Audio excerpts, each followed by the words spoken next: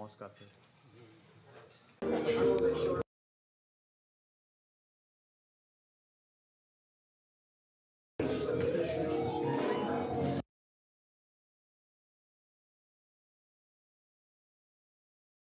Hold it. Yes, one more. Thank you. All right.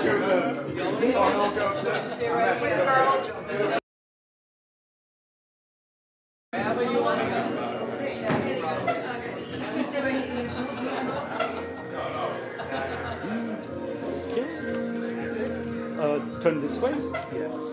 So can you come a little bit out? No, no. You're right. Yeah, right there. All right, guys, look here. Yes. Hold it. One more. Yes. Thank you.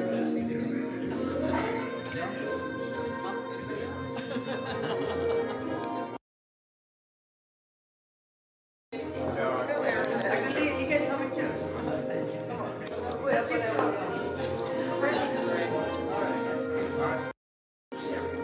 All right, guys, one more. So,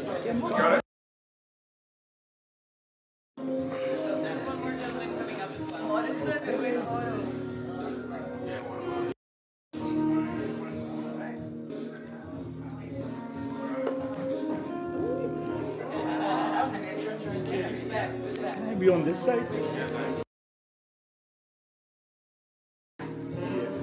Go back a little bit close to her. All right, guys, everyone, look here. Yes. One more. Thank you.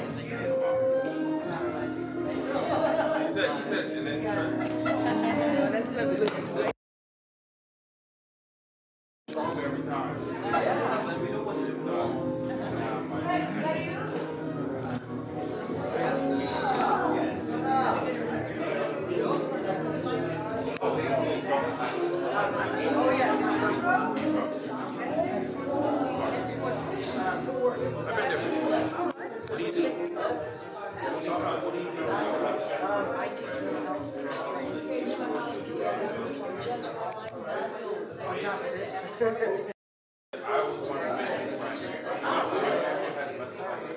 Well, hey, you got yourself a friend right now.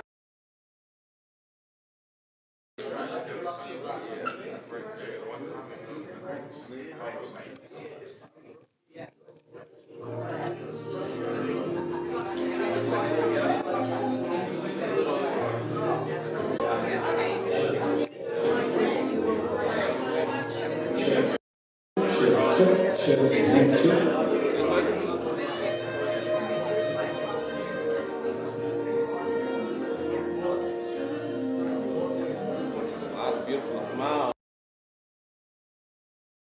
Let me get a higher up. Okay. Oh, beautiful. Just send those to me right now. Yes. Kill two birds. Boom, Yes, boom. thank you. This one.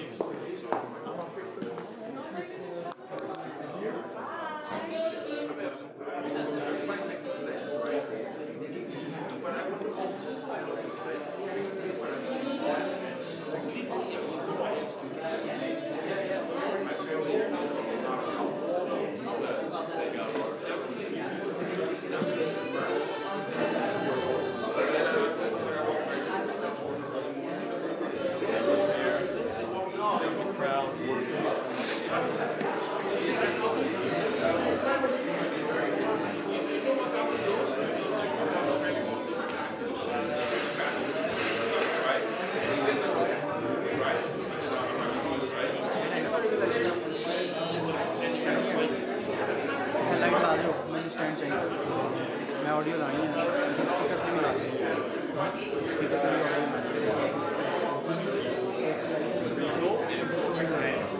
I'll bring you over here to our ला दी light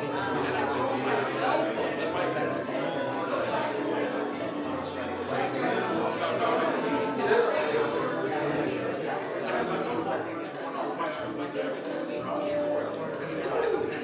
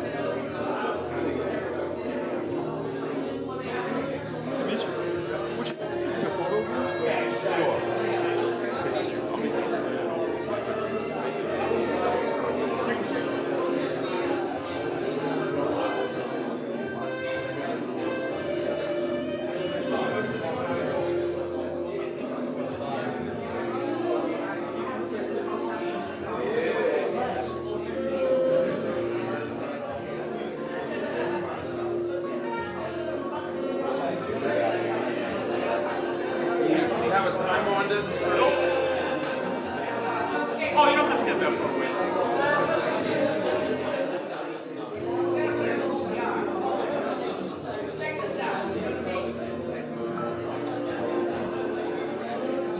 Sorry. Sorry about this. What about?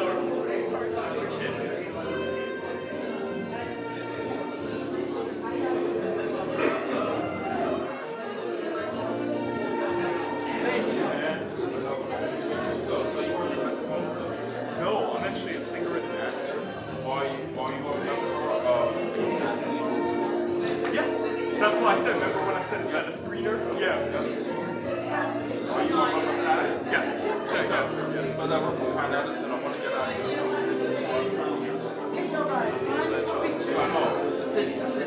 The video. You know they're gonna have to hit that video. We're gonna build that video. They're going to have to get it because they have it. So I've been to Dallas once, right? One day I'll probably go back to the Cowboys game.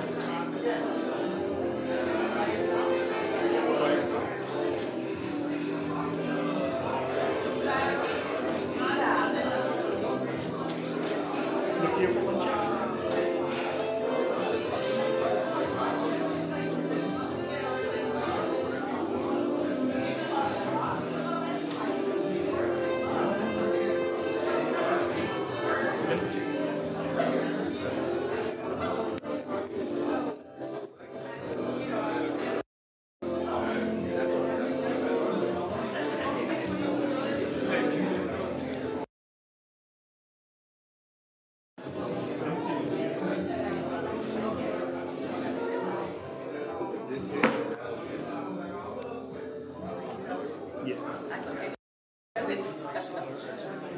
Like this camera. All right, now look here.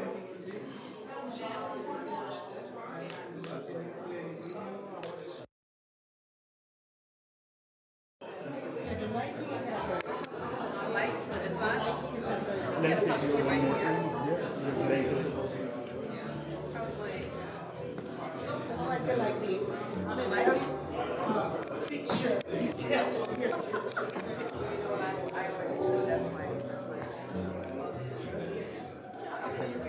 All right, let's strike a pose.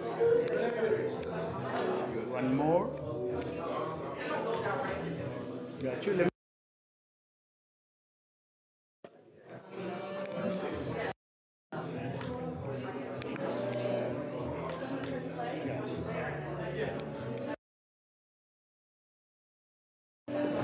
हाँ ये ले लो 100% हो के लुकिस्टी वाला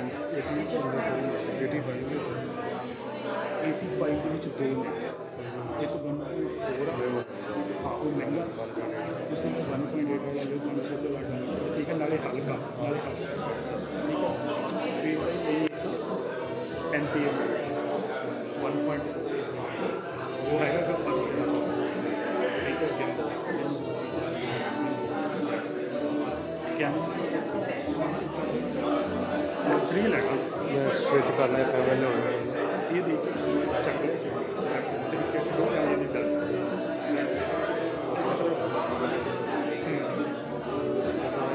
मैं आप switch करूँगा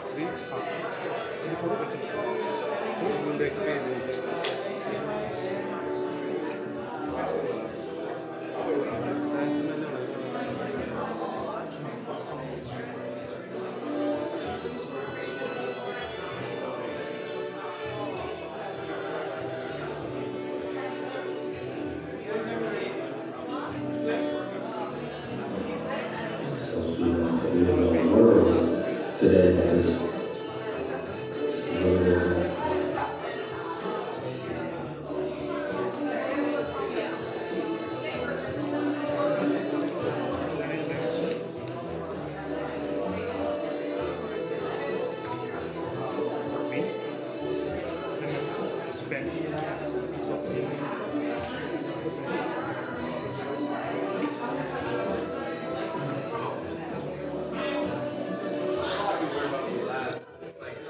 वाह भी लेके आए ना सेम कैमरा रेगड़ा तो ही है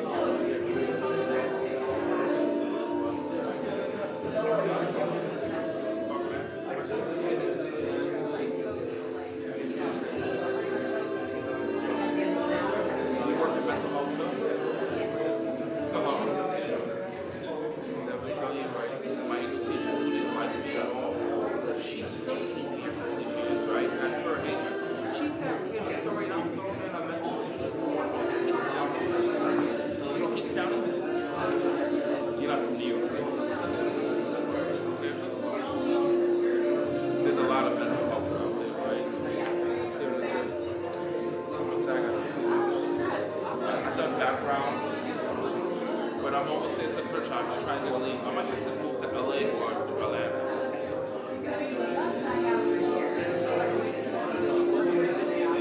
New York is very.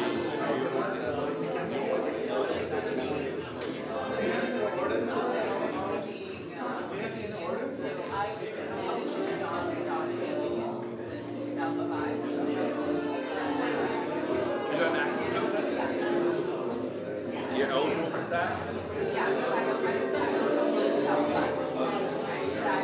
What do you mean? What do you mean?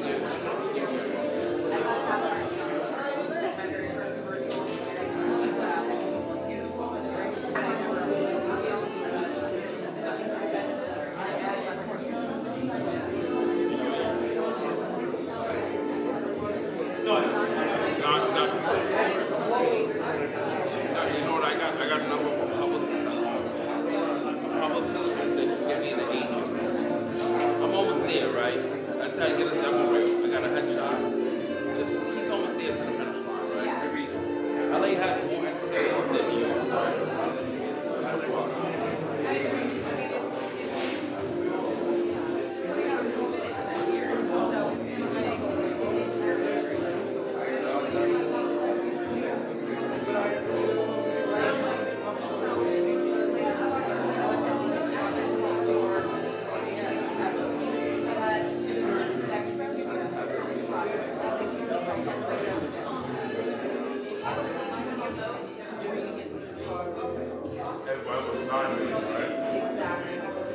Georgia, they did right.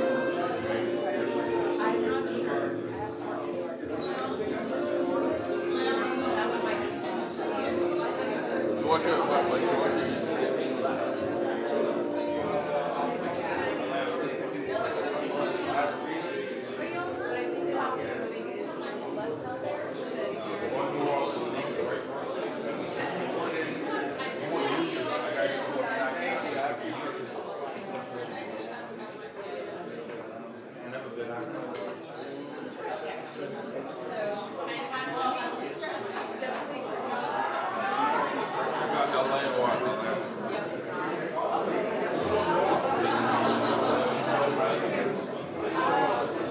Yeah, usually it's a one-off unless they're remotely making yourself. Yeah, they probably got a lot of them with incentives.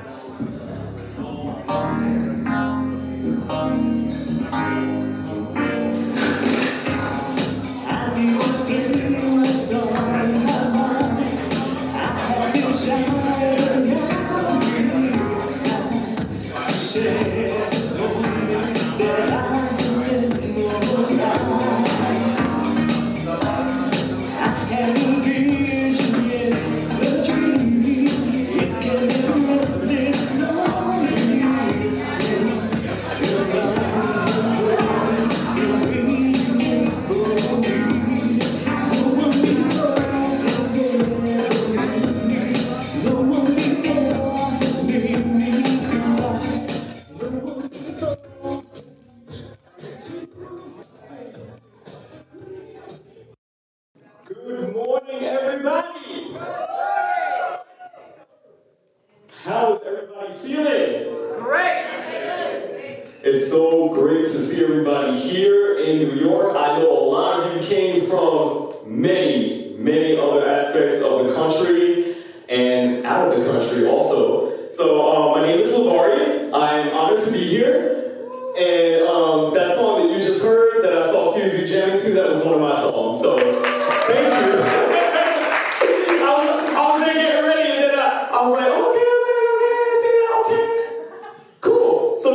appreciate that. All right, so I just want to say a little bit about me. I will be your host throughout the day, and I am a singer and an actor, and I met Ra at an event in Florida. I grew up here in Queens, so it's good to be back in my hometown. I grew up in Queens. I live in Atlantic City, New Jersey now. But I met Ra actually outside of New York. I met Ra in Florida. I was doing an event with Celebrity Boxing, and Ra was there interviewing, actually online. I forgot, I met Ra at New York Fashion Week. But you didn't find out my story until Florida. So I met Ra at New York Fashion Week when I was performing, and then I happened to meet Ra again in Florida. And he was talking about, you know, what are you inspired by? What do you do? And I told him that my number one goal in life was to be on the Billboard charts. Do you guys know what the Billboard charts are?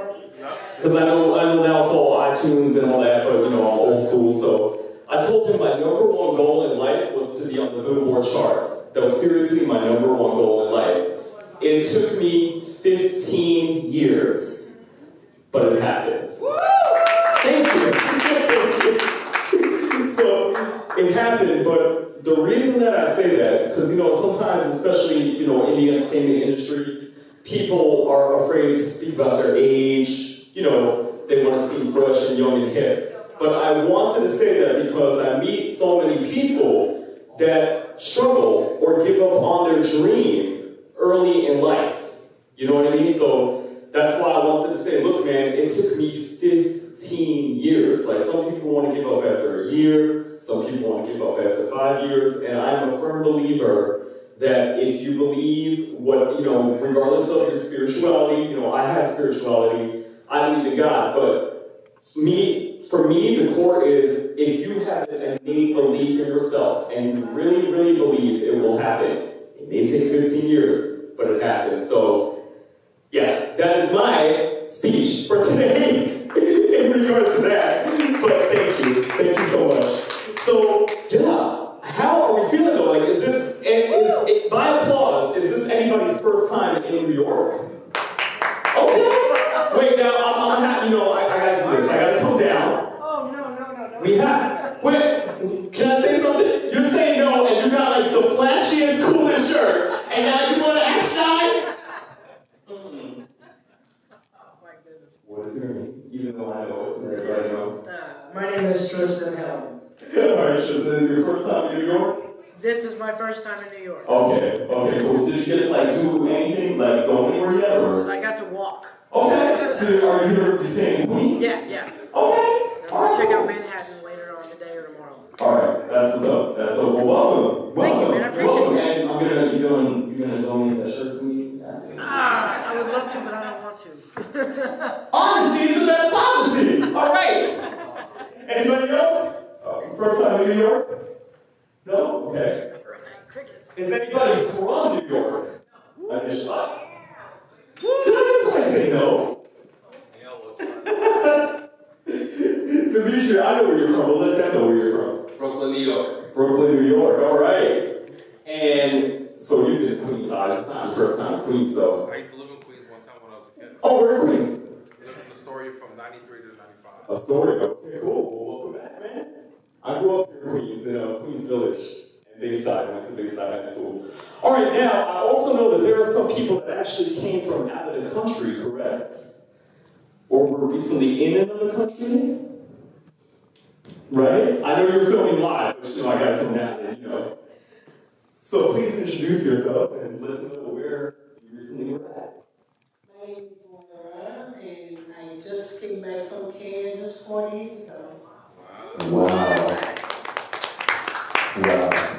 It's amazing. So many amazing people I got to speak to about you while we were waiting. And let me tell you, this is how you know I'm like from New York. I was speaking to Donovan, right? And I was like, you know, taking notes about each of you, like when I introduced you, and Donovan mentioned Jamaica. I'm like, oh, Jamaica, Queens? And he's like, no, Jamaica. So yeah, that shows like we're in New York where I am. Alright, so listen, this is gonna be a great event. I'm so looking forward to hearing everybody speak individually. I want to mention that we have a few silent auctions going on in the back there. right? They're being silent, so I guess it is a silent auction, right? We got a silent auction going on there? No? Yes? No? She has some stuff for sale up here, and some of my books are on for sale, but we have the silent auction. It's coming up. So at the lunch hour. All right. All right. And then we have a fashion show, right? 12 o'clock, yes. Fashion. Are you going to be in a fashion show too, Tristan, with it? I can see, but you're also going to do the fashion show with that shirt? I think we should, right? We should have. All right. So everybody, listen, I am honored. I'm going to introduce. Roz, is it okay if I start to introduce our guest speakers? Beautiful. All right. Fantastic. So I'm going to introduce our first guest speaker, okay? Mr. Samnath Gambhir, all right? And Samnath has been a resident of Woodside, Queens since 1996. Since arriving in the United States, he has been actively involved in democratic politics and served as a leader in the Nepali American community for more than 2 decades. He has a Bachelor of Science degree from McDott University, India, and a graduate from Queens College, Flushing, New York. In addition to serving as State Director in New York for South Asians for America, also known as SAPA, Samnath also serves as President of Girija Prasad Korala Foundation America, as well as President of the Jackson Heights Chapter of Alliance of South Asian American Labor. Beyond New York, Samnath works as Global Program Manager for the International Institute for Human Rights, Environment, and Developmental, and has traveled to 22 countries on human rights missions. Mr. Samnath Gambhir.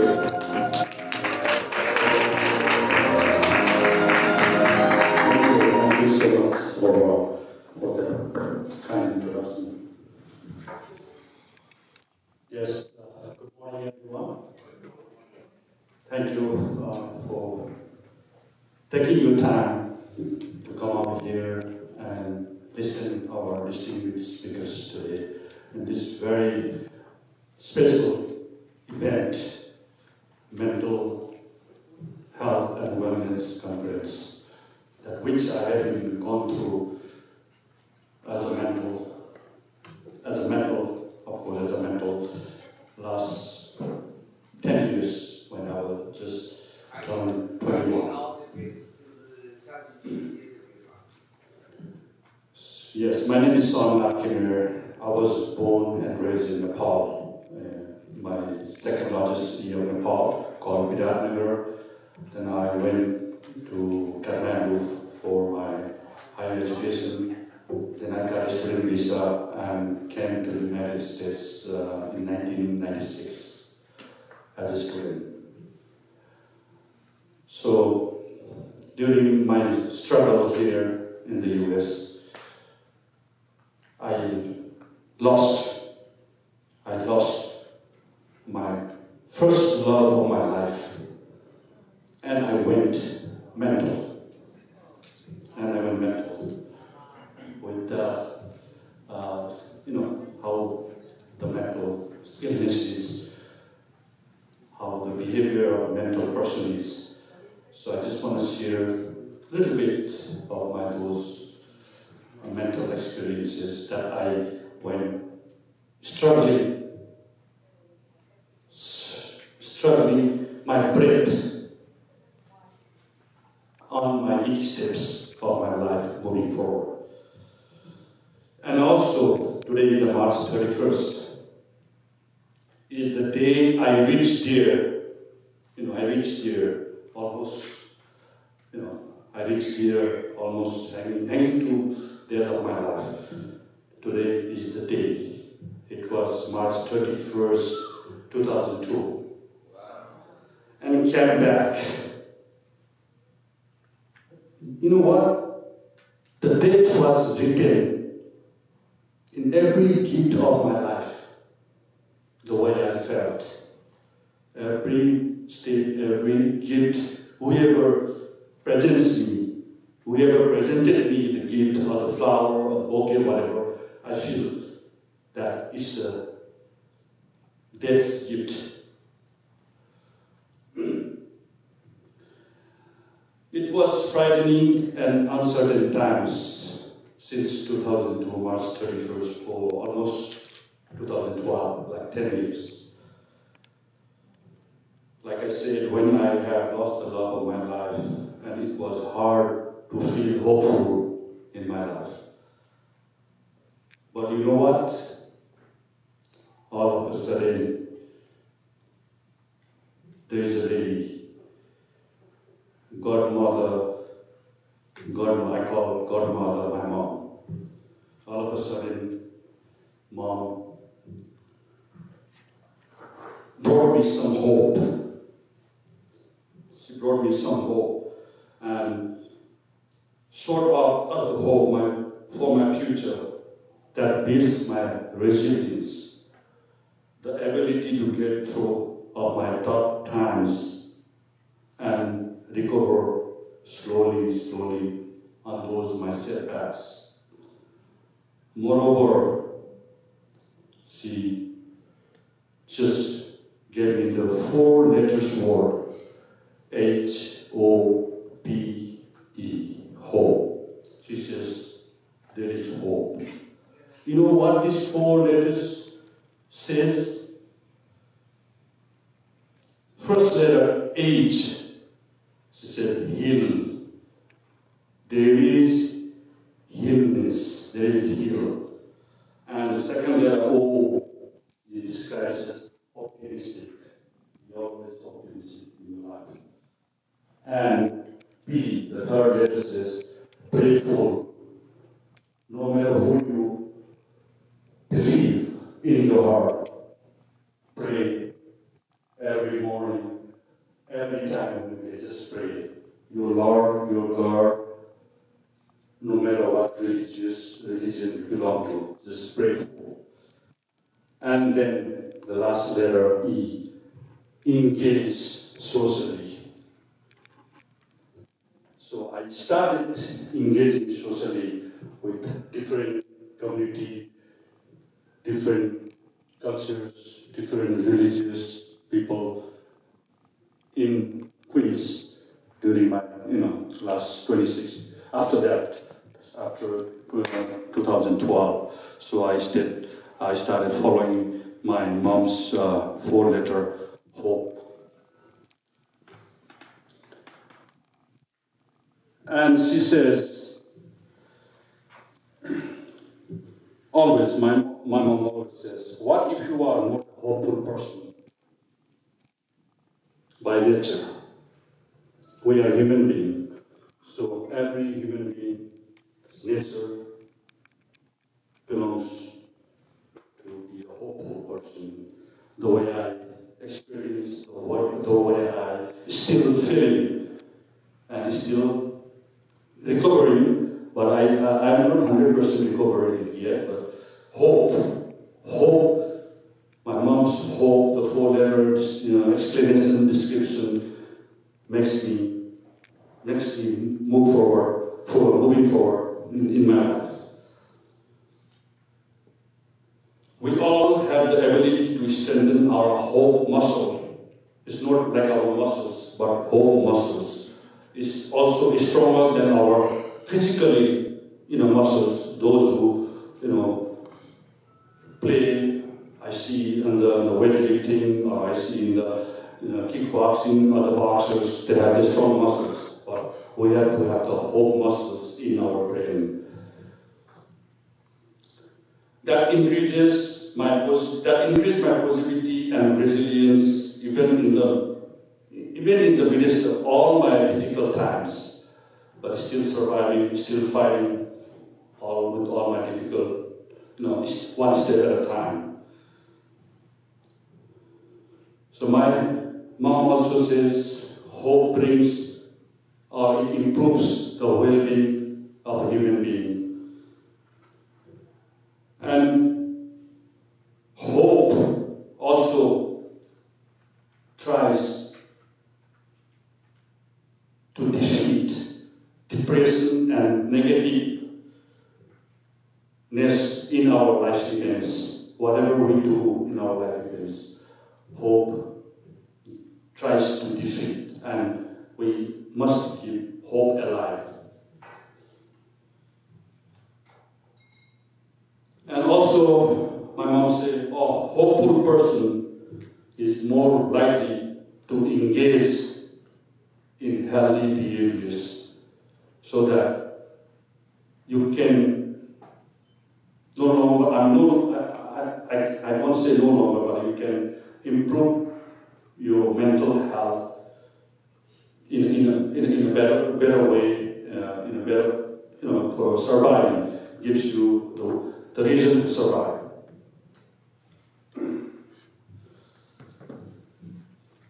And finally, a lot to say, but I feel very, emotional. I'm sorry. I found that hope, along with optimism and social support, changed my life from gift of death to the gift of my life to live in a better way, in positivity. And now here I am with y'all and a reason to live. As a being, as a servant of the people, especially those who are mental, and I am a reason to live. I say that because I can share my experiences a lot that I have been going through and in person. I can say all those all 10 story just in one day. And I'm also in bursts of writing a book on my experiences.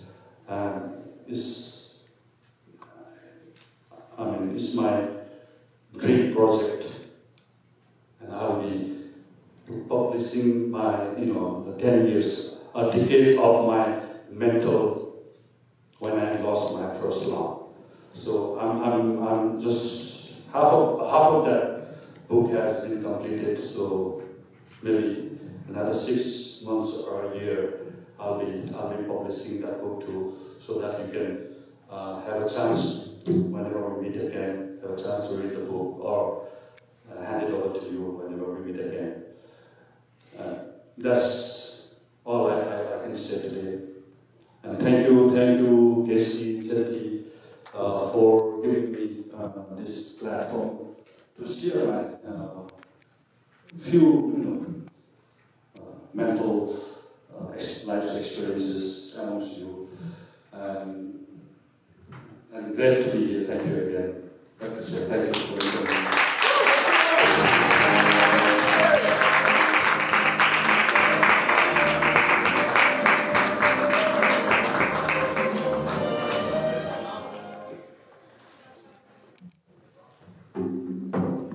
Thank you so much. We really appreciate the story.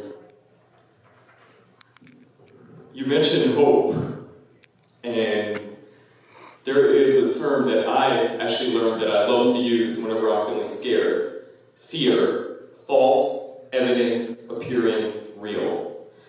So when you mentioned about hope, I thought about that. Fear, false evidence appearing real. So thank you for reminding me about that. Okay, I'm honored to bring up our next guest, V. Ned.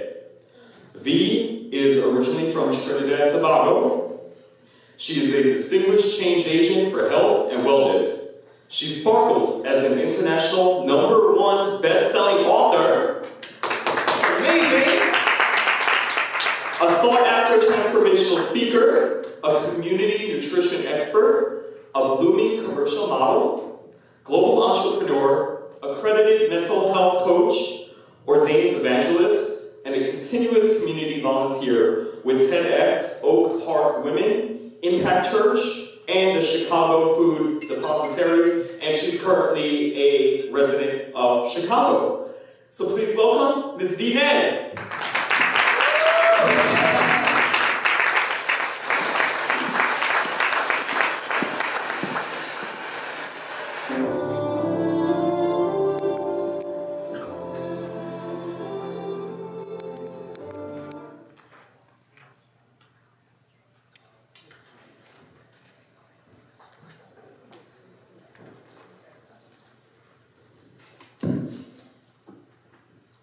Good morning to everyone.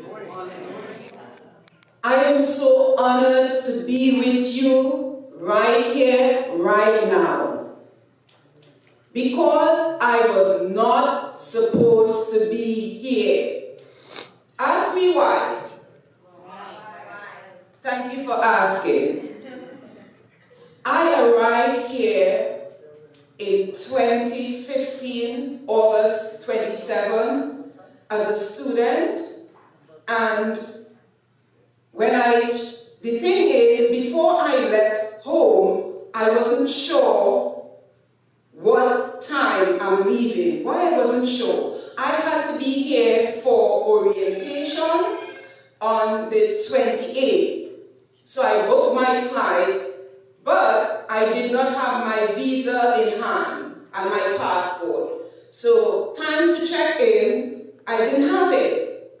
So I couldn't tell my family what time I'm leaving, so everybody was upset with me. And I went, I checked in, and I didn't have my passport and visa in hand. And the officer looked at me and she said, "Where's your passport?" I said, "It's in the mail coming." And she looked at me. And she said, "I'll put you," that was 6 a.m. in the morning. She said, "I'll put you on the next flight, 2:30. But you must be here by 1:30. And I went home and I had a whole lot to run around, but eventually I got the passport, I got the number for the postman, I called him, he told me where to meet him, and I went, I got my passport, so I came here. And I was so happy. After I settled, I called an authority figure, somebody I looked up to. You all have authority figure in your life? Right? So we know some authority figure, our parents, our teachers, people in the community, the police, and all of these. So I called this person and I said, "I am here." And you know what was his words to me? You may not guess, but I'll tell you anyway. He said, "You will never see your way. You will not make it." So that's why I'm saying to you, I was not supposed to be here. So I am thankful that in spite of that I was not good enough, now those were not the only words that I heard. From a child growing up, I kept hearing, because everything comes in families, right? You will never make it. So what about, you're not good enough, you're not pretty enough, the family? Anybody heard those words before? Right. So I kept hearing those things over and over and over. So how do you move from you're not good enough to more than enough? And throughout my life, it seemed like hell had a hit on me. From 3 years, I almost lost my neck. I was playing with my siblings. I came from a large family. My parents had 10 girls and 2 boys. So we were all playing and running around. I was 3 years old, small, and there was this sharp cutlass because we had farm, so we eat organic. We did our own food, and we would rear our chicken and cows and all of those. So we ate what we prepared. And that cutlass was there, and I fell because I was the small one, and I almost lost my neck. So I put my hand to break the fall. I still have the scar on my hand. When I survived that, at age 10, I was fighting asthma. In those days,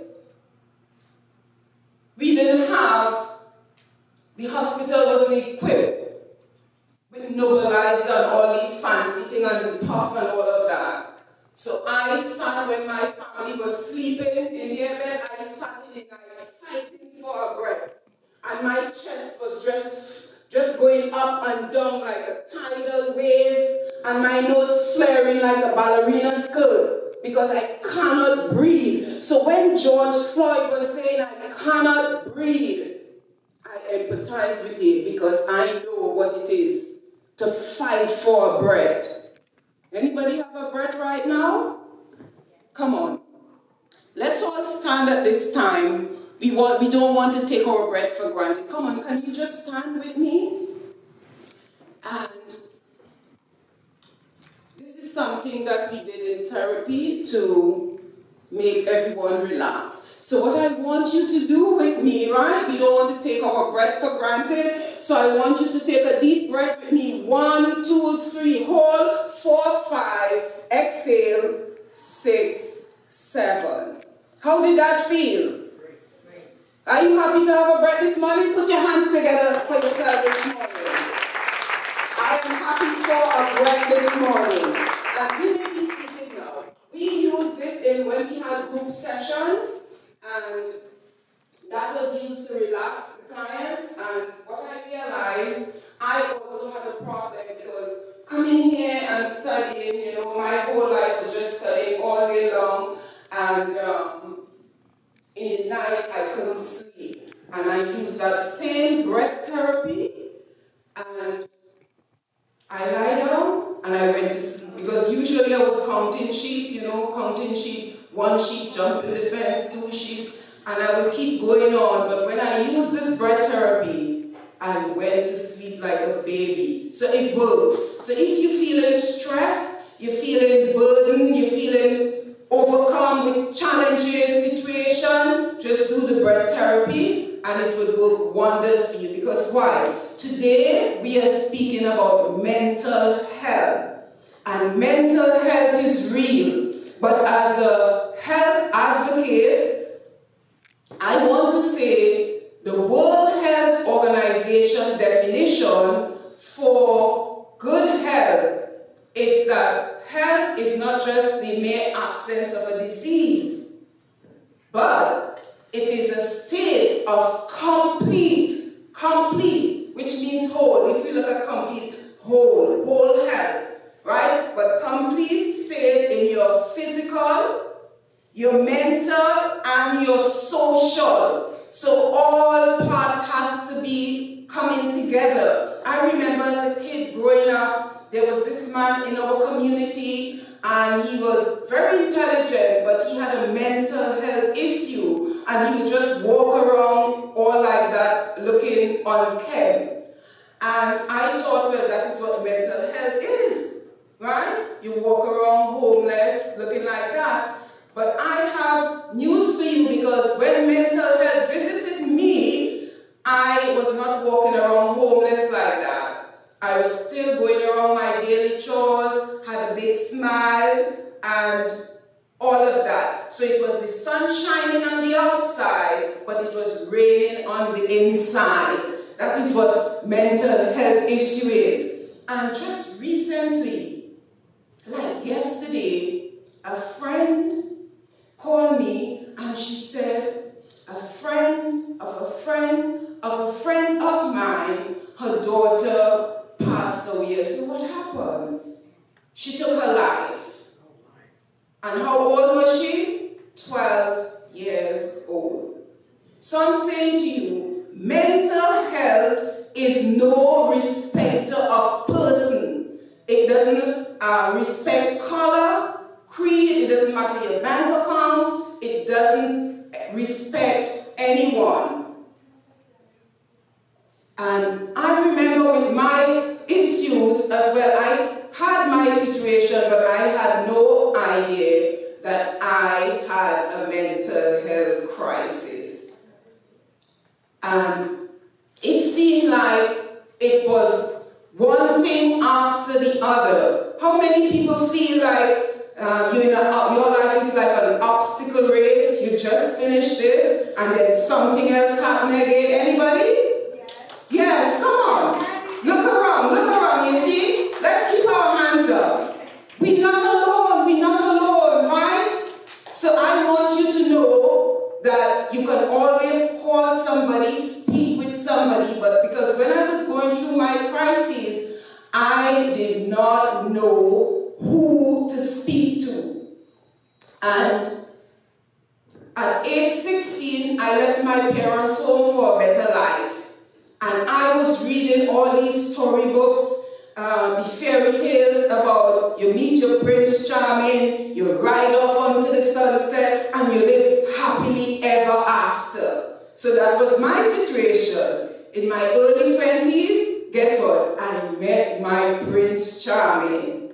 And we rode off into the sunset. And it was very blissful in the beginning. Oh, it was all that a girl can desire. Flowers come into my job. And everybody, you know the show, Everybody Loved Raymond? Everybody loved this individual. And my friends at work start saying, referring to him, honey, you know, everybody calling him that because he was very charming. Expensive gifts. And then what happened? As time went on, it was no longer the sunset, but it was doom and gloom, a very dark night. And it's like I cannot put my hand on when things went wrong or when it started to not be good again, when the sun went down. And as Dimple said, if it ain't one thing, it's another. And that was my life. I thought it was like an obstacle race. I jump over this one, something else come. And then I get over that one and another one. And I remember when I was so many different things. So I started going back night school maybe in my 40s, because when I left high school, I didn't have any papers to show. And everything passed me by in life. So it was a summary of all the different things happening to me in life.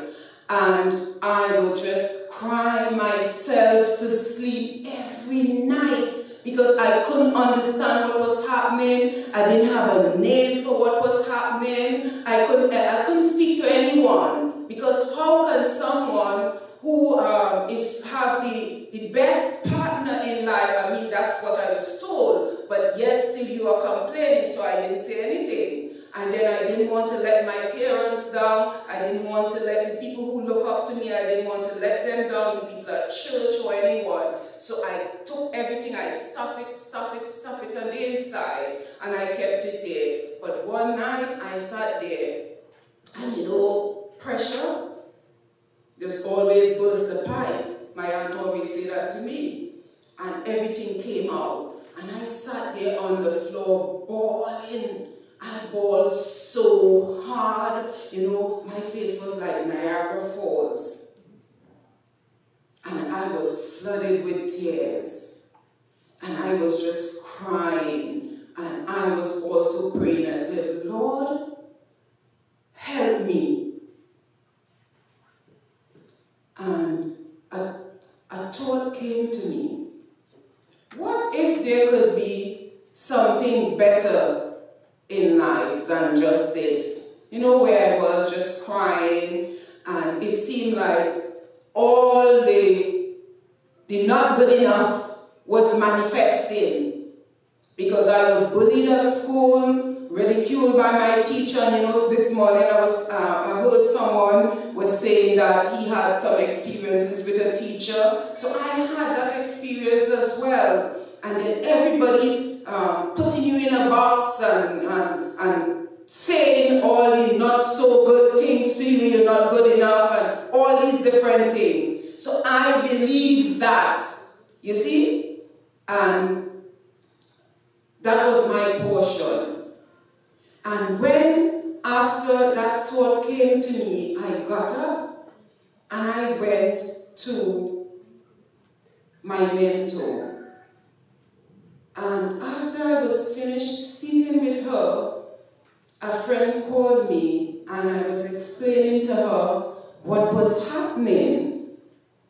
And she said, no, that's not true, I don't believe it. I said, well, I am speaking to you of things that happened to me, I didn't make this up. And then she said to me, you know something? A friend of mine came and she was relating her story to me. and she started sharing with me what her friend was saying. She said her friend started sharing her life experiences. And what was happening with the friend is that she said her partner always had something to say about her. It was always your friends, your family, or you. It's always something not right, you know? And it's always a put down. And always, you know, making her feel smaller. And she went on. And she said that there was a time that this person, his idea was, do as I say, but not as I do. So she always had to conform until she lost the essence of who she was. She didn't know who she was. So when, as my friend kept relating the story of her friend to me, I was thinking, why is she telling me about myself? And I started remembering, you know, when I was going, doing my program, and I was so stressed and didn't realize I was stressed. One evening I sat and was doing my exam, and the teacher said to me, no, I sat in the exam, and I went blank. I can't remember anything. So I sat there with the paper, and I laid my head on the desk, and everybody doing the exam, and I just sat there because I can't remember anything. And the teacher sat there, and he noticed, and he came to me. He said, Miss Jackman, what's going on? I said, nothing. He said, okay, let's see your paper. And when he looked, it was blank. He said, what happened? I said, I don't know. And he looked at the paper, and he started reading the questions to me and asking me. He started asking me about the questions, and as he started asking me, things started coming back. Things started coming back, and I was able to finish the exam. And then he took me to his office the next day, and when he asked me what happened, I was just crying so hard I couldn't even talk. There was a wall in my throat, I couldn't speak. And then, after that, I told him everything that happened. So, how did I get over all of this, right? Because it was verbal abuse, physical abuse, financial abuse, and all big ideas that never materialized. And how did I come out of all of that?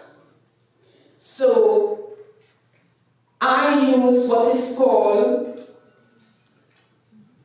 I said, PSD, personal self-development. First, I had to change my mind because I bought a book and it is called The Power of Positive Thinking. Anybody heard of Norman Vincent Peale?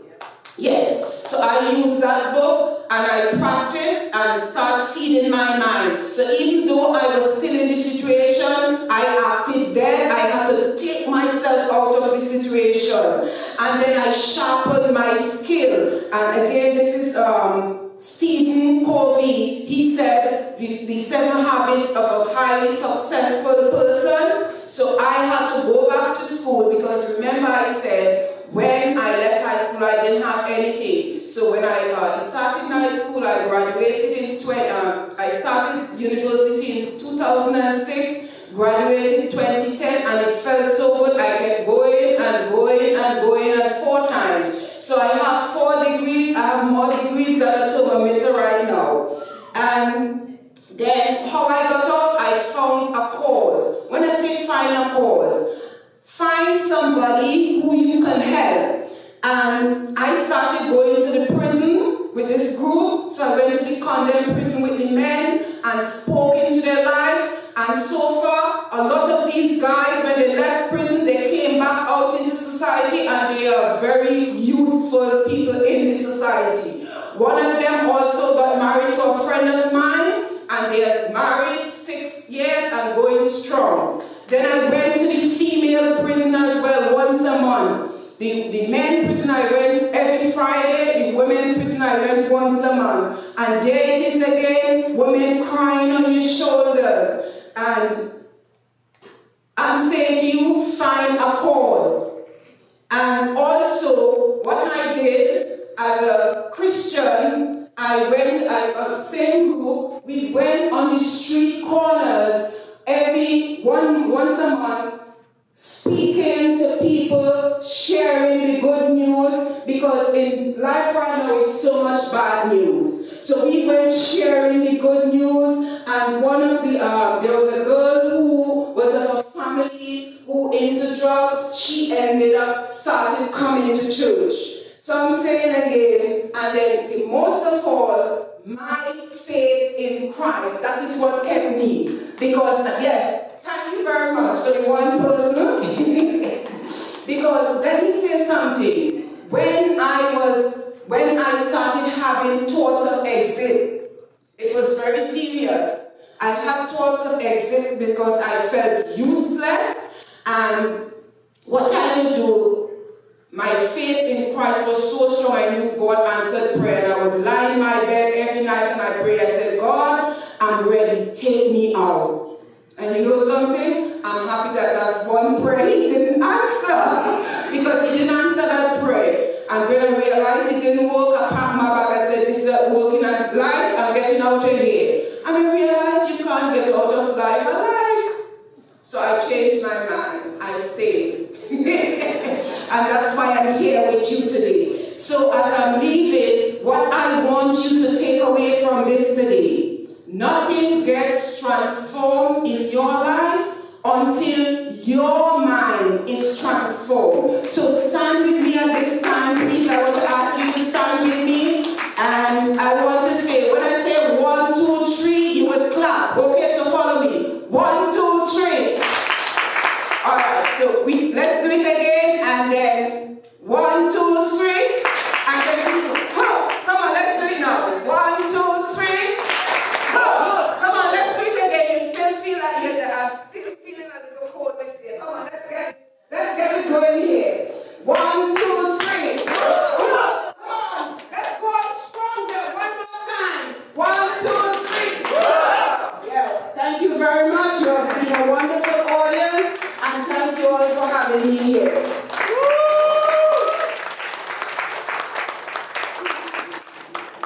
Thank you so very much. Before you step off the stage, I want to say to you, those 2 books that you mentioned, The Power of Positive Thinking and The 7 Habits of Highly Effective People, I read them, but as a child, I was doing visualization, and then when I read those books, I was like, oh, that's what I've been doing. So I truly believe in that too. So thank you so much for sharing that. Much love. All right, gotta get that on, right? That's how you do that, right? All right, I'm going to introduce our next special guest, Meera Matthew. Meera Matthew was born in Kerala, India, and her parents immigrated to New York when she was there. They settled in Staten Island, where she was raised. Growing up, the sky really was the limit for Meera because she had high aspirations. As life progressed, Meera started to deal with a lot of pressure and felt emotionally and mentally drained. She was confused in her own identity, and this is what actually inspired her to take mental health more seriously. She now attends John Jay College of Criminal Justice in New York, pursuing a degree in forensic psychology with a minor in Homeland Security, works as a product service and management specialist in the IT sector of Northwell Health, and Miss America. Yes. Meera loves advocating for mental health and in the future hopes to create her own nonprofit, Shakti. Please welcome Miss Staten Island, Miss Meera Matthew.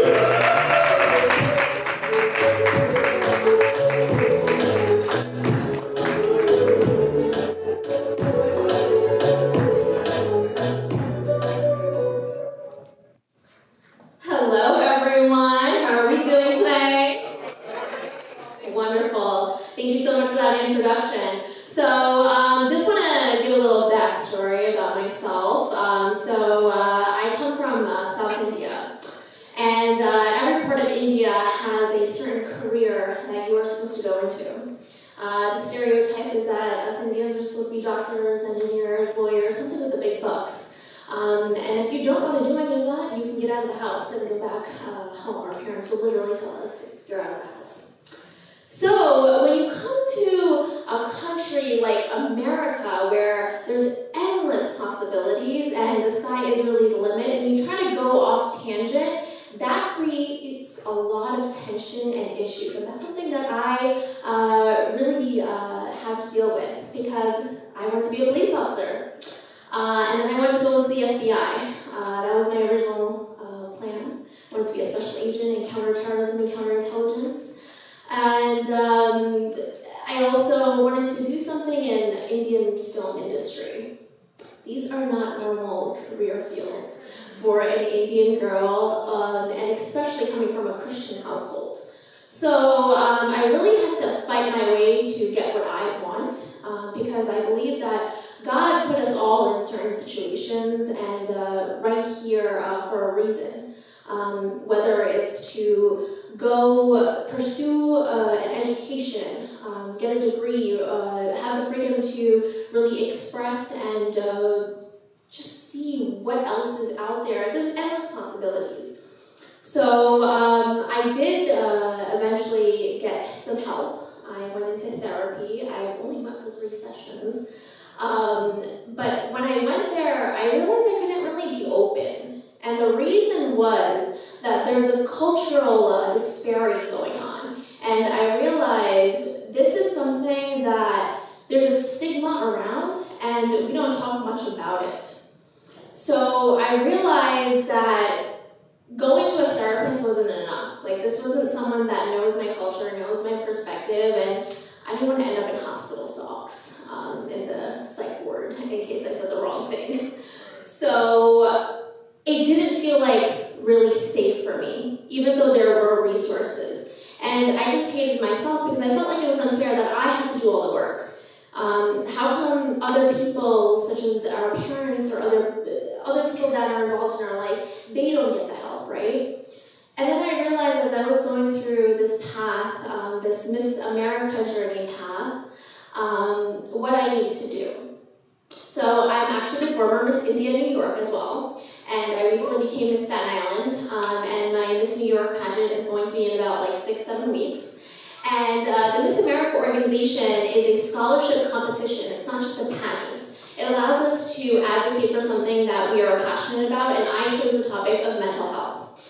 I'm not creating something that hasn't been already created. I'm just having the whole entire topic, just trying to advocate it in a different perspective. So my big thing is about culture, really understanding people's culture, where they're coming from, and how it is when you have an identity crisis, when you're trying to deal with parents from a different generation, and now we're in a different generation, because that does have a lot of collision. So I've been visiting a lot of different cultural organizations, meeting prominent members and community leaders, and that has allowed me to establish a very meaningful relationship, to build that trust, and to show other people like, hey, we're not very different. And it's okay to have these conversations. There doesn't need to be a stigma around mental health.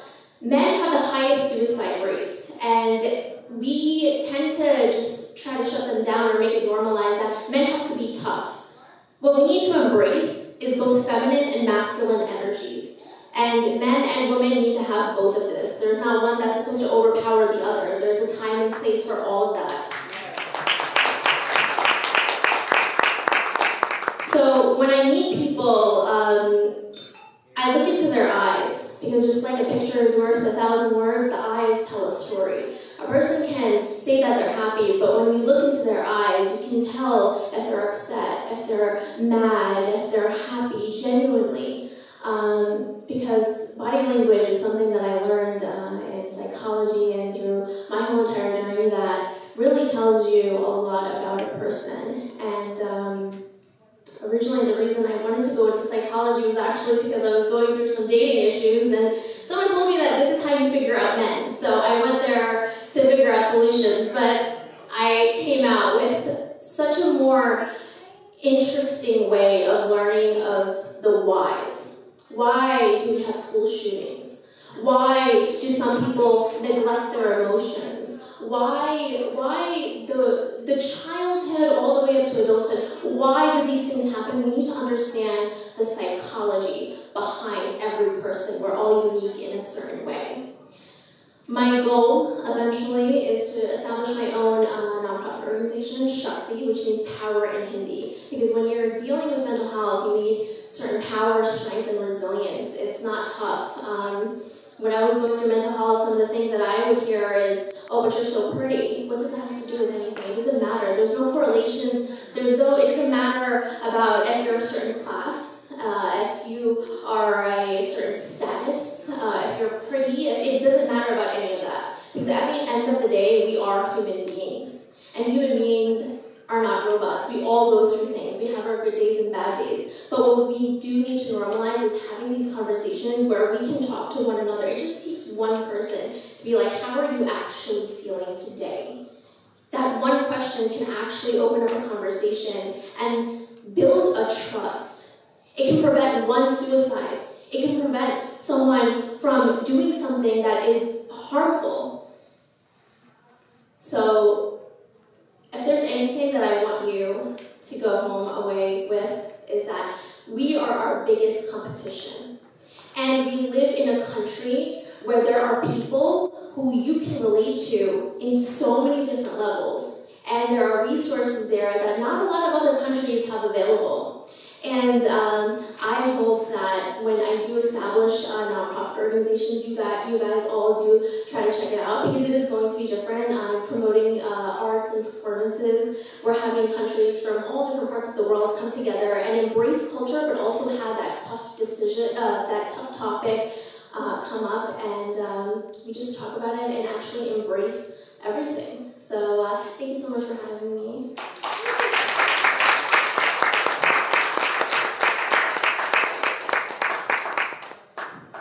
Thank you so much. Before you step off the stage, because I'm taking away personally a lot each time I'm listening to everybody. So I took away from yours about the book, and from yours. I was recently thinking to myself, I'm going through situations, and I know we shouldn't put things in a box, but I'm human, right? I was thinking about, I have some masculine traits, I have some feminine traits, and I was like, what, am I more masculine, am I more feminine? I'm like, what's wrong with having both? So I'm glad that you brought it up, so I appreciate that. Best of luck with your organization, continued success. Thank you. All right. Our next speaker is Natalie J. Clayton. Natalie J. Clayton is a #1 best-selling author. She is a personal development coach, CEO of Tilt Energy Incorporated. She's the founder and CEO. She's a dedicated visionary leader, author, speaker, and coach. She began her career in public service as a police officer after she developed a passion for serving others in her community. Natalie very quickly moved up the ranks to become a special agent and criminal justice professor, amassing over 20 years of experience in all aspects of police training, including, but not limited to, investigations, crime prevention, trauma assessment, and undercover assignments. After retiring from public service, Natalie felt her calling was to assume more of a hands-on role in order to impact more lives and capitalize on her strengths and abilities to elevate the next generation. And she came from Los Angeles today to be with us. Please welcome Natalie J. Clayton.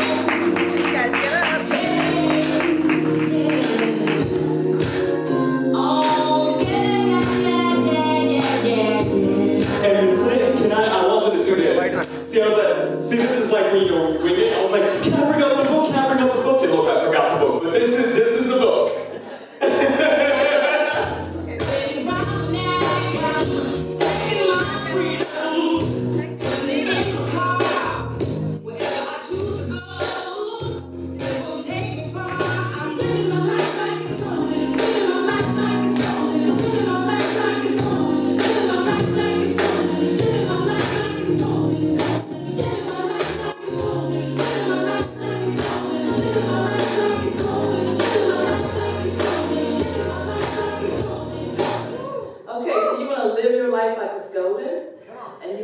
freedom.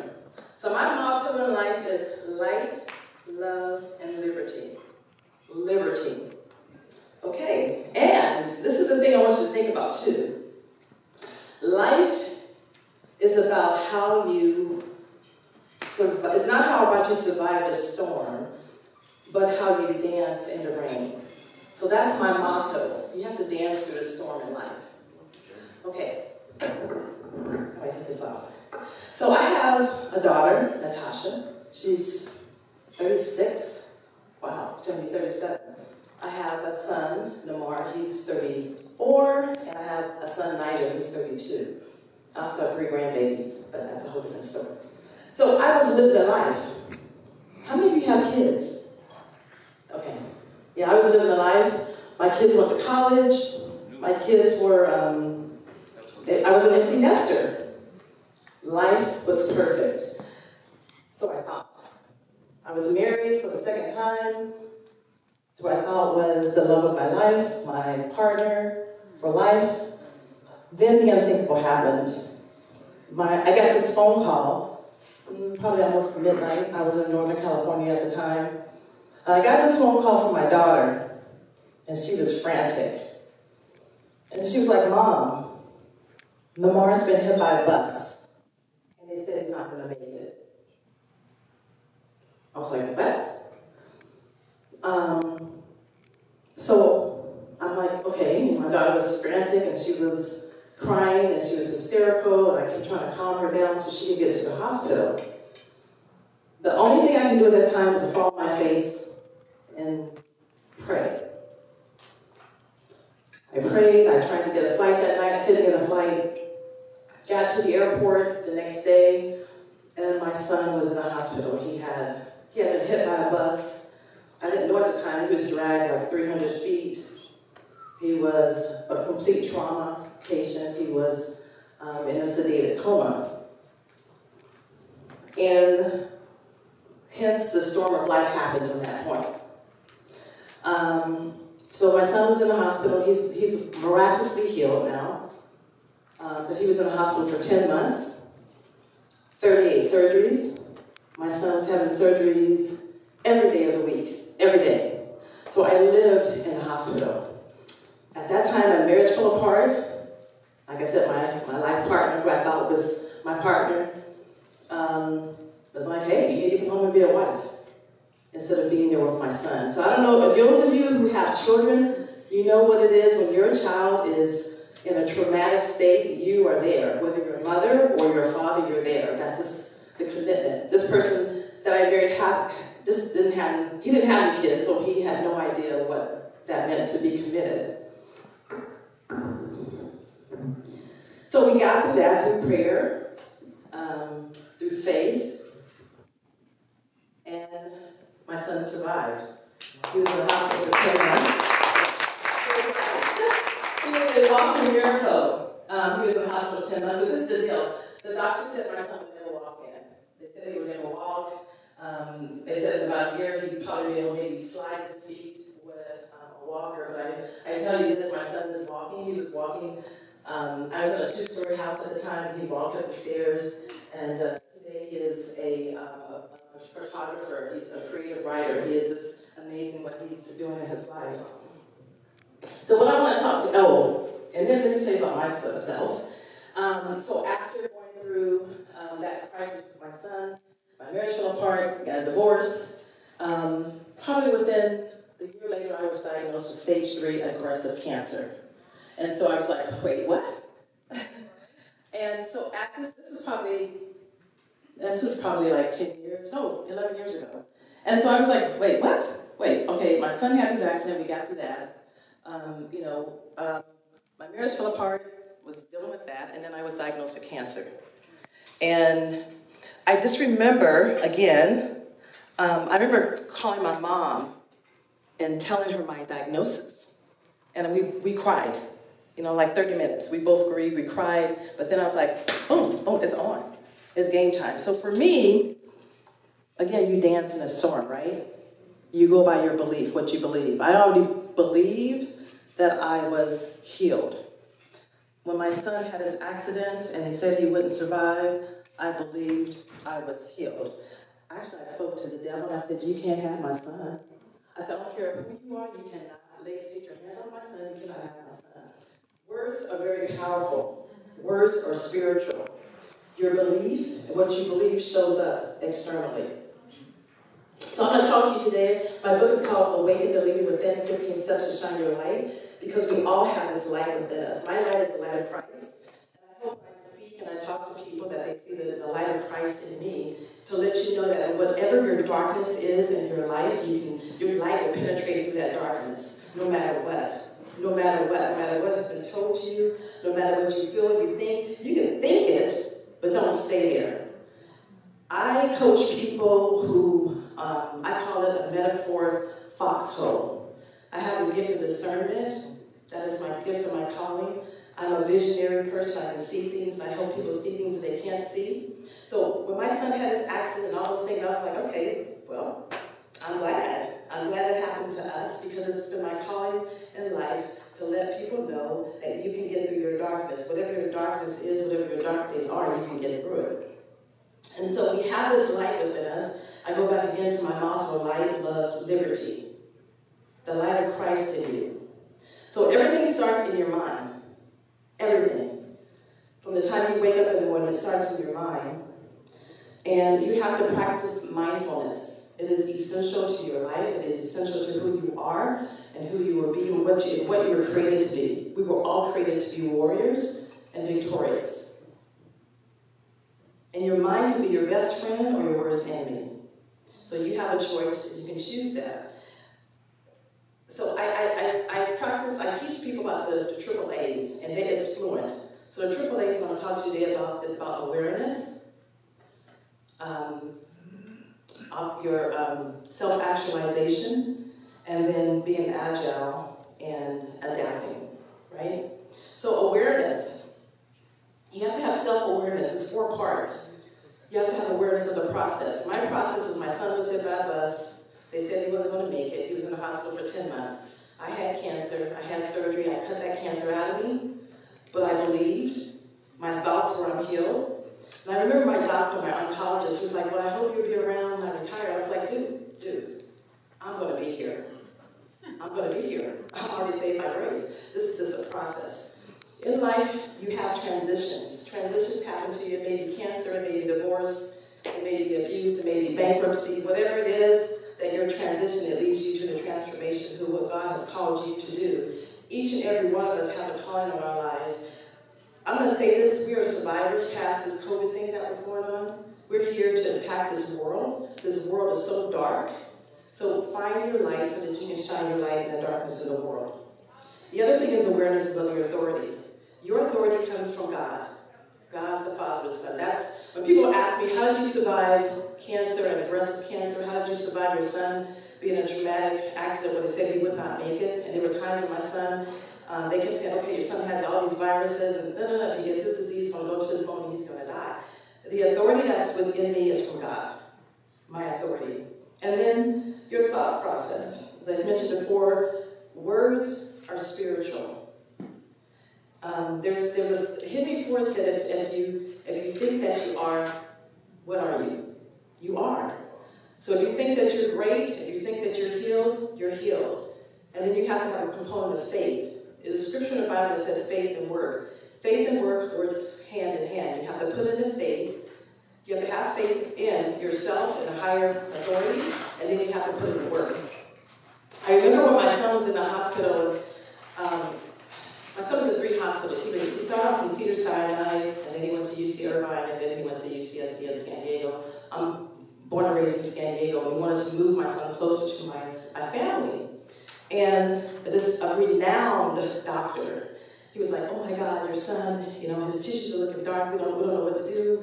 Boom, boom, boom, boom, boom. He kept saying all this negative stuff. And so I remember I had my Bible open, and his name is Dr. Tennenhouse. And I said, Dr. Tennenhouse, look, God has gifted you with the work and what we're standing on God's word. Faith and work goes hand in hand. He looked at me like, who are you? This little short woman coming up here trying to challenge him. But you see what I'm saying? You have to understand the authority that you have. With the following week, my son's tissue changed. It was a transformation of my son. He started changing. And so the doctor said to me, I'll never forget this, he goes, Miss Clayton, well at the time it was Morel, he said, you know, faith and work goes hand in hand. Faith and work. Just things I want to just give to you as food of thought. Your words are magnetic. It can create your heaven or hell. Okay? Take your time to steer your thoughts. Take the limited beliefs that you have about yourself and throw it in the trash. That may be a process you have to do every day. But this is my motto. I've been rejected. I've been rejected. I've had people leave me. I have relationships that have left me. Guess what? I send them a postcard and I tell them that's your loss. That's your sympathy card because I know who I am. You have to know who you are. You have to have this authority within yourself and know who you are. You have to be bold. There's a portion of my book that I start off and I say this to people, and I'm going to read it. It says, be bold, authentic, assertive, confident, and resilient through transitions and transformations, for change will come. Whatever your change may be, it will come. And be the light. So be bold in your faith. Get an agreement with God. Your agreement with God comes through prayer. It comes through prayer. It comes through meditation. Whatever your higher source is, tap into that higher source. Mine is God. I was so, hearing people talk about their walk and their belief. When people ask me, I'm like, it's God. My divine, my guide. He's my guide. Be bold in your faith. Have unshakable, unmovable faith. What does that look like? It looks like when things happen, when things hit the fan, you're going to stand in the midst of the storm. When people tell you that you're not good enough, you're going to turn around and say, I am good enough. Okay? You all have an opportunity to have a divine download within yourself. But sometimes it requires you to be still. There's a scripture in the Bible that says, be still and know that I am God. Because God can move mountains, He can tear mountains down. He can bring you to a place that you wouldn't even expect. Have a clear vision within yourself. And see the manifestation. Again, when I got cancer, I was like, oh, I'm healed. Okay, let's do this. Let's do the surgery. I want you to take this cancer out of me because I'm healed. You have to speak that, and you have to speak those words within yourself. And then that comes with the self-actualization. It is your highest level of self. Our highest level is spiritual. See, we're here with God spiritually, and then we fall to our self, which is our mind and our soul. Our soul is constantly trying to get up to that higher spiritual place. And it's a process that you have to go through, and you have to practice that. When you have self-actualization, I think it's Maslow's it's the hierarchy of yourself, climbing up that place of self, knowing your full potential, that no matter whatever you do, whatever you face in your life, you're going to make it through.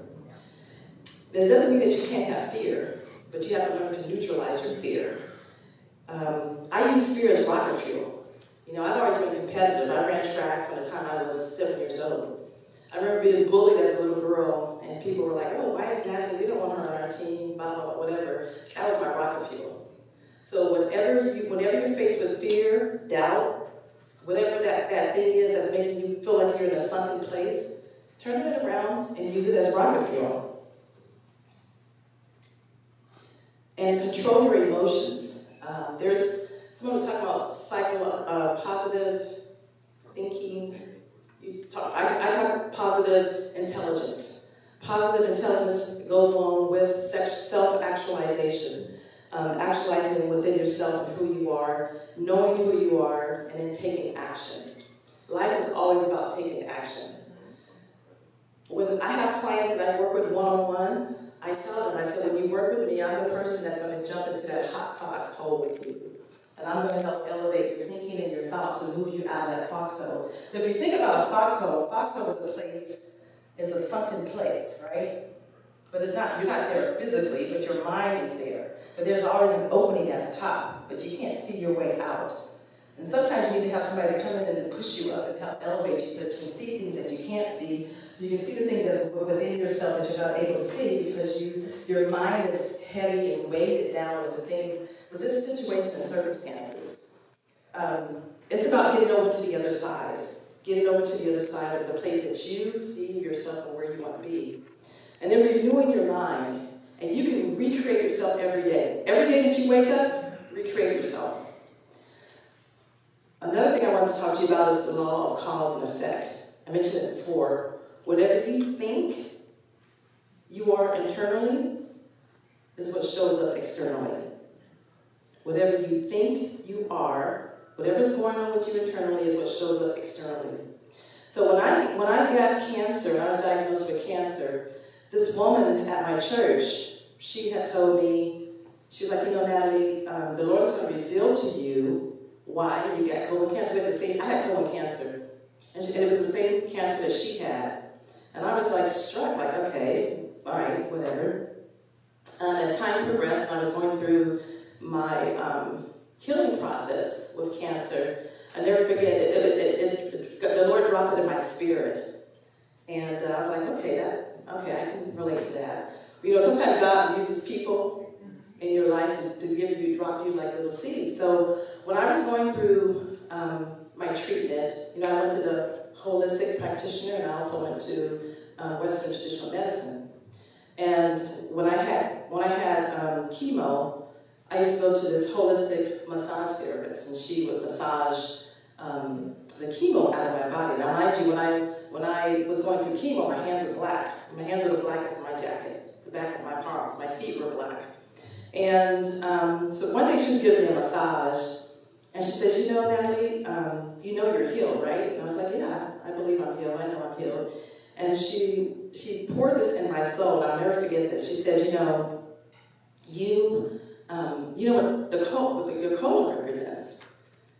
And I kind of knew before she even said it. You know, your colon is a holding tank. And she says, you've been holding on to some stuff of unforgiveness. You've been holding on to some stuff. And it's almost like taking poison. You're pissed off at somebody, you're hurt at somebody, you take poison, you wait for the other person to die, right? So I thought that I had forgiven my ex-husband because when I divorced him, I had to raise my kids by myself. I was a single mom. You know, I was at that S on my chest. I was at super mom. And I was like, wow. I remember I started crying. And she said, you know what, that's been removed and you're healed and you're free. And so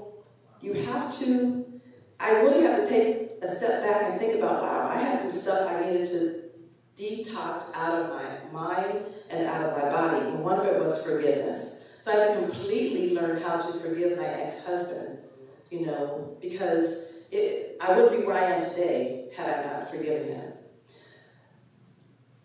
The other thing is your belief system. Believe, no matter what you see. No matter what you see is going on. I know we live in times that are dark, but we can see the light. There's always light. Always light. Stay fluent in your belief. Stay fluent. I view life and each and every one of you as powerful as a moving river. You know when there's floods and there's moving rivers, when there's a flood going on, all it needs is like a little crack, right? It's like a little hole and it opens up. Well, you need to view yourself as you're as powerful as a moving river. And sometimes branches fall down and rocks fall down and debris falls down in the flow of your life, but you're as powerful as a moving river and you can push through any obstacle that comes to your life. You can push through that. Again, before I leave, I wanted just to make sure that you know that each and every one of you have a light. Let your light shine, and that you have the power and you have the ability to shift your thoughts, to shift your mind, to shift your light, and you can see the success, the victory, the healing before it happens. Just believe. And this is my information up here. If you are looking at, I want to give a complimentary freedom assessment call, because life is all about freedom. Freedom for you to live and you can have a golden life. You can scan the code if you like, and I will offer you a complimentary freedom assessment call. and see if that, how I can help you if you're in that sunken place or if you're in a place of that metaphoric foxhole and you're looking to have a life of light, liberty, and freedom. Thank you.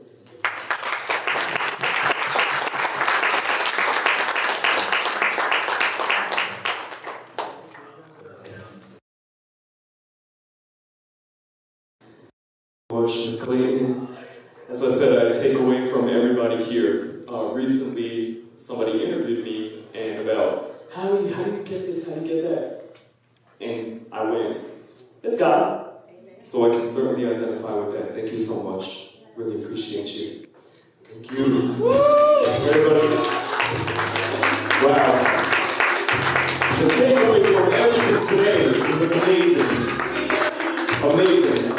Seriously, not because I'm hosting, everybody that's gotten up, I've been like, thank you for reminding me about that. I can identify with that. Another thing is that I know that we always hear we're not alone, right? But how many times do we always feel that way? I know I feel that way when I'm going through something and I have to constantly remind myself I'm not alone. So I'm so grateful to hear that. Thank you. We're gonna have lunch, but before we have lunch, I have a video presentation from Troy Anthony. Now, I don't think Mr. Anthony's here. Troy, are you here? No, I didn't think he was here. But we have, right, TJ Lucky, we're doing a video presentation, is that? Yes. Cool, thanks. Thank you, Casey. All right, so Troy Anthony's not here, but we have a video presentation. So originally from Minneapolis, Troy Anthony was inspired to go into fashion at a young age by the women in his family. Honing his skills on a vintage sewing machine with his grandmother, he went on to graduate from the International College of Design in Tampa, as well as studying at Milan's Institute of Marangiani. He started his own brand in 2008, and since then he has shown his dynamic collections at Art Basel in Miami, Fashion Week in Tampa, New York Fashion Week, Paris Fashion Week, and more recently, DC Fashion Week. So here we go, presenting a video from Troy Anthony.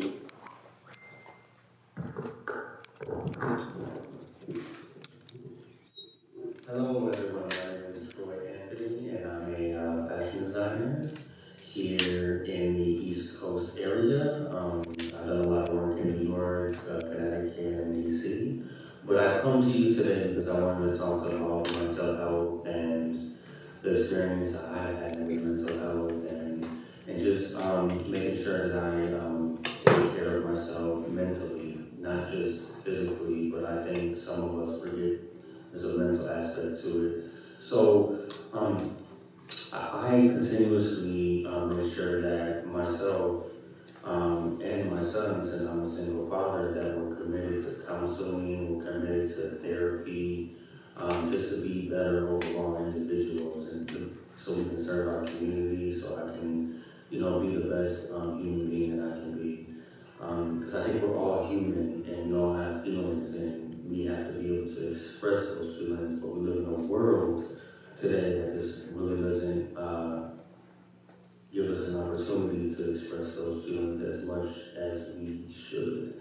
So I voluntarily, willingly, make sure that I'm invested in my mental health by doing therapy, counseling, and meditation. Meditation helps me a lot as well. As a designer, as a father, as an entrepreneur, like my mind is always going 100 miles per hour, and I'm sure other entrepreneurs can relate to this, but in the mornings and at night, I try to make sure I turn on my spiritual button, turn on my spiritual well-being, and I meditate in the mornings, to get my day started. I pray, and then I try to follow up that routine in the evening by meditation to calm my mind, to soothe my mind. So I definitely think that's a good help for me, and it can definitely help others if you can find a way to calm your mind. Because I know we live in a world where everything's going 100 miles per hour sometimes, but we have to stop and think about what's important, find out how can we channel those feelings, let those feelings out, and be able to exhale and talk about those feelings freely. You know, of course, amongst yourself, I do self-talk. I'm self-motivated as an entrepreneur, as a single father. So, like when you have other people counting on you, you know, you're motivated. So it comes with pressure, and I know other entrepreneurs out there feel that pressure, but I wanted, you know, to definitely talk about how to handle that, and how I handle that, and how I manage that. And it's, like I said, through counseling, finding a good counselor that you can talk to and open up to, you know, besides your family. And then just, you know, incorporating some of that activity that helps you release stress, that helps you release that you enjoy. It's like an outlet for me too as well. Because in my past, like I've been through a lot, you know, I had to climb my way up and I had to pay a lot of dues on this journey of entrepreneurship, on this journey of fashion, on this journey of fatherhood. And I've been through a lot, you know, I've been through some difficult relationships. I had entered a relationship where I had moved, to kind of, start that family with a partner that I thought, you know, was gonna really be by my side and be there for my son. So we all take a chance on love, and I think love is a beautiful thing, but it also can be hurtful at times too. So I had experienced that recently where, of course in the beginning it can go good, but then as you work through the relationship, as you start to live together and you start to figure out what it's like to run a household together with another person, there can be some challenges, especially if you're not aligned. So, you know, it kind of happened to me where it kind of got physical and me as a man, like I'm patient by nature. It's just, you know, in my DNA. But, I've always been raised to like never put my hands on a woman, never have, never will. But, there's been a situation where, you know, I've been attacked, you know, and I've just had to, hold it in and kind of, be the bigger person. And sometimes we don't like always being the bigger person. But, when you got people counting on you again, you have to learn definitely to be a bigger person. So in this situation, I had to, take the hits, take the blows, and endure it. Yes, it caused pain, and that's where the mental, health comes into play. And so I'm still working through that situation, and I'm still working through healing right now. So, this chapter in my life is called healing. And, I'm not afraid to say that. And, I want you guys to also know that it's okay to heal, you know what I mean? And during that journey, like I said, meditation, therapy, and some counseling goes a long ways. So I thank you guys for having me. I thank you for tuning in. And I hope we can cross paths one day, and I wish you guys the best on your journey of mental health. All right, take care, and keep it fashionable. And check out the website. It's troyanthony.com. All right, I'm signing off.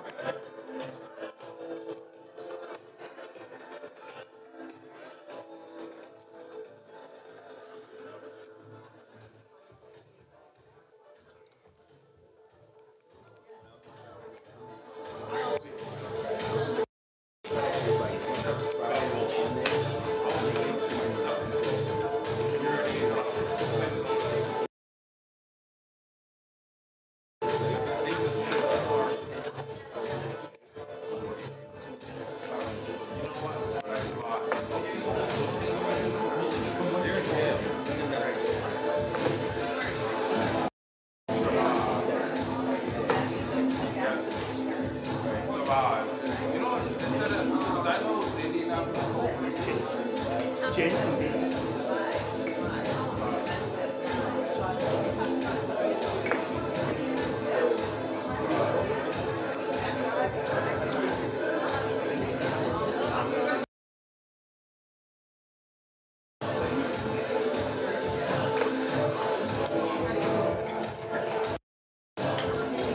right, everybody, so feel free to go to the back and have lunch.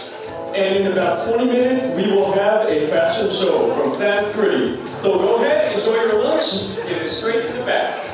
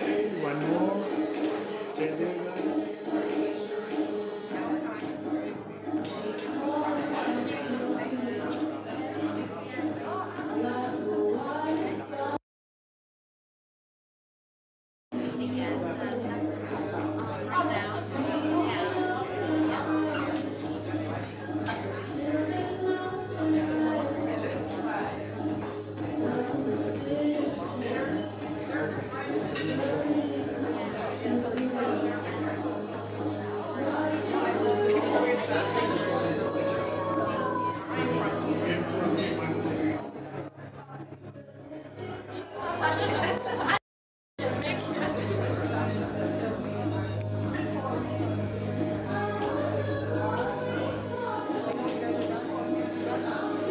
there, guys. Stay there. One more. I love to do pictures anyway.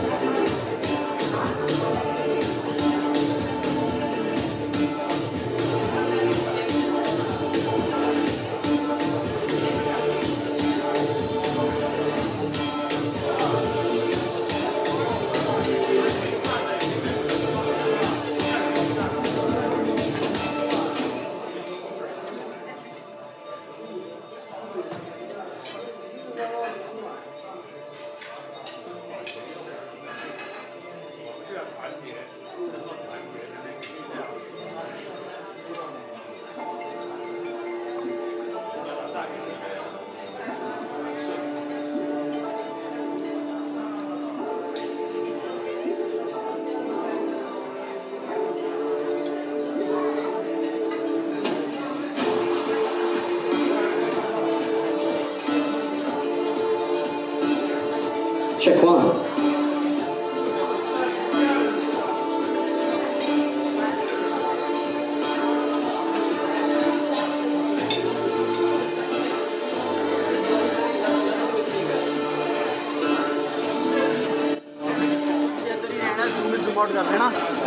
Hello, New York City. Well, amazing mental health wellness conference. I hope every one of you is enjoying your lunch. This is our little entertainment for you. So I'm just doing a quick demonstration for my models. So we're walking up.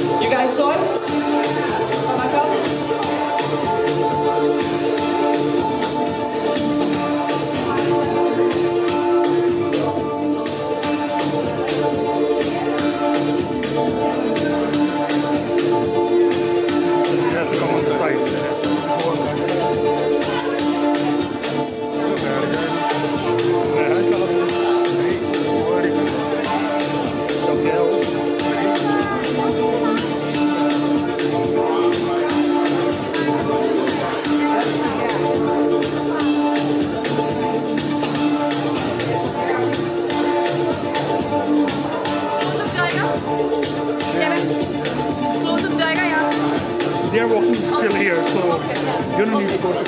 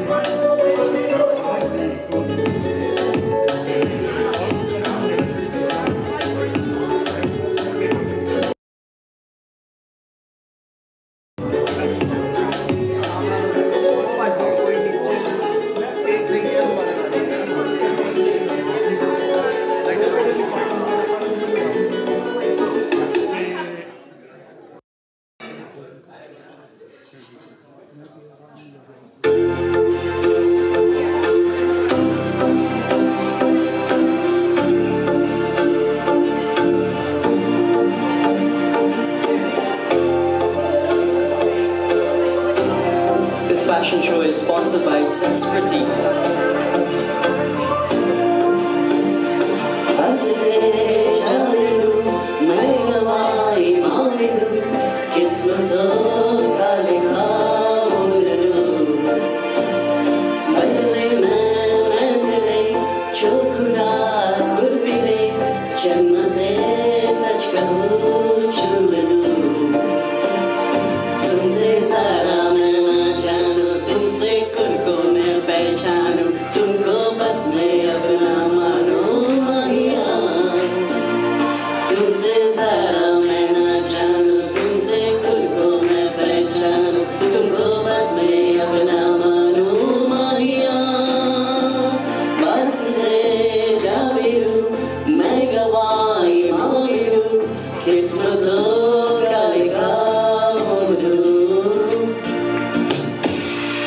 Let's hear it from Melissa.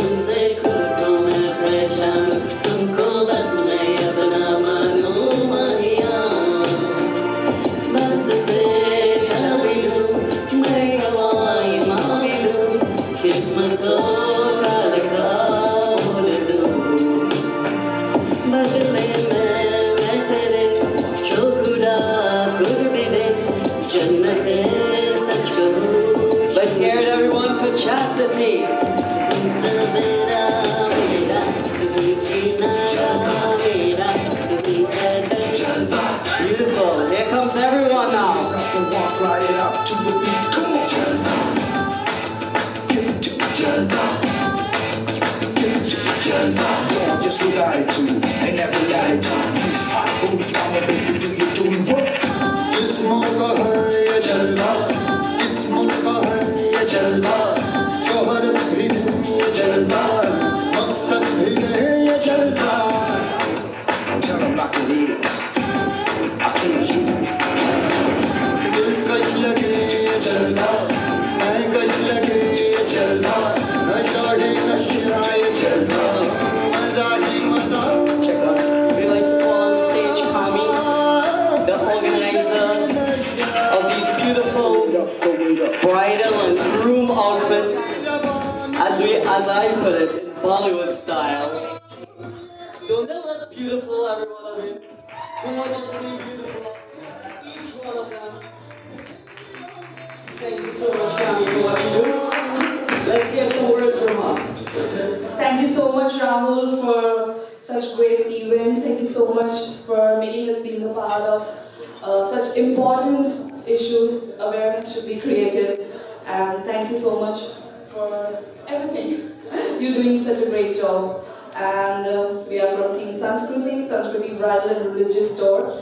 We are serving the South Asian community from last 25 years in New York. We are in Queens, 101 Avenue. Thank you so much. Amazing, thank you for doing this. And all of you, let's hear it up with Shivani. Shivani, what is your take on mental health? My take on mental health is that mental health is important. You know, it takes all of us to put in the work to help for those who can't currently do it. And there is so much work to be done, but I'm so happy that Rahul is putting in the work to help everyone out there, you know, bring awareness through our stories. We can all learn something from someone's story, and we all have a story, and we have to share it. Sharing is important, and sharing is helping others who can't currently help themselves. Wow, powerful. Thank you, Shivani. And she's all elegantly dressed, beautifully like a bride. Hi, we have Freddie Flores. Freddie just had a movie, a Latino movie release. Here he is today with us on stage. Freddie, what's your take on mental health? So I think that we need more awareness, and I think this is a good event that we all come together and learn from each other's stories. Thank you, amazing, you look great. Chastity. Look at this lady. She's all like, we should get married, right? Hi, how are you guys? Mental health. So it's very important that everybody understands no one's perfect. I just want to say that. Confidence is the key, and every day is a new journey for all of us. So we should give us a pat on the back for how far we have came, and always remember that. Amazing, thank you, and powerful. And we have gorgeously right here. Don't they look like a real couple about to get married? Let's hear woo! This is Melissa. Melissa, what's your take on mental health? My take on mental health is that I think it's so important that people are able to express themselves. I think a lot of people tend to think that they shouldn't be open because of what people think about them, but the more awareness that we raise and the more that we make it a normality, people will come out and be together, and I think that's what it's about. Amazing, I love how you put it. And we have Eugene. Eugene is a student of City Tech, and he's here with us today. He looks like a real groom about to get married. Don't tell your parents who try to marry you off, okay? But what is your take on mental health, Eugene? It actually has an impact on my life that I created my own quote, I guess. It's live, life, love, respect, and protect. And something I want to add to it right now is live life to the fullest. Amazing, thank you. You all heard that? Live life to the fullest. Everyone, put your hands together once again to these amazing models, amazing souls. Thank you for coming out here and doing this for all of us. Thank you guys. And thank you, Sanskriti. Thank you all for doing this. But before I walk off the stage, you guys, thank you so much. Let me help you guys off. Shivani, okay? Good. So just before I run off, and time is rolling, and I have these amazing speakers lined up for all of you here, and I don't want the time to go over. So I just want to introduce my team before I go. I have this beautiful young lady you've seen walking all over this place. Casey, you have to just step up here for one quick second. And I can't see Lee. I know I have extra eyes on me, but I still can't see Lee if she's around. Lee, if you can step up here. Vicky, this guy on the camera right here. Vicky, all these people, DJ Lucky, they all helped me put this event together. And I want to thank Lavari for coming out all the way from Atlantic City. That's a 3-hour journey just to come out here to be our host today. And that's amazing. But I want Casey to say something because she's so amazing. Casey, come on, don't be shy. Casey probably spoke. Listen, this event took a lot. And this girl, I think she needs to give her voice a rest for about a week before and recoup. Because let me tell you, she's been on the phone talking to any and anyone to help us get sponsors and put this event together. Casey, say something, anything you want for them. And thank you, I love you. Thank you for that. Thank you everyone for being here today. Mental health is something that's very important. It's not just mental health after the fact of trauma, it's mental health in terms of management. Awareness and management. Everybody needs to look at themselves and realize that we all have some issue that we may not want to be talking about, whether it's something small or large, but that is to us what we decide. But it's important for us to keep ourselves in check and also check in on others. So definitely check in on others, and everybody, a round of applause for being here. Wow, thank you. And you look amazingly beautiful. You should have been one of the models, you know that, right? Thank you so much, Casey. Beautiful, elegant. She just has it's really nice aura about her. It's always so calming. When I get out of line, she just pulls me back in, together with Lee. Well, Lee does it in a real rough way.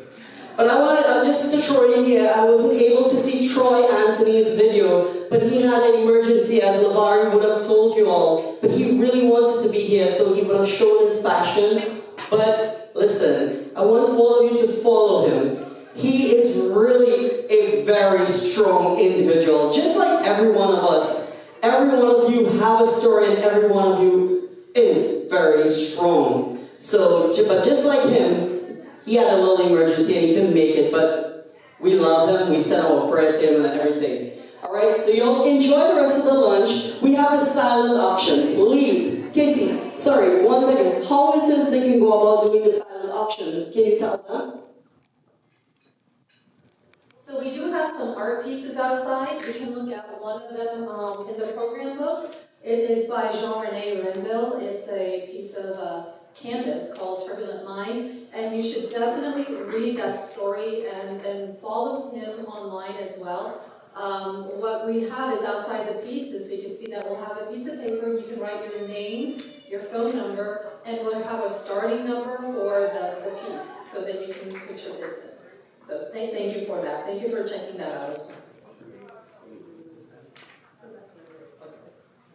Alright, also, Ra has his books on the side. Also, one of our amazing speakers here today, Veronica, she has all her stuff as well right there on that table. Please check it out. When you buy a book from Ra, all the money that I always got since I started, and I sold about 500 books so far, thank you, I have given all the money to the kids in Guyana, all the orphanage, feeding the orphan homes in Guyana. I'm not from Guyana, but I have been doing this because I connected with the organization.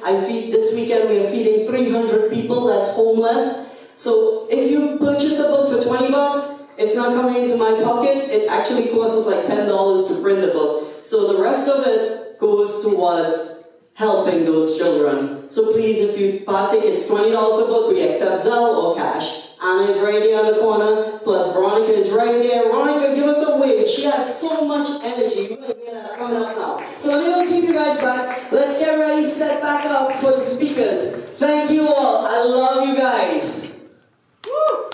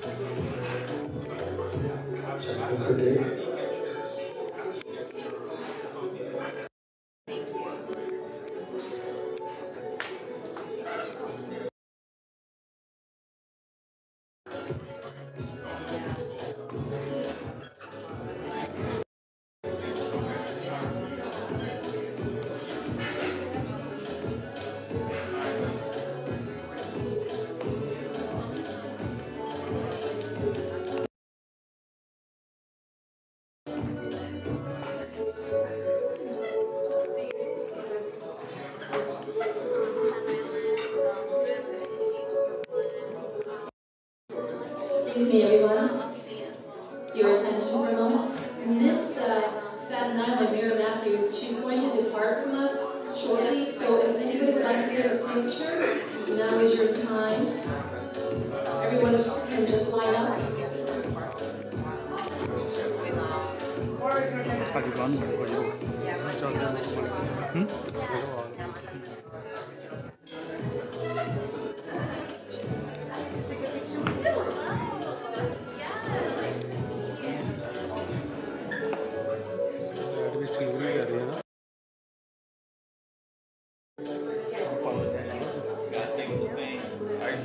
I used to be a Timberwolves fan. Ready? I still is, but the NBA. I used to watch Kevin Garnett, Tim Duncan, and Chris Webber. That was the end. Excuse me, guys. Let me check one.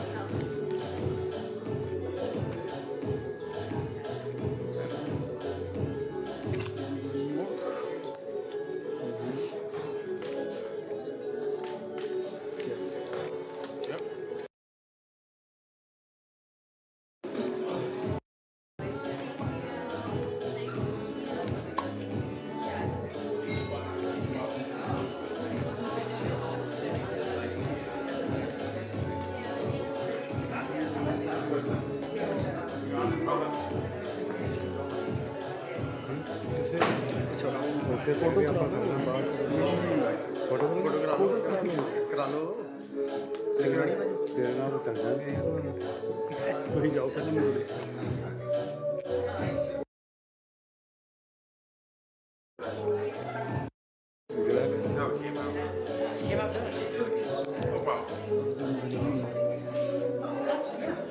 I guess I'm the official photographer over here. We're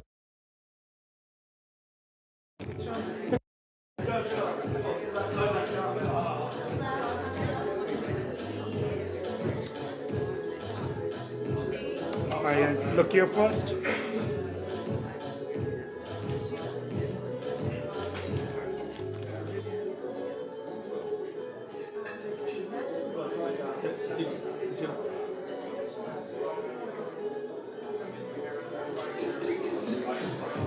something just popped up. Hold on.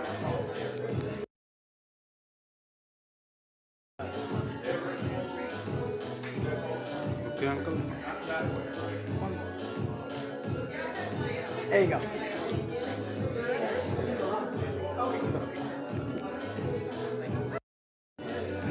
Stay over here, take pictures with on everyone's phone.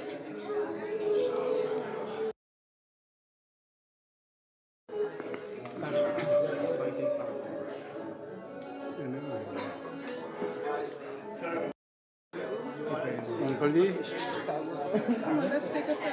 Uncle ji.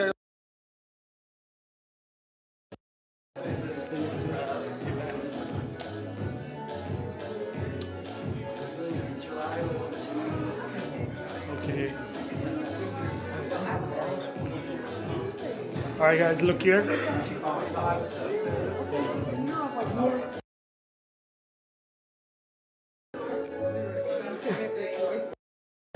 It's like right near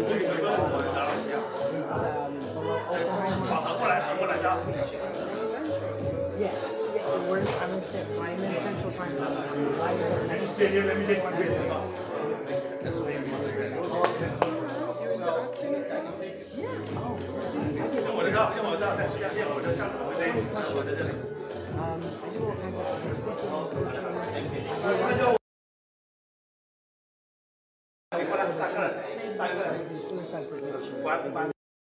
What's called verbal de-escalation.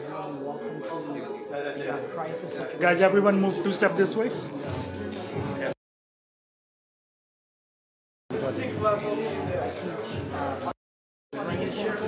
How to respond to... Guys, everyone look here. It's like how to understand how you feel and how to respond to it.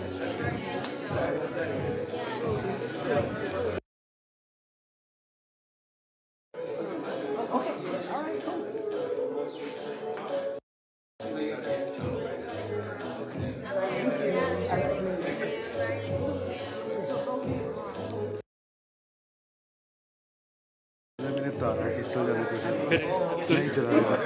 मैं centre से रहना मैं हाँ तो ही centre आ जाओ विकी इडली बस आ जाओ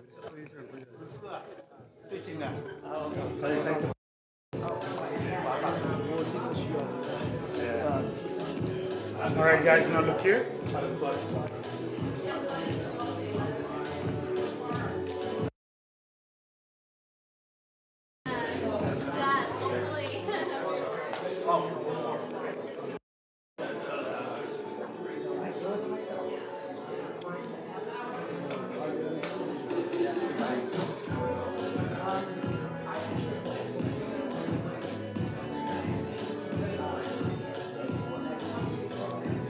All right, guys, now look here, this way.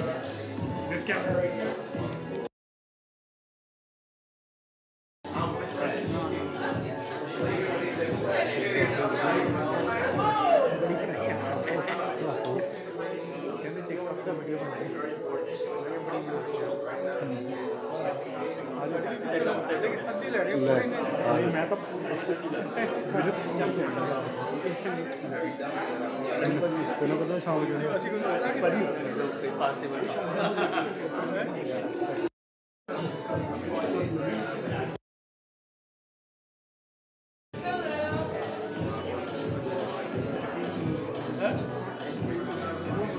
We have a few more moments in this Staten Island.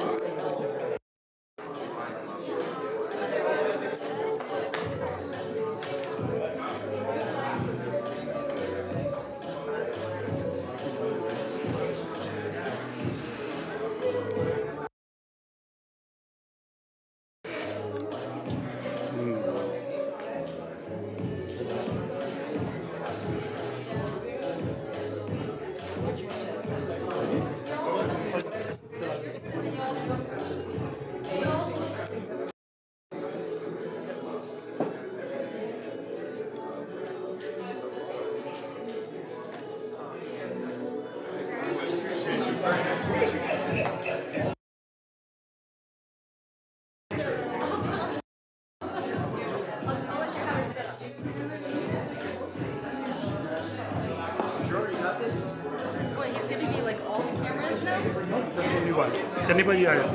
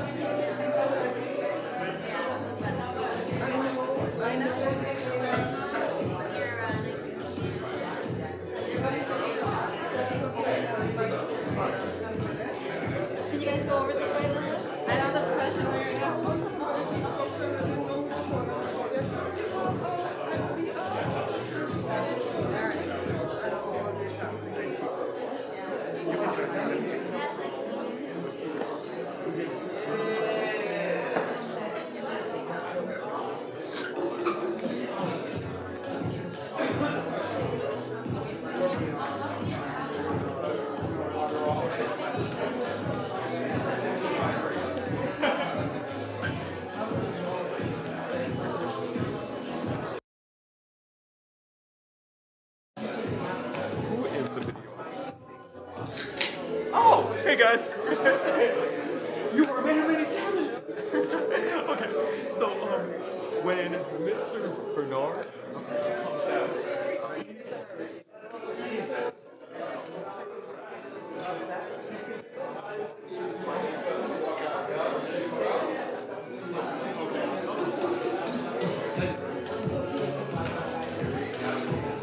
जो वो खाना है ना अच्छा चंदा से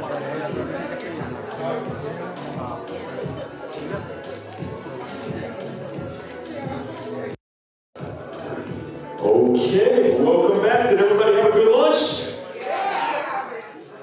Had a good lunch, bathroom breaks, all that. We're good, we're feeling good. We're ready for portion 2? Yeah! All right.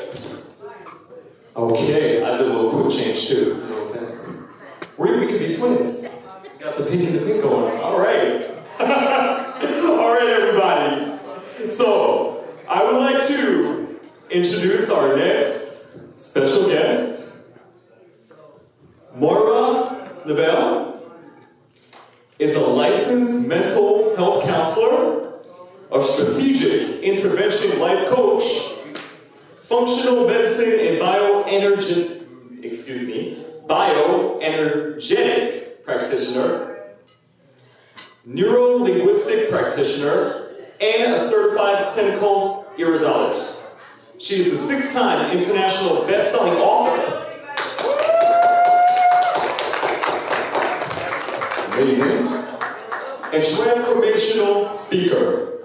She is currently pursuing her PhD in integrative medicine and is the CEO and founder of Moira Holistic Wellness LLC. Additionally, she hosts the mindfulness show at JD3 TV. Moira lives to inspire, empower, and transform one life at a time. And as we spoke earlier, you recently were in Kenya. Ladies and gentlemen, Moira Lavelle.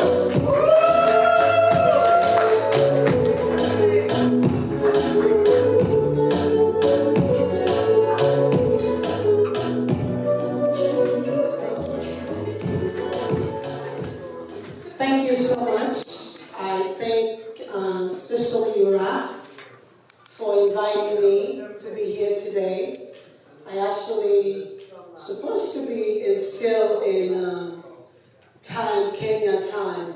I flew 30 hours in a plane and I've been here on Monday and I work Tuesday, Wednesday, Thursday. I'm flying again to New York. So many people say, can they track you? They can track me. My name is Moira Lavelle and I'm also known as the Holistic Wellness Whisperer. Many of you sitting here and you heard all those titles, you might be wondering if it has always been like that. Allow me to share with you these few minutes. Hope you get inspired to take your calling very seriously. Life is what you make of it. If I look back 15 years from now, I used to travel to my endocrinologist every 6 weeks. And I was diagnosed with an autoimmune disease that almost took my life. I was in 8 medications, 3 times a day. And each one was making me sicker and sicker. One day, when I asked my doctor, am I ever going to feel better? The answer was madness. He was frustrated and he said to me, Moira, take your medication for the rest of your life and schedule your surgery or you will die. When he said that, it's like he waked me up from my darkness. As I remember and I recall, I wore a gray pair of pants and the tears started to drop. And I didn't know what I was going to do because I was doing the same without result. And then I decided to walk out of his office. And I decided to take my life, my health, into my own hands. You can only imagine with 7 years of grave disease, the mental struggle that I went through. I also worked for the corporate. Therefore, I lost myself. I raised with parents, my father, Haitian father, strong character, always instilling in me the gift of taking your life seriously to do what you must do to get results. That day, when my doctor said that, I recall what my father used to say.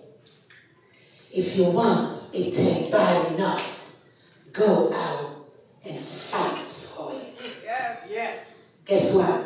I really needed to be healthy. So I decided to wake up from my darkness, walk out of my doctor's office, and start fighting for my life. And as a result, not only I have discovered my purpose, but also I have decided to take my call seriously to serve humanity. All the time you guys are here, some of you living a life casually. And what happened, we die at 25, but we get buried at 65. How many of you are here feeling you were created on purpose, for a purpose, with a purpose? Where's your hand? Are you living your purpose? Or are you negotiating your purpose? Are you waiting for somebody to come and rescue you? Your gift does not belong to you. You owe it to humanity to wake up from your darkness and do something to inspire others. After I left the corporate world, for 4 years, I decided to go to school to become a licensed mental health counselor.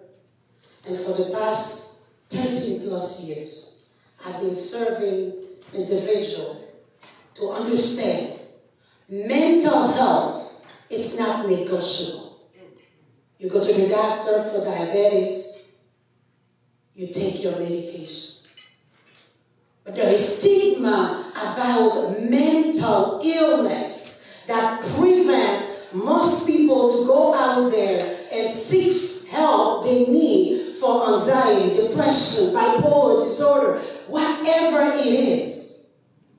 I'm so blessed with the previous speakers that have taken their life seriously and have done something. And every day, every time I travel all over the world as an international speaker now to inspire others to say, you can. And sometimes you don't know how, but if your why is big enough, your why can take you places your how will not able to imagine. So today, I want you to write 3 words down. Faith, focus, and follow through. Faith is what takes you to the imagination, that imagined world, to bring you to a place where you never knew existed. You got to work, because faith without work is useless. I used to pray, God, help me, until I started running. I and I started feeding my body the right and deserving breakfast, I started changing. I used to wonder, am I ever going to get better? But until I take action, I couldn't get better. So where you are now, it's not permanent. And I want you to say, I'm not alone. Can you repeat that? I'm not alone. You are not alone. Your family, your friends, your neighbor, they are here waiting on you, waiting for you. They are ready to take your hands, to love on you. And when we stay in our darkness, we forget there are people that are available. So when someone shows up in my office, you get a friend on me. I don't see that power.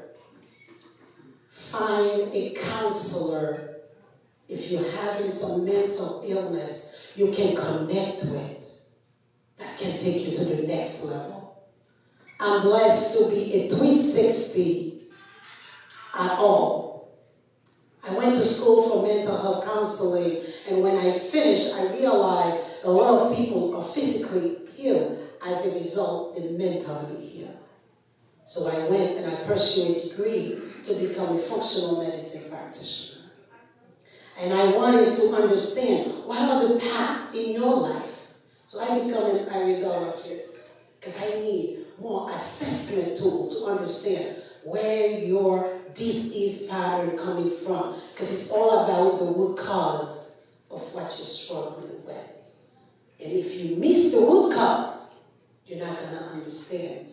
You fix it, put a Band-Aid on it, but it's not going to fix it. It's the wound are too deep with just a Band-Aid to fix you. So it's very important. Focus. You start something, you're so casual about your dreams and your goals, you give up.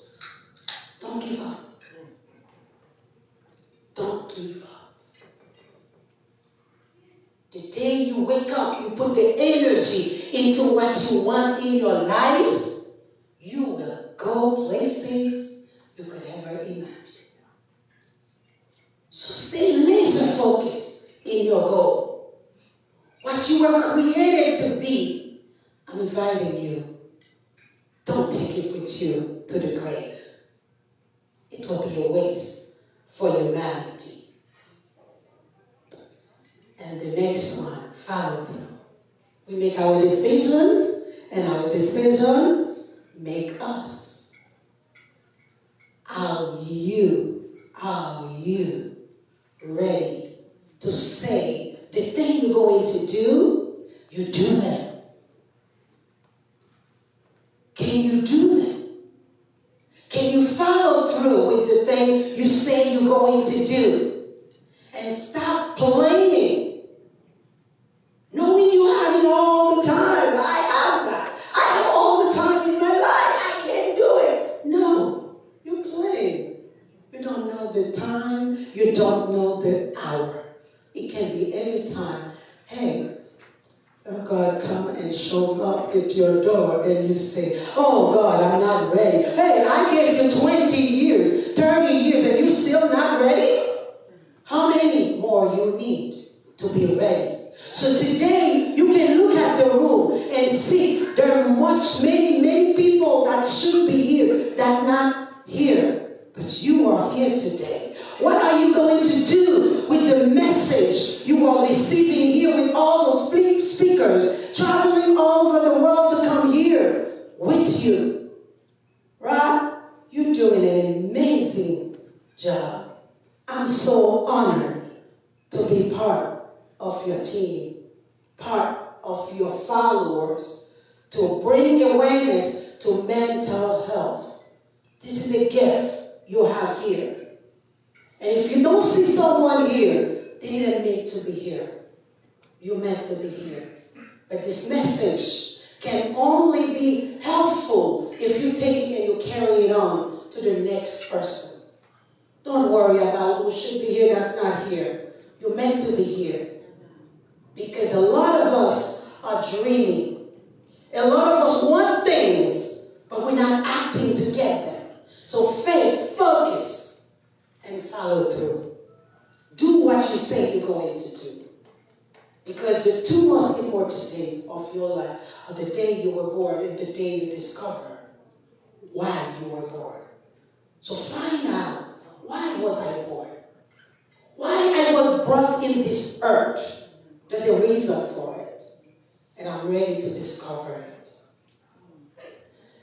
So today, I'm not going to be extensive. I want you to know you were created with something special. I didn't know that when I was struggling with my grave disease. But I stayed focused. There's a better part of me to discover. As a result, I lost over 50 pounds naturally. I got rid of my grave disease naturally. Thank you. And I've been serving over 100,000 hours so far accumulated to inspire individuals to take their health to the next level, whether it's mental, physical, or psychological. And if you do that, I guarantee you, you're going to be an example for others. Because now when I travel all over the world, I inspire people to say, it's possible.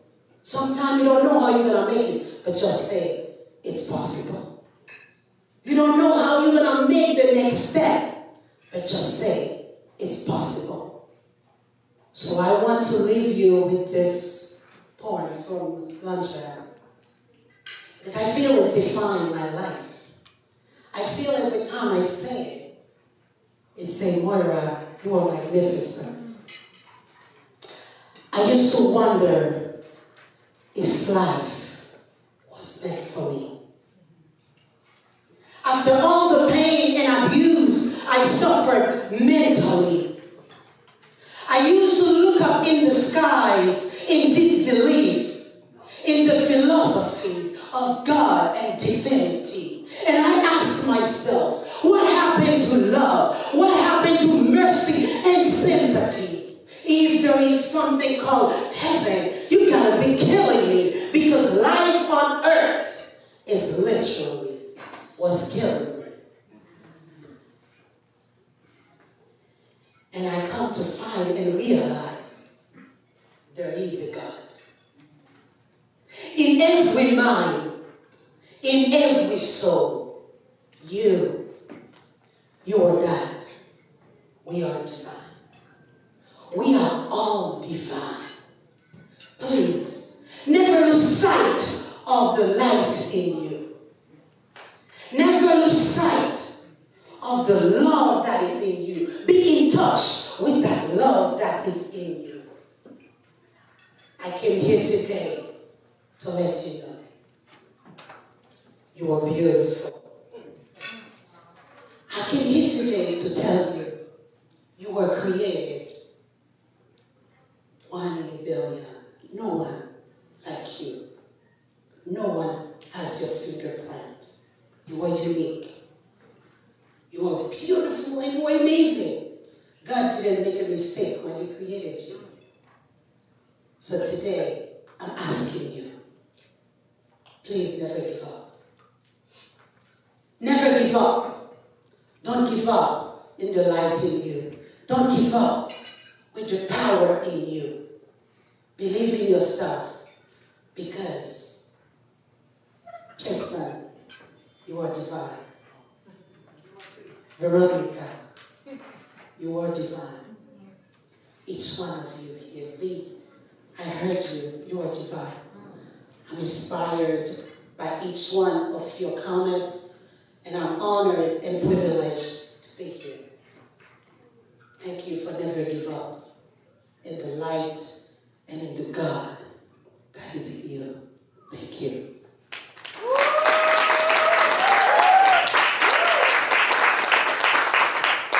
you so very much. And to reiterate, you said never give up. Earlier today, I was saying that it took me 15 years to get on the Billboard chart, which was my #1 dream come true. I was lucky to get on all the charts, but my goal was Billboard, and I didn't give up. 15 years, didn't give up, so I can definitely identify with that. Thank you so very much. Appreciate you. Thank you.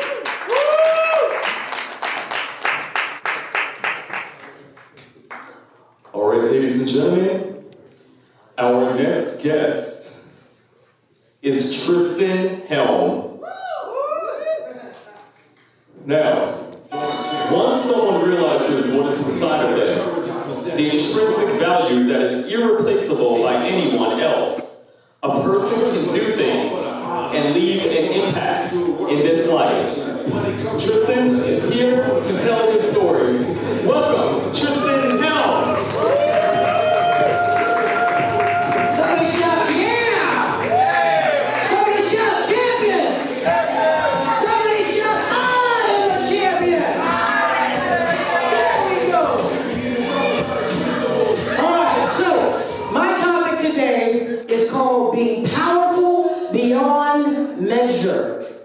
But in order for us to understand how to be powerful beyond measure, we have to understand what's going on inside of us. Am I right or am I right? Yes? Yes. All right, thank you guys so much. I'm waiting on them to pull up my PowerPoint.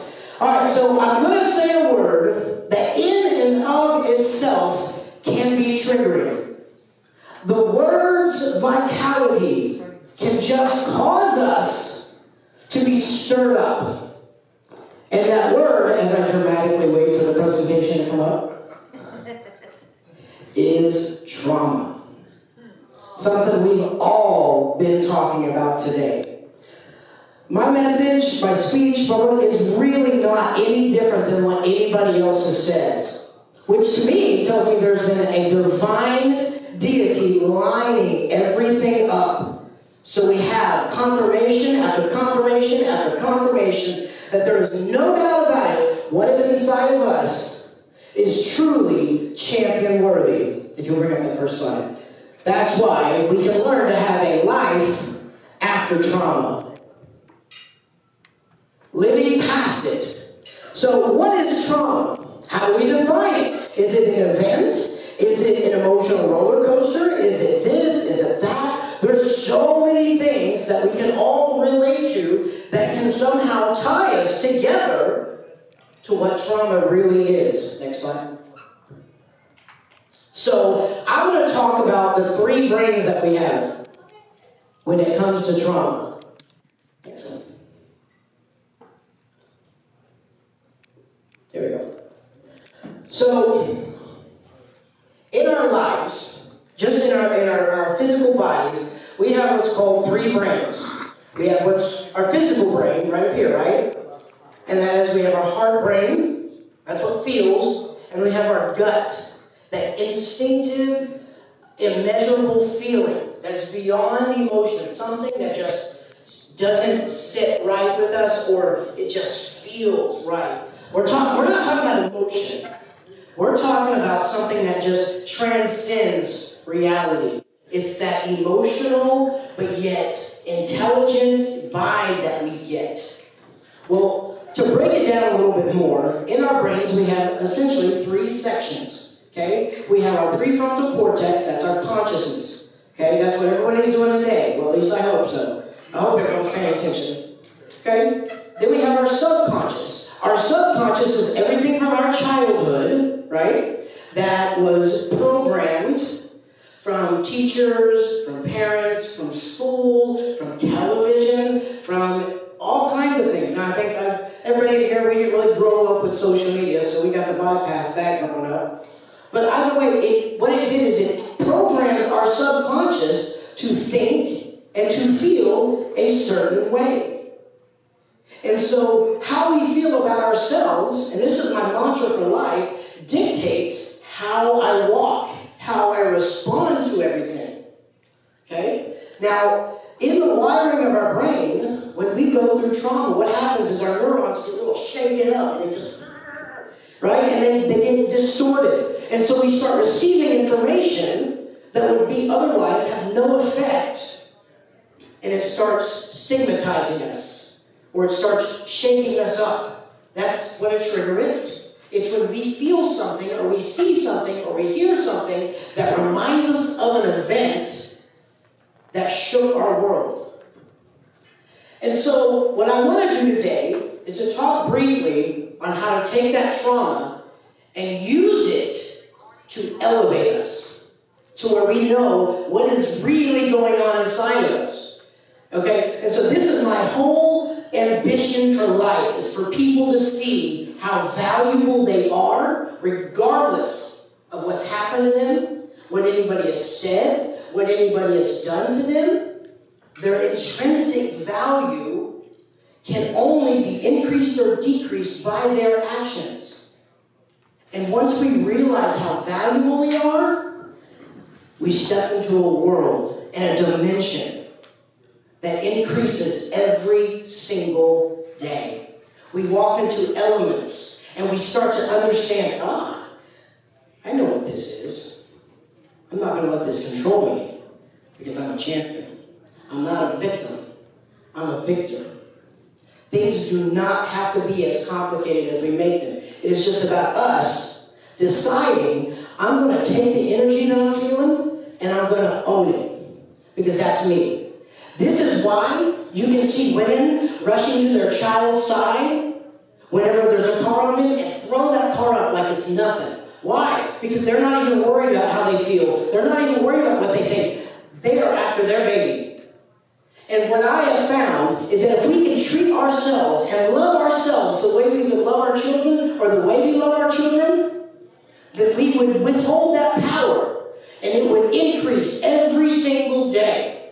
Now, I understand. I'm probably talking to the choir, okay? I'm from church. I'm not ashamed. Okay, I'm amen. I'm thank you, Jesus. That's me. That's why you guys hear me talking. Because that's what I do, right? That's how I'm raised.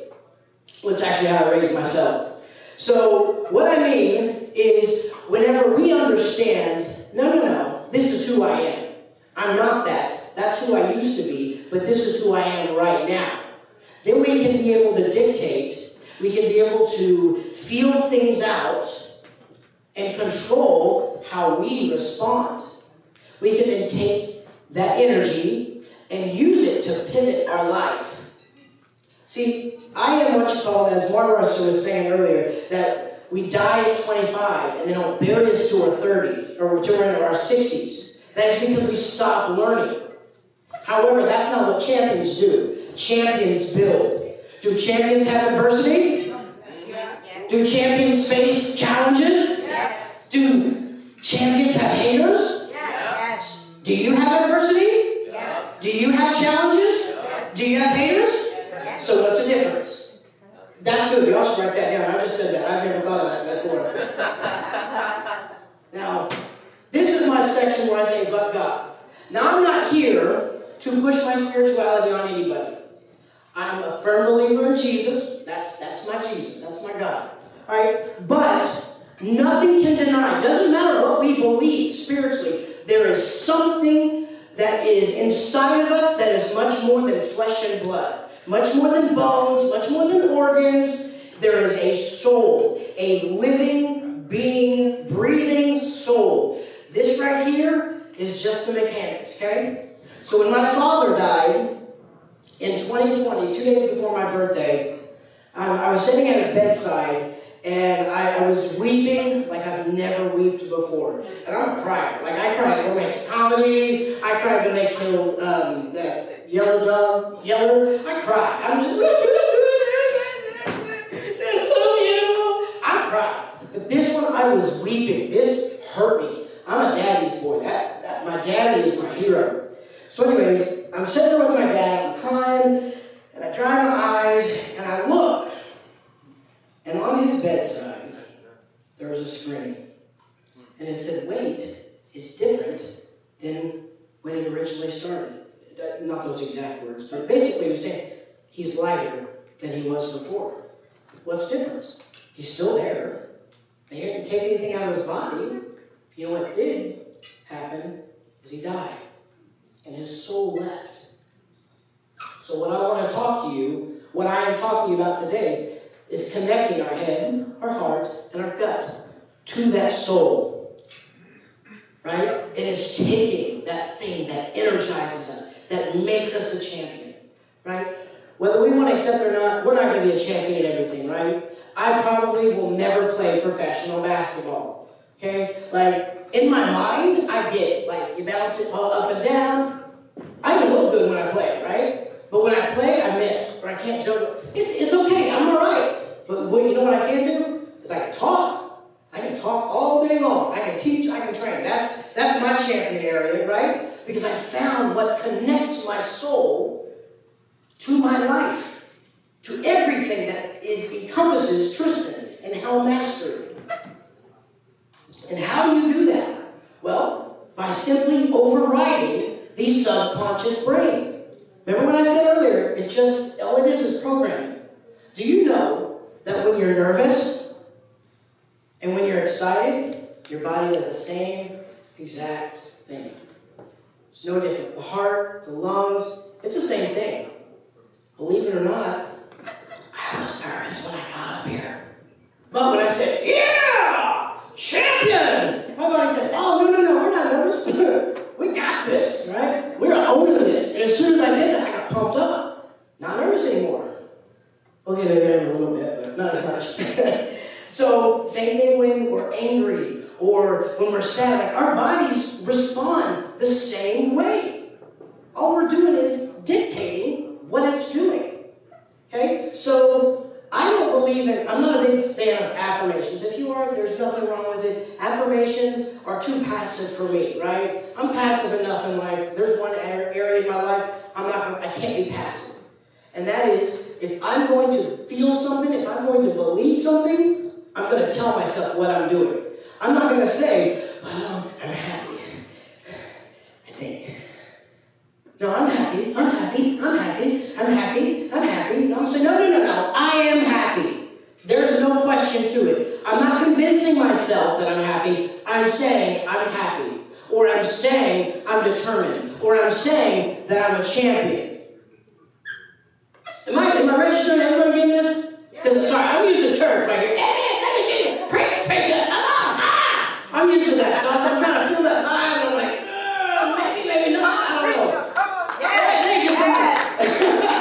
So I've had people just, and I was like, I take that. And then come up and say, you touched my life so much.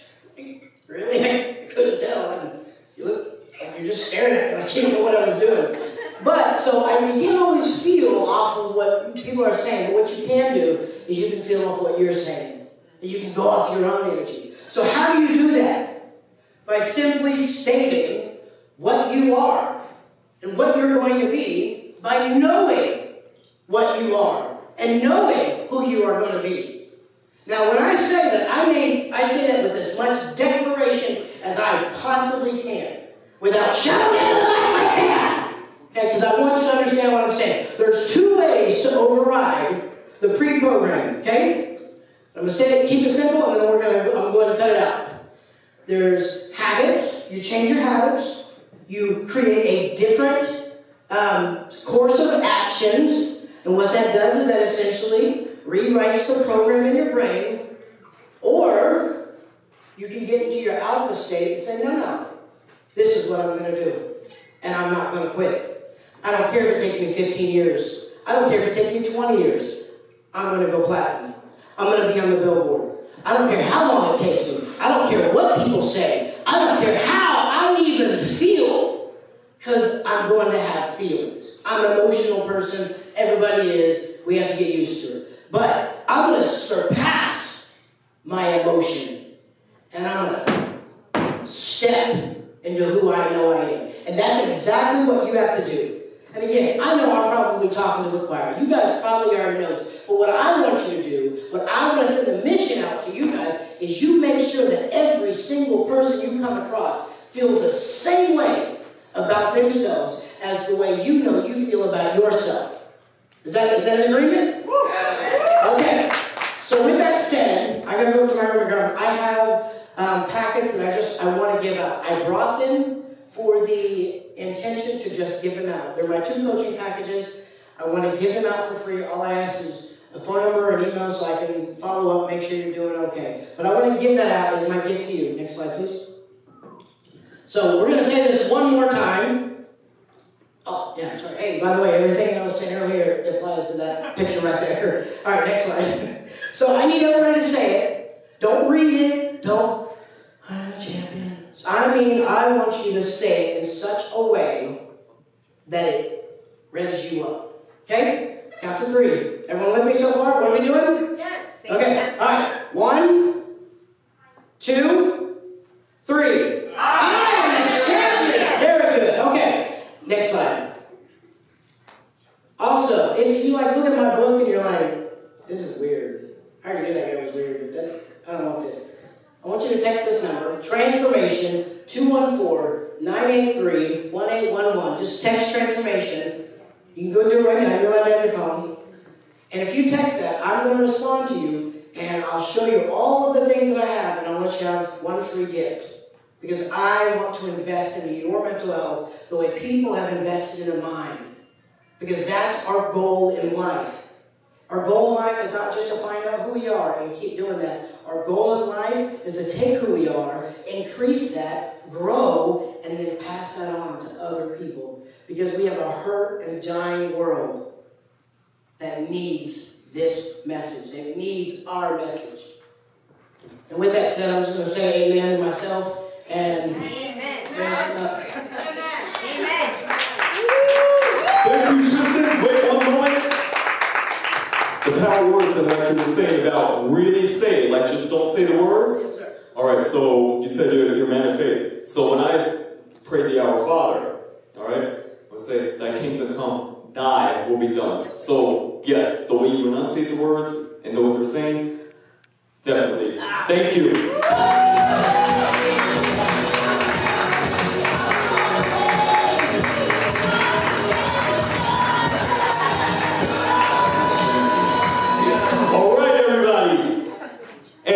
And Tristan, you know, again, if you want to donate that shirt to me when you're done, just think about it. That's all I'm saying. Okay, so I would like to introduce our next speaker, Brittany Purr. As a speaker, Brittany has shared a virtual stage with Les Brown and is also the self-published author of Can I Get Some Sleep? A guide of quick and easy tips to get a good night's rest. I need to get that book. She is a single mom to an ambitious teen and her 2 Instagram viral cats. Please welcome Miss Brittany Purr.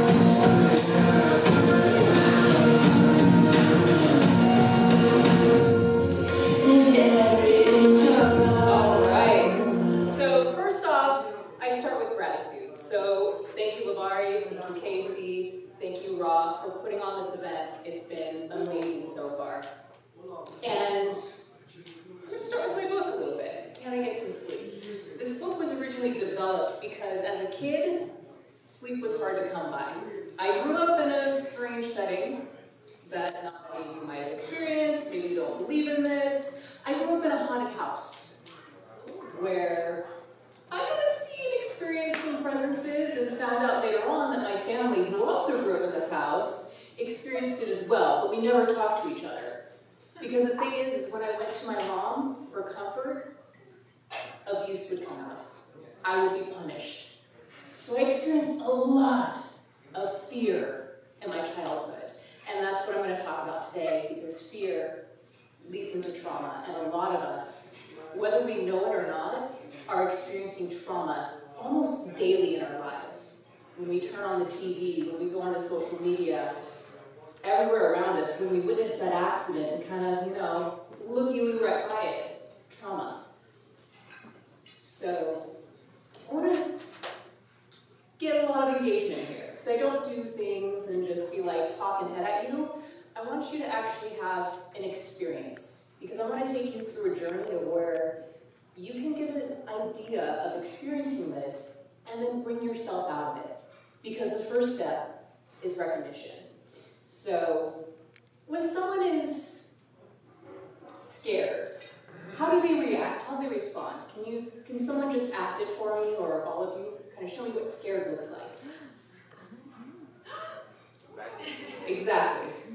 It's like you kind of are in that flight response or that freeze response. And we tend to forget that fear is fight, flight, freeze, and fawn. Fawn has been added in there. Fawn is like Stockholm Syndrome, where you begin to associate with your fear, you begin to people please, you begin to gush at it, basically. And so we forget the other modalities that fear presents itself. That person having road rage, fear. That fight you had with that person online, fear. It expresses in different ways, and recognizing that, of how that gets triggered in ourselves, is the first thing to do. And I love how Lavari mentioned, fear can be equated to false evidence appearing real. And I'm going to shift that to fear being face everything and rise. Yeah, I like that. So, with the fear responses, we're going to play a little game here. And I call this game the bear in the room. So every time I say bear, I'm going to need you to shout bear at me. Can we do that? Yes. Bear. Bear. Bear. Great. So a lot of our trauma response comes from various areas, like usually in our childhood. Let's say you were attacked by a bear in your childhood. You lived through it, you survived it. You guys missed that cue, by the way. We're going to start this again. Let's say you were attacked by a bear. Bear! Yeah. So, thank you. So coming through that, let's say you are just in an area and someone is watching National Geographic and they're talking about bears. Bear! And you all of a sudden flash back to that moment of being attacked by a bear. Bear! It's much like this. You guys are waiting for me to say, Bear. Yeah. Tiger. bear. So this is hypervigilance. Once you've been traumatized, you are now waiting for that moment to be triggered. It almost becomes an addiction as you're waiting for that moment to be triggered. It was so easy to say bear. Bear. Exactly. And you may stop. But this is how our mind reacts. You guys literally play the mind of someone in trauma. The instant you hear bear, it's just shouted right there. It's waiting to rear its ugly head at you. It's waiting right there, that hypervigilance of like, when is the next shoe gonna drop? And then sometimes we get sucked into that hypervigilance. And we're just ready to go at any time. Recent thing that happened to me was on TikTok, where I experienced this, and had it not been me, it might have devolved into something completely different, where I mentioned terms that are more friendly to the LGBTQ community, of how I would describe myself, cis hetero, and it triggered someone. And that trigger snowballed into something I never expected, because I was just taking a poll for something completely different, doing research online, just putting it out there for the wide market. So when my mutual got triggered about that term, he did a video, because I started asking questions to pull him out of the trauma state. And this is step 2. So first step is recognize. Step 2 is reorient yourself. Start getting curious about it. Start asking questions. This is something that got me through 19 years of living in a haunted house, literally getting curious and scientific and analytical. I'm like, well, you know, is this the effect of neutrinos, which is ghost particle in physics? I might be misstating which particle it is, but it is a actual documented ghost particle in physics that can walk through walls. So the questions I asked this individual, because I was doing a poll, I wasn't calling people, I wasn't saying you have to associate with being cis-hetero. You can do whatever you want. And, you know, I was just like, if you are cis-hetero, I'm asking this question to you. So eventually, after asking documented questions of, did I direct this at you? Did I force you to be here?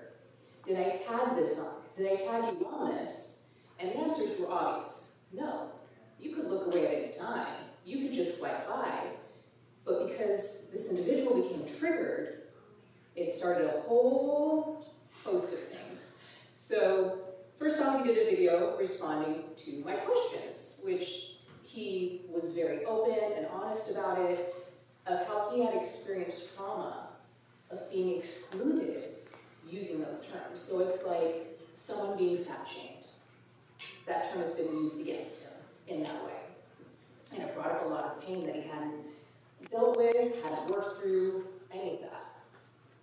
But his friends came to his aid and went off on deep ends in various ways, and next thing you know, I have a lynch mob at my door, and I pretty much equate this to being like me sitting there making cupcakes, someone overgeneralized that I'm a witch or something, and a lynch mob with pitchforks and fires coming after me, and I'm like, hey, I got cupcakes, you want to build it? And they're like, and I'm like, yeah, no, that's cool, like, it's cool. You sure you don't want a cupcake? They're just like, So needless to say, everyone that came to my page, I addressed them directly. Because they're like, well, I'm not this. And I'm like, great, the question's not for you. Is that okay that there's a question not for you? And being very curious about it, but directly addressing them, each individually, as human beings, that human-to-human connection. And then it came to one individual who was like, you're not going to fight me? And I'm like, no, there's no fight here.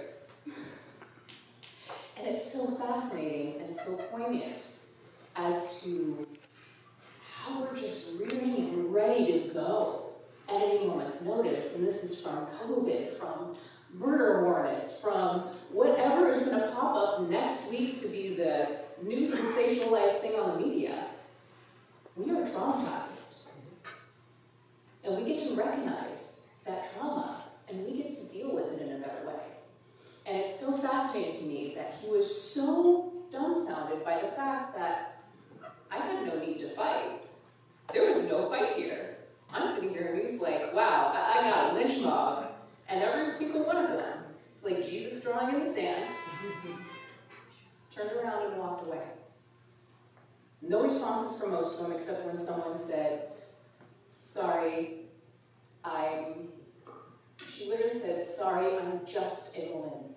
And those two keywords together, once again, trauma coming through.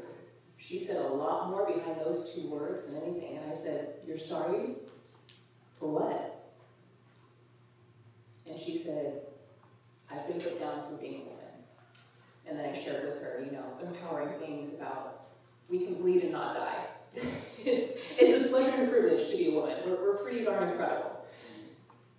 But this is how trauma and fear really affects us each day. And those sorts of behaviors when someone comes after you are the perfect opportunities to help someone in need.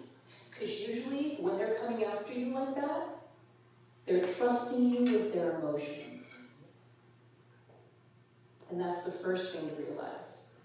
And to see what that emotion is, and see it for what it is, and understand it. And come together, human to human connection, to undo that charge of energy that they're sending to you, and to redirect it in a way that's going to help humanity and help each other. Because that person causing road rage can end lives. So we are way more powerful than we realize. Another thing that I want to bring in is mental health issues. This happens to everybody. Like, take the chance to be the change in the world. Take the chance to bring kindness. One time I was working Postmates, this was back in like 2014, 2015, I would do some fun things, like I would sign up for the discount programs at restaurants. Back in the day, like we actually had a Postmates card, we could pay for the food and that sort of thing, we could get points on food items, you know, buy 10, get one free. And so I used that as an opportunity to just gift someone. I had no interest in the food that they were buying, but I could give free. So one time there was this delivery in Beverly Hills, it was Pinkberry, got that free one, and I was like, I'm gonna get it for them for free. And so I go there, and I give it to the woman for free, let her know, I'm like, by the way, this was free. It was completely free, no money needed. And I start going down the elevator, and suddenly the elevator stops.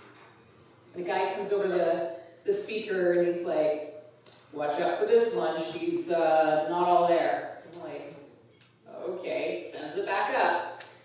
And she tells me, no one has ever been nice to her before. And she's a wealthy person, this is Beverly Hills, like high-rise, nice areas. No one has ever done that for her before. Now, I don't know if that's true, but what I know is true is that she felt that way. And so she's like, here's an extra tip for everything, like, thank you so much.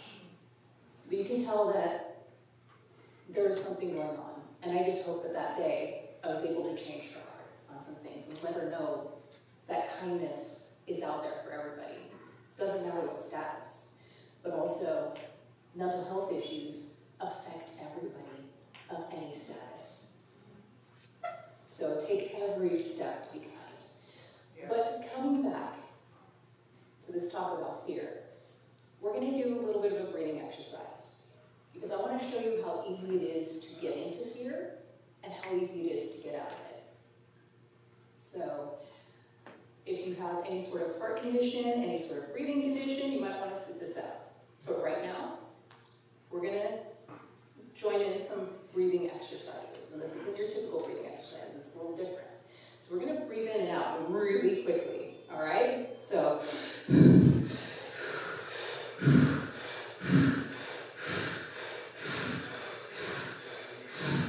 keep going.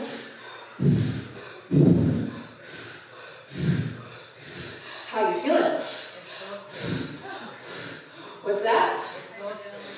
Yeah, a little lightheaded? A little like out of control? All right, now we're going to stop. Now we're going to switch. Now we're going to take in a deep breath to a count of 5. 1, 2, 3, 4, 5. Hold for 5. 2, 3, 4, 5. And release for 10. 2, 3, 4, 5, 6, 7, 8, 9, 10. We're going to do this again. Breathe in for a count of 5. 1, 2, 3, 4, 5. Hold for 5. 2, 3, 4, 5. And release for 10. 2, 3, 4, 5, 6, 7, 8, 9, 10. One more time. Take in a deep breath. Count 5. 1, 2, 3, 4, 5. Hold for 5. 2, 3, 4, 5. And release for 10. 2, 3, 4, 5, 6, 7, 8, 9, 10. How do you feel now?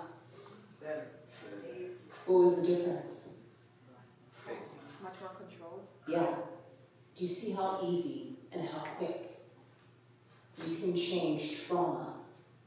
Something that brings you to this state of not controlled, of nearly feeling like you're going to pass out, like your heart's beating, your blood pressure's rising.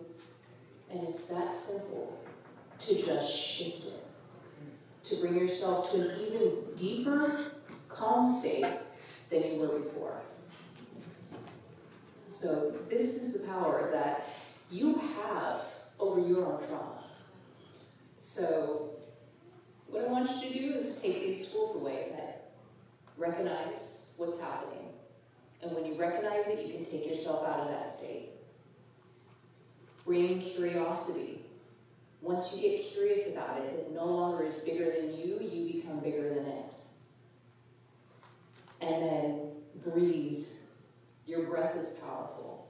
That is one way to get yourself calm and grounded and back into a state to where you can actually help humanity and turn a lynch mob into friends. So, to wrap it up, just remember, the anagram of fear is false, or can be false evidence appearing real, but it's also face everything and rise. Thank you so much. Thank you so much, Brittany. I also lived in a haunted apartment. I had a poltergeist, yes, so I was fascinated by it too. Brittany, before you go, there are two people here, Zen and Jason, and they just want to speak really fast about the impact that you've made on it. Zen and Jason, please come.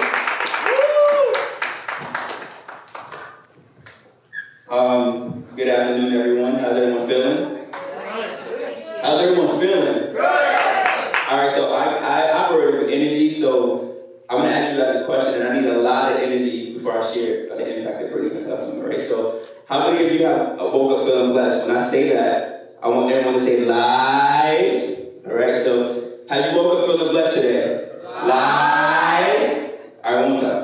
Did you wake up feeling blessed today? Live. All right. So me and Brittany, we met through a mutual friend of mine named Elijah Jetson, who has a community named Real Lifestyle, and we have been connecting for the last 3 to 4 months, and this is our first time meeting in person, and she was like, hey, I'm from New York, and it's going to be in Queens, so I'm from Queens, so I'm going to be here. My name is Zen. I am Love Light Energy, and the way I transfer that energy into the world through mediums of music, I write books, I'm an author, I write poetry, I write films, I design fashion, I curate events, community events, library events, and also just open speaking sources and panels for humans to listen to. And the reason why me and Brittany connected is because she's just a marvelous human being, and she really just gives back, and she's very intentional, she's so calm, and pun intended, she's zen. So, thank you everyone who spoke. I felt your conviction, your confidence, and your intention in your life for spreading awareness on mental health. And you guys and ladies spoke with so much clarity, so I appreciate it. That today I took off from work because I wanted to be here, I wanted to be present, and I wanted to be in the space of proper communication about mental health, because it's important to every single human being to be able to access their authenticity, to be able to go out to the world and spread love like energy. So thank you. Yes, sir.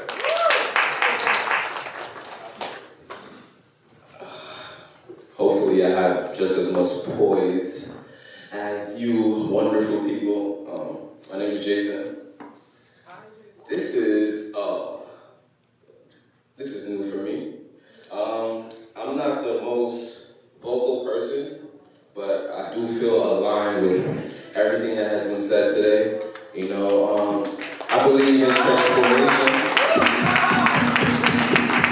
I feel like we gotta take bad situations and good situations and really analyze how we feel, analyze the situation to really find a better outcome for ourselves so that we can be an example for the next person. Because nothing we experience is for us to experience alone. Even if sometimes we go through a journey alone, sometimes in the retrospect, as soon as you come out of that, you will align yourself with somebody who needs that same tools or way of finding a solution right next to you right after you come out of that. So after you find your way, there's gonna be somebody on your left or your right, somewhere along your journey. You know, we are, how do I say this? Like, we all have God within us, you know? We are connected with the universe. We are champion, you know? We are clapping it up. You know, we are all these things, you know? It's all tools for the dance, for the gauntlet of life, you know? it's just an opportunity to show the world who you are and, show yourself to yourself, and be that analytical person and rise to be more, and this is just the beginning for me. I'm a creative person. I don't speak, I dance, I draw, I create, I make clothing, I consider myself a healer, and part of my healing journey is to see people who are also healers in their own light and use their voice to empower people and learn how to do just the same. So I thank each and every one of you. I thank Brittany, I thank you, Zed, for even extending this opportunity, and I'm not gonna play with it, we're gonna change the world one day at a time. Of course, absolutely. I want to bring them up because, as we're speaking, people are identifying. So also, Brittany, you were giving away some books today, right? Yeah, so reach out to me, I'll give you a free copy of my ebook. Can I get some sweet? Thank you, everybody. All right. So, our next special guest is Bernard Owens. Bernard Owens grew up in Detroit, Michigan. He is currently in Washington, D.C.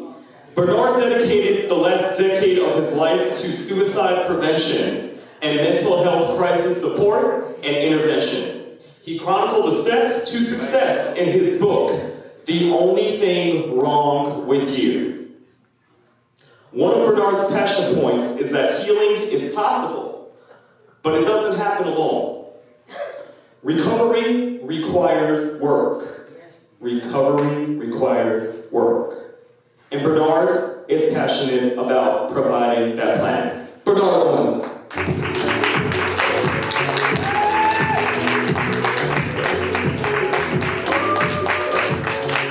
Good afternoon, everybody. How's everybody doing? Good. That was so nice to hear y'all talk, to hear brothers talk. We hadn't planned on talking, and raise the vibration in the room. So I'm appreciative of that as well. So you heard a little bit about me, and first of all, I want to say thank you to Casey and Raul for putting this together. Thank you for everybody on your team, all the way back there. I see you for making this happen.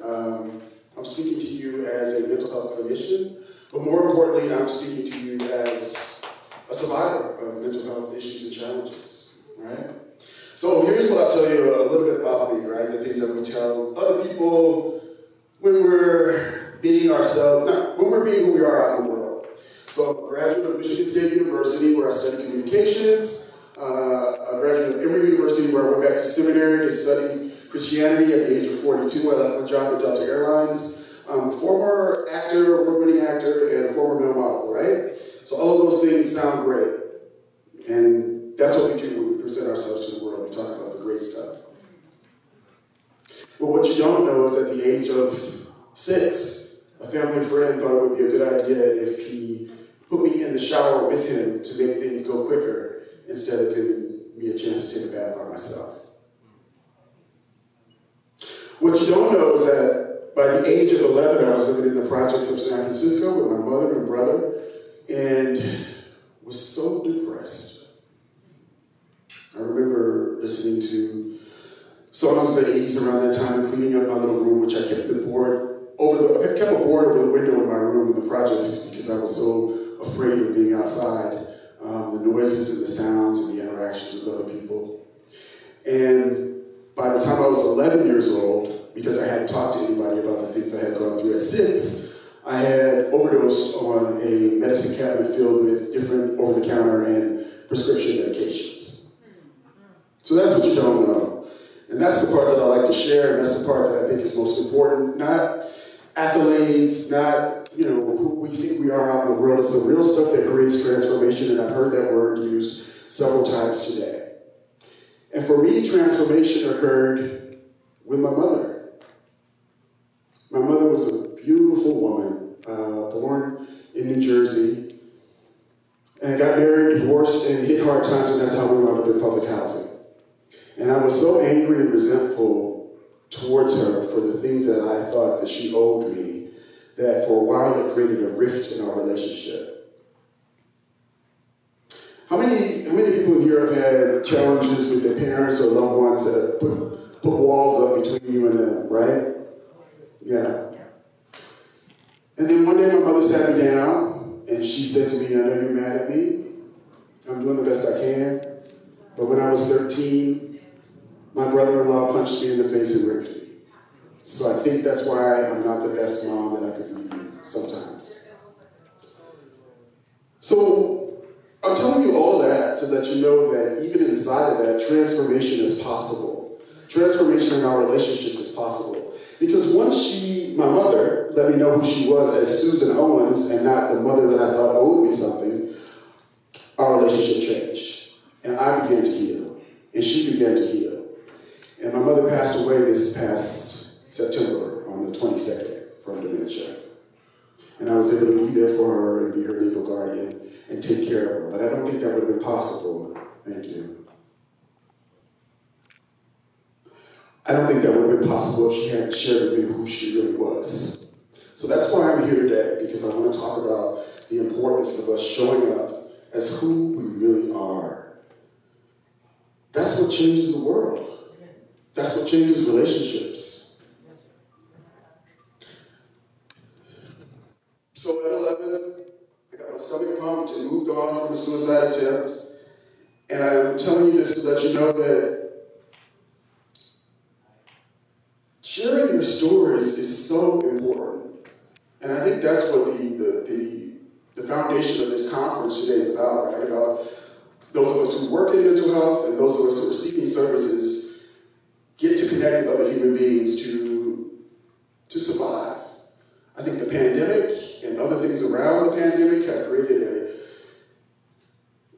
culture and an atmosphere of isolation. And it's interesting, as I was doing research on isolation and loneliness, you think, well, we're not connected to other people, but we have electronic mediums and things like that. But according to the CDC, isolation and loneliness are so critical to things like obesity and early morbidity and all of those things that we think there was no way they could be related.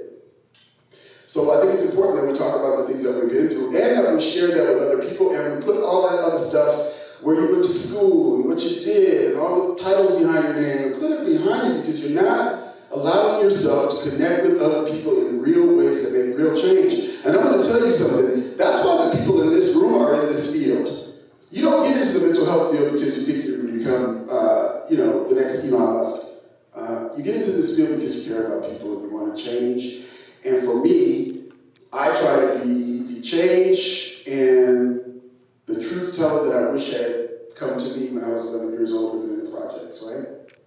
So that's a little bit about me, and the work that I do now, I work as a mental health clinician in the Washington, D.C. area, and that's rewarding, and I just transitioned from a mental health clinician to a certified peer recovery specialist because I know that sharing your story sometimes is not always appropriate as a clinician, but as a peer, one-on-one, you can talk about the things that you've been through in a way that helps others in a way that may not be appropriate as a clinician. So that's, just what I wanted to talk to everyone about today. And more importantly, I wanted to put the charge out that we do more in terms of connecting with other people. You guys are great. All you guys are great. And I apologize I wasn't here earlier in the day because the only way I could be here, according to my supervisor, is if I agreed to do telework in the hotel room for several hours a day. So, but I'm just interested in hearing how many people in here today work in the mental health field. Can I see you show hands? No? You don't have to raise your hand on this one, but how many people have sought mental health services? I have. And I think it saved my life. Thank you for being so transparent with that. So the main point of my message here today is that we share our stories in ways that are authentic, that help other people. And I really want to acknowledge everybody in the room because as storytellers, we share the deepest, most personal parts of ourselves. And our work is not always just about what we do as professionals. Our work is about who we show up while we're doing it. And that's something I try to remember every day. Who am I being when I'm showing up to do the work that God has called me to do? And I talked a little bit about leaving my job and going to seminary at 42 because I was told that there no God for me when I was attending church as a black gay man. So where does a black gay man go when black people go to the church for solace and the church tells you you're trash? So I want us to be cognizant of these things as we work with the people that we work with and try to understand their experiences that might not be like your experience, but there's validity to it, and try to put yourself in that person's shoes. And I'm saying that because I work with a lot of clinicians sometimes and don't make that leap. So really, I'm not going to talk long. I really wanted to talk about how your compassion as someone working in this field and your empathy are what has called you to this work. Your love for other people is a light that shines brightly into the darkest places.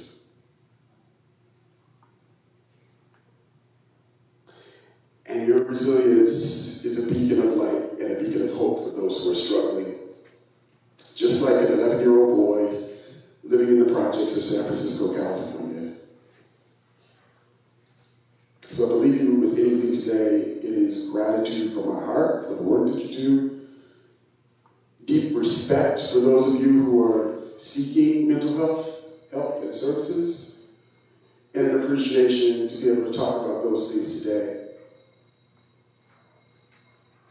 You've gotten something from each speaker here today, and I want to end on a high note. So I'd like, if there's somebody next to you or close to you or in proximity, if you wouldn't mind just turning to them and saying one good thing that you got out of the day and one good thing that you appreciate about them, even if you haven't communicated with them today, right?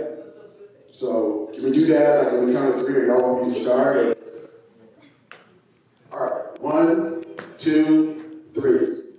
I appreciate you here today, and I enjoy it. Yes, I appreciate you. Thank you.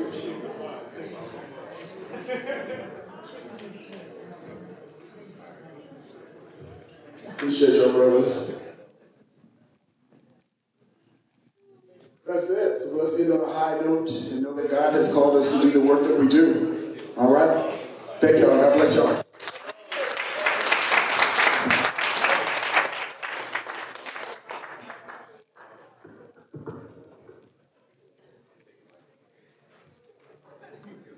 Thank you, Bernard. Really, really appreciate you. And I was recently thinking about things in my childhood, and I was like, you know what?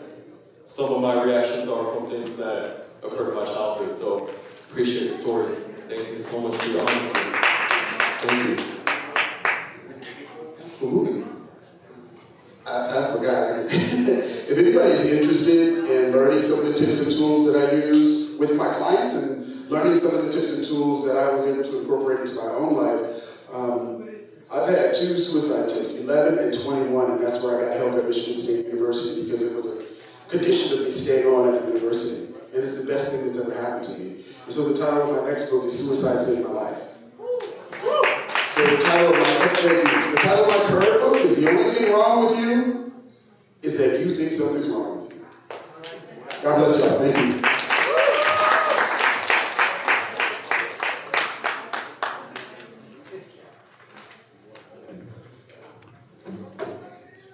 All right, everybody. I literally have my book of notes and it's somewhere here. My bad. Give me one moment. All right. Okay.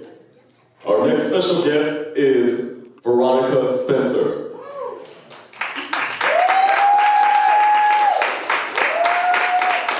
Veronica Spencer is an active member of the Queens, New York community.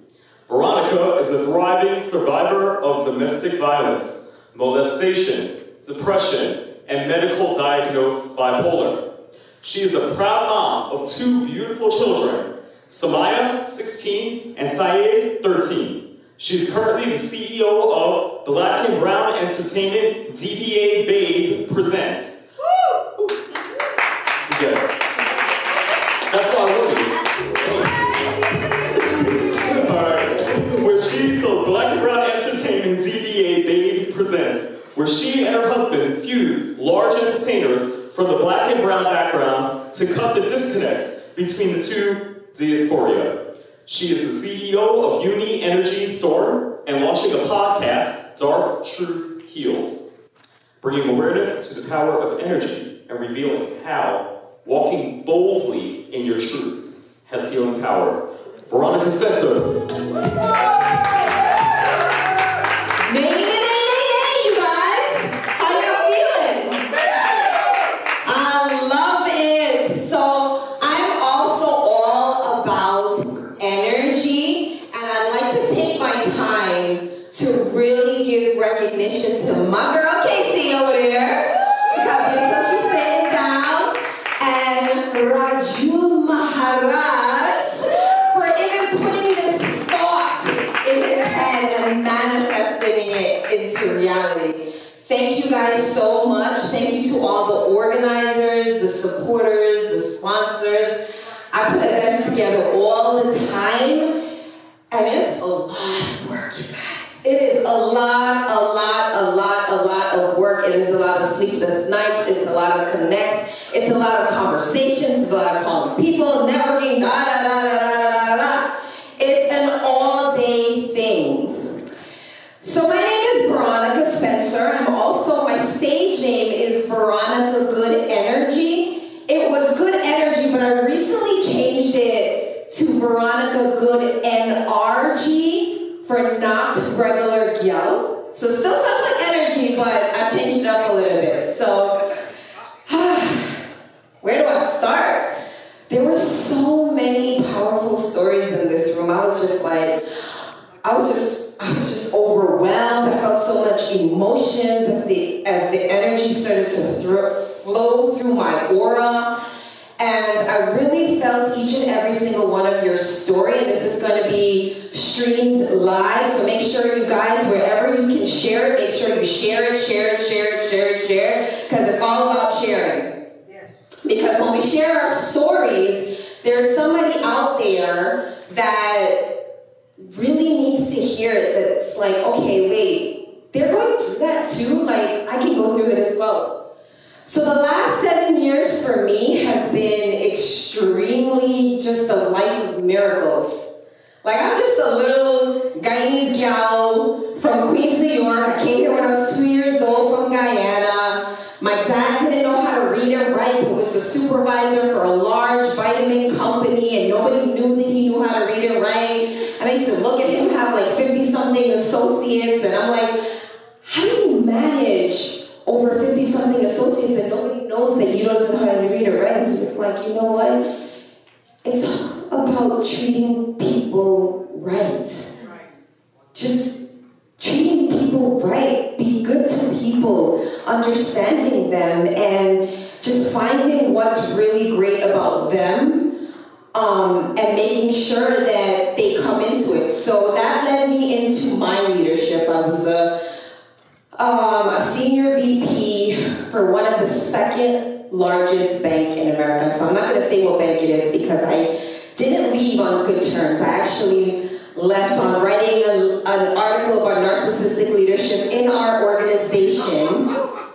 And I created a behavioral coaching system which changed entire consumer banking. But that journey started really October 27, 2016. So I can pinpoint in exactly when my awakening started in. I was married to a really abusive guy who I married when I knew I was like 14 years old. So October 27, 2016, I finally was like, okay. I took a drink, I never drank before. I took a drink and I threw a cup and I ran. And usually he runs after me and didn't run after me. And when I went back, the entire house was full of blood. And he called the police and he walked into the precinct and he said, I'm being abused and I don't know what to do. I got arrested. I lost custody of my kids. I couldn't go back to the house. So one day you're living one life and the very next day you're living a completely different life. October 27, 2016. My life completely changed. But that's when I really came into knowing and understanding understanding what energy is and the power of a person's energy in your life and how much blockages it can create for you. So October 27, 2016, 2 years after that, I became a senior VP for the bank. I found other women in my community that aligned to a lot of my purpose about domestic violence. I just spoke up. Anybody who would listen to me, I told them my story. I just kept on telling my story, telling my story, telling my story, telling my story. And that freed me of all of that. I found other women. We created an organization called Guyanese Girls Rock Foundation, SAFES, and I aligned with Bengali community and all these really great people. And things started to change. In that 2 years, he left me with a $60,000 debt. I was now pending a criminal case. I had to pay $30,000 to a criminal lawyer. I had to pay another $50,000 to fight for divorce. I paid all of that. I saved all of it. I gave him everything. I bought my own place. And then I wrote the article about narcissistic leadership. And I was like, okay, God, you're putting on my spirit. I'm walking around and people are not being trained. You're putting on my spirit to tell this story? So I wrote the article, I sent it out to the email, and I didn't keep it a secret. I CC'd every single person that I wrote about in that article. And then I called HR and I said, I need to take a leave of absence. So I took a leave of absence at the end of 2018. At the end of 2018, after I did that, my body completely gave out. I couldn't move. I couldn't get up out of bed. And I started feeling this really, really bad sadness. But I'm like, I'm not a sad person. Why am I so sad? And I would just wake up every single day crying, crying, crying, crying. And the pain got so bad that I used to burn my wrist to feel the physical pain so I wouldn't feel the internal pain. But even then, in that was the end of 2018. So I lived COVID for 1 year prior to COVID happening. And I went into complete solitude. Any family member that came to the house, I said, if you come and visit me, I will kill myself. And I would write a letter saying that I killed myself because of you. So nobody came to the house anymore. And for 90 days, I went into complete solitude. But in that time, it was like I was being reprogrammed. I was being cleansed. Every single thing that I kept a secret was being removed. Everything that I was angry about, anything that I didn't feel good about was being removed, and I was being reprogrammed. And I came into this voice that would tell me to do all kinds of things. I would go to the beach, and I would do these polar plunges, and I would sit there and sit and sit and sit. And when I used to go, the first time I did the polar plunge, I went into the cold water and I felt horrible and I came home. And I kid you not, I tell you these stories. And the voice came coming into my head and said, you need to buy an animal. So I went and bought an animal, and I bought a big rabbit. And one night, the pain was so excruciating, so horrible, I made eye contact with the rabbit. And I started screaming, and as I started to scream, the animal went crazy, and I had a sigh of relief. I don't know what that was, but that was the first time that I came in tune that the world is changing, and the norm that we know will no longer exist. And I had a boyfriend at the time who's not my husband, and I used to sing this song. I was like, the world's gonna change. People are gonna live the life that I lived. I'm telling you, people are gonna live the life that I lived. And he's like, he's looking at me like I'm crazy. And I started to think that I was crazy as well. Until COVID happened. And he called me one day and he was like, Veronica, what the hell? How did you know? And then he was like, the world can't shut down. I was like, no, the world's gonna shut down for a very long time. And he was like, how the heck is the world going to shut down for a very long time? I was like, no, it's going to happen for months. Watch. People are going to be cleansed. He's like, how do you know this stuff? I was like, there's a source that I'm connected to that's telling me that the world's going to change. And this is our time where that source is now taking away all of our excuses to not stop, to be reprogrammed, to be worked on, for us to know the goodness that exists. All the things that we've been taught about negative things, about being promiscuous, drinking, being nasty and stinking, all them things, them down, having all them desires and holding into the desires and not being disciplined. You no longer have the excuse that you don't have time for God or the source or whatever you want to call it, your belief system, you don't have time for it. So now COVID's over, right? And we're sent back out. Now we're being tested of the choices of what we're doing. So I heard a lot of verbiage from a lot of people say, you know, there's a lot of darkness in the world. We're being attuned, energy, transformation. I'm gonna be completely honest with you. I don't want to do any of this work. I want to stay home, and I came into this energy where I'm loved. I feel a love that I've never, ever felt in my life. I come into this information that tells me to work on my energy consistently. So I love my energy, and I don't want to share it with anyone now. I'm like, I don't want to share it unless it was like, but there's something that says, no. You need to now come out, because this information that I'm giving you is not your information. And when I don't do it, I literally, like I call Casey, I literally get shut down. Literally get shut down. My body doesn't work. So I'm like, okay, what is this not crazy girl coming in and she talking about? What is she saying? So I actually am a big believer of words. So I thought I was going crazy because so many people started calling me crazy. So one day, again, the source is like, open up the dictionary. So I open up the dictionary and I look up the word crazy. So there's two definitions to crazy. The first one is mentally deranged, which I am obviously not. I can articulate myself extremely well, and I can communicate extremely well. I led over 18,000 people in my last position. I transformed, I hired, I developed, I coached, and I promoted hundreds of leaders in my last position. So I'm obviously not mentally deranged.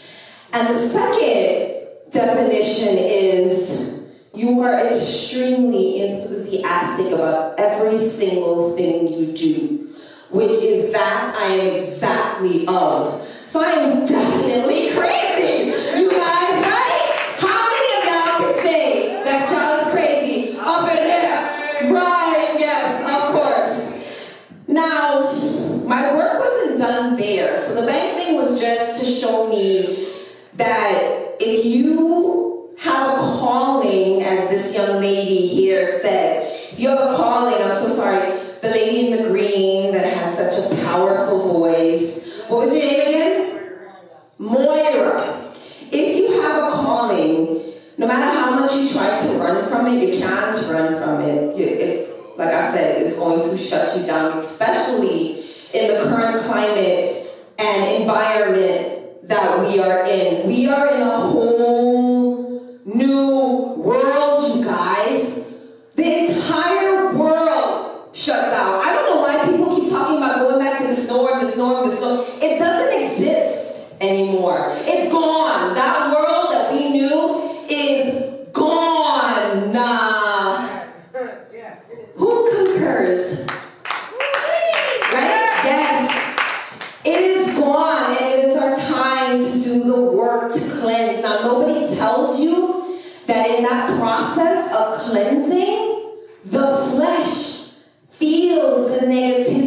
coming out of your body, your mind, your heart, your soul. Even anger, I can't get angry anymore. The times that I'm about to get angry, I have panic attacks, which is a blessing. Because I'd rather have panic attacks than be angry.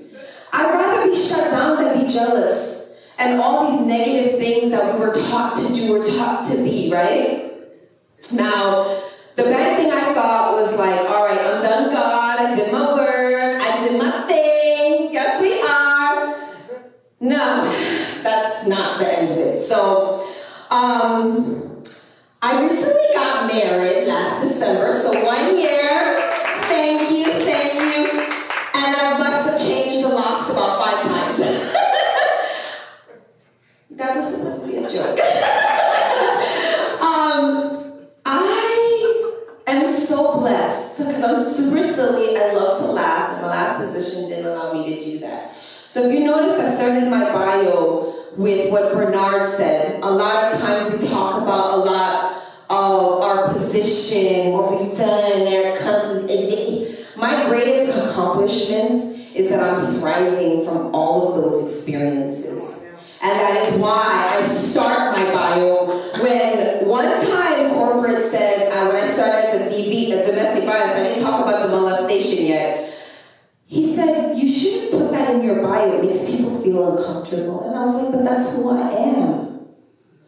And he was like, your expectations and the things that you're talking about are not acceptable. And sometimes you gotta allow a horse to be a horse. And I'm like, well, you don't put a horse with unicorns. It just doesn't work. The energy don't work, man. So I thought my job was done with the bank thing. I quit the bank thing. I'm like, all right, now fine. No.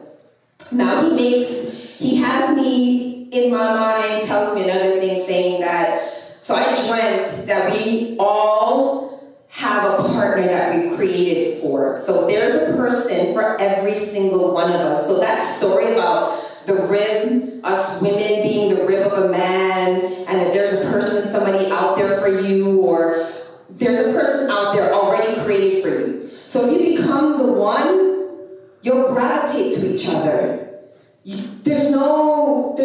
We're wasting our time like dating and all this nonsense and stuff because you're trying to find the partner through getting to know somebody else, but all you're doing is absorbing their energy. So I went on 2 dates and then I was like, no, I'm gonna listen to whatever this voice says.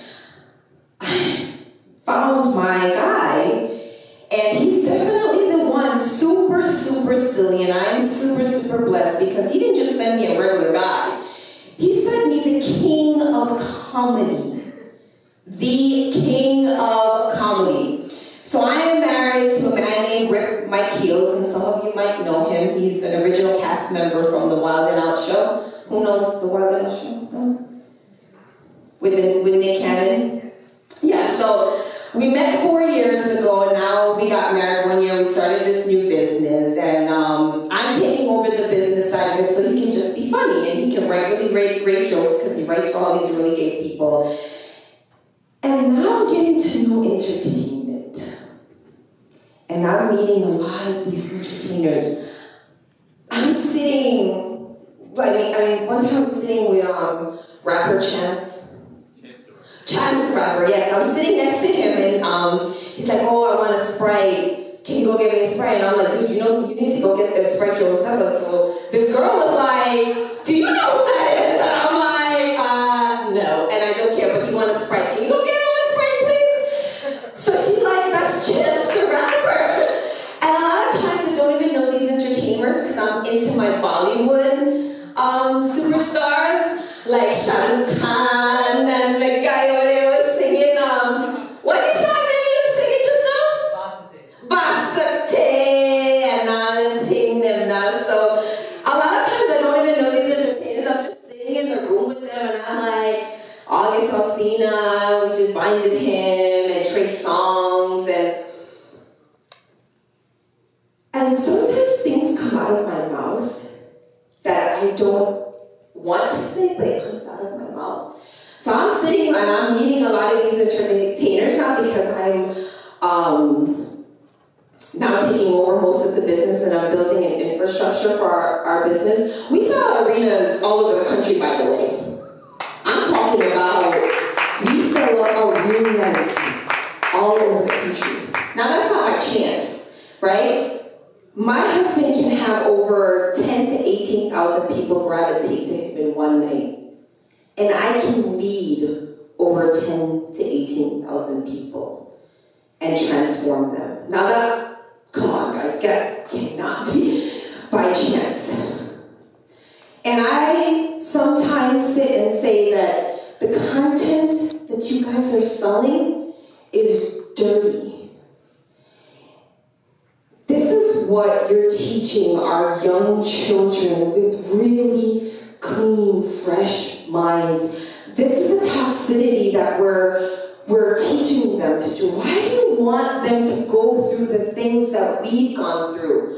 Why do you want them to hone into dirty desires where now they're being molested, or they're questioning themselves, or they want to kill themselves, or do all them stupid things where they're very angry and they hit girls, or now the girls are hitting the guys. Like, the girls are beating up the guys more than the girls now. Like, it's for real, for real. Like, y'all two young fellas over there, two little babies over there, right?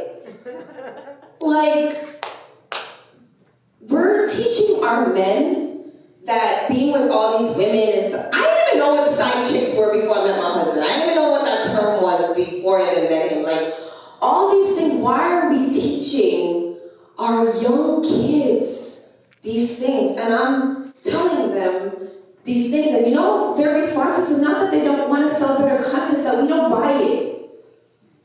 We don't buy better content. So, all of you in here that have children, I have a 16-year-old, a 13-year-old.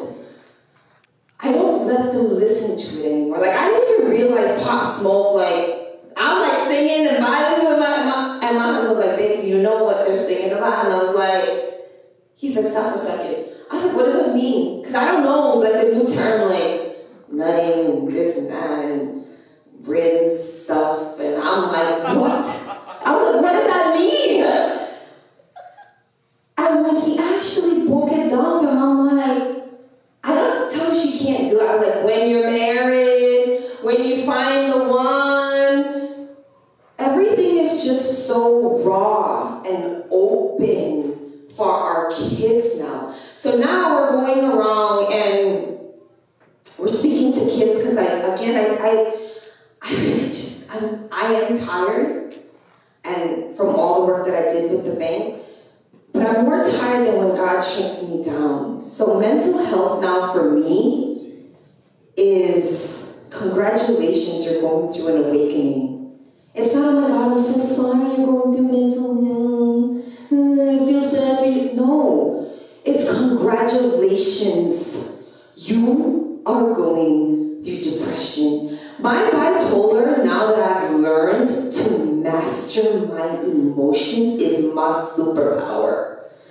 I can accomplish so many tasks effectively and efficiently because I am bipolar. And I know how to manage my emotions. Now, I don't want to talk about mental health like this, right? I want to tell kids, because I'm in it now, all the things that you're learning from social media. So yes, I drive around in a Lamborghini, Aston Martin. Yes, I have 11, 12 carat diamond rings and all this. But none of that nonsense makes me happy. When I go to the water and I do that plunge, and I come back out, and Mother Earth takes all that negative energy because it recycles it, I feel like a kid again.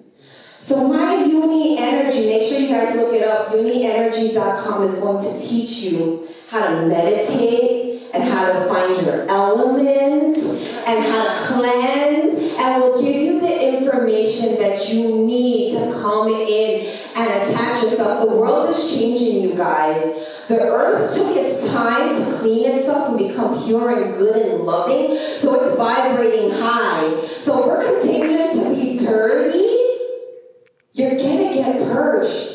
And that's why a lot of people are not understanding what's happening to them, because nobody articulates it to them like that. So make sure you check my girl out there too, my assistant Angelise. Most of my proceeds are 50% are going to go to Casey, and it's going to go to Raj, and it's going to go to Mary and some of the nonprofits here. Thank you guys so much for what you're doing. Thank you for continuing to do this work. Please look me up with Growing Good with Energy, and then check out our podcast, because we are going to be launching it. I am going to have some of the entertainers on there. Speak about the real, raw truth. The things that you guys think is good is not. Like, the beach is free. You don't need all that nonsense extra stuff. Thank you.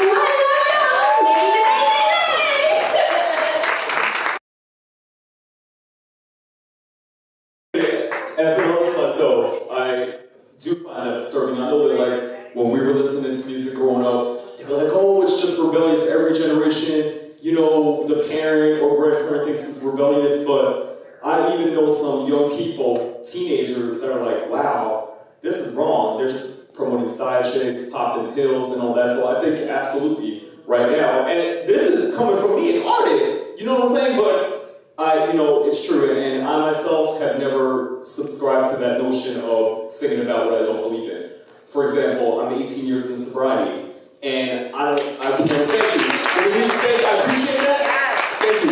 The reason I'm saying that though is like I will never do a song about popping bottles because I can't sing about what I don't feel. So I'm glad that you brought that up. Thank you so much and continued success. And I love Falling Out, man. I've had times where I've been depressed and I put that show on and they cheer me up. So much love. Thank you. Check us out. We at the Barclays tomorrow. Yes, that's our show. And it's not April Fools. They will be at Barclays tomorrow. All right, we have 2 more special guests. Okay. Before we close it out, I want to bring up our second to last guest panelist, Donovan Roden. Donovan Roden is originally from the country of Jamaica, not Jamaica, Queens, as I was saying earlier, because I'm from Queens, he said Jamaica, I'm like, oh, Jamaica, Queens? He's originally from Jamaica.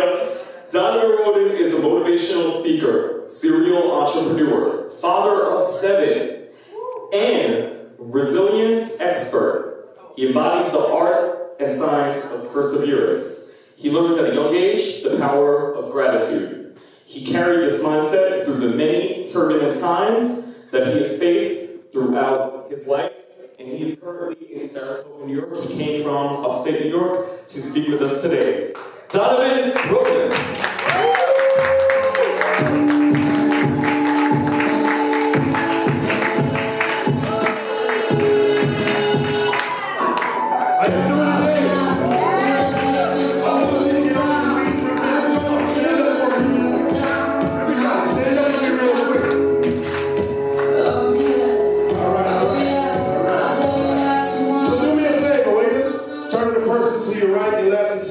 Unstoppable! All right. Cool. Thank you so much. I'm unstoppable. All right. How's everybody doing? Everybody good? Yeah. All right. The energy I know is kind of, a young lady, incredible energy. Incredible energy. All right. That's right. That's right. We're unstoppable.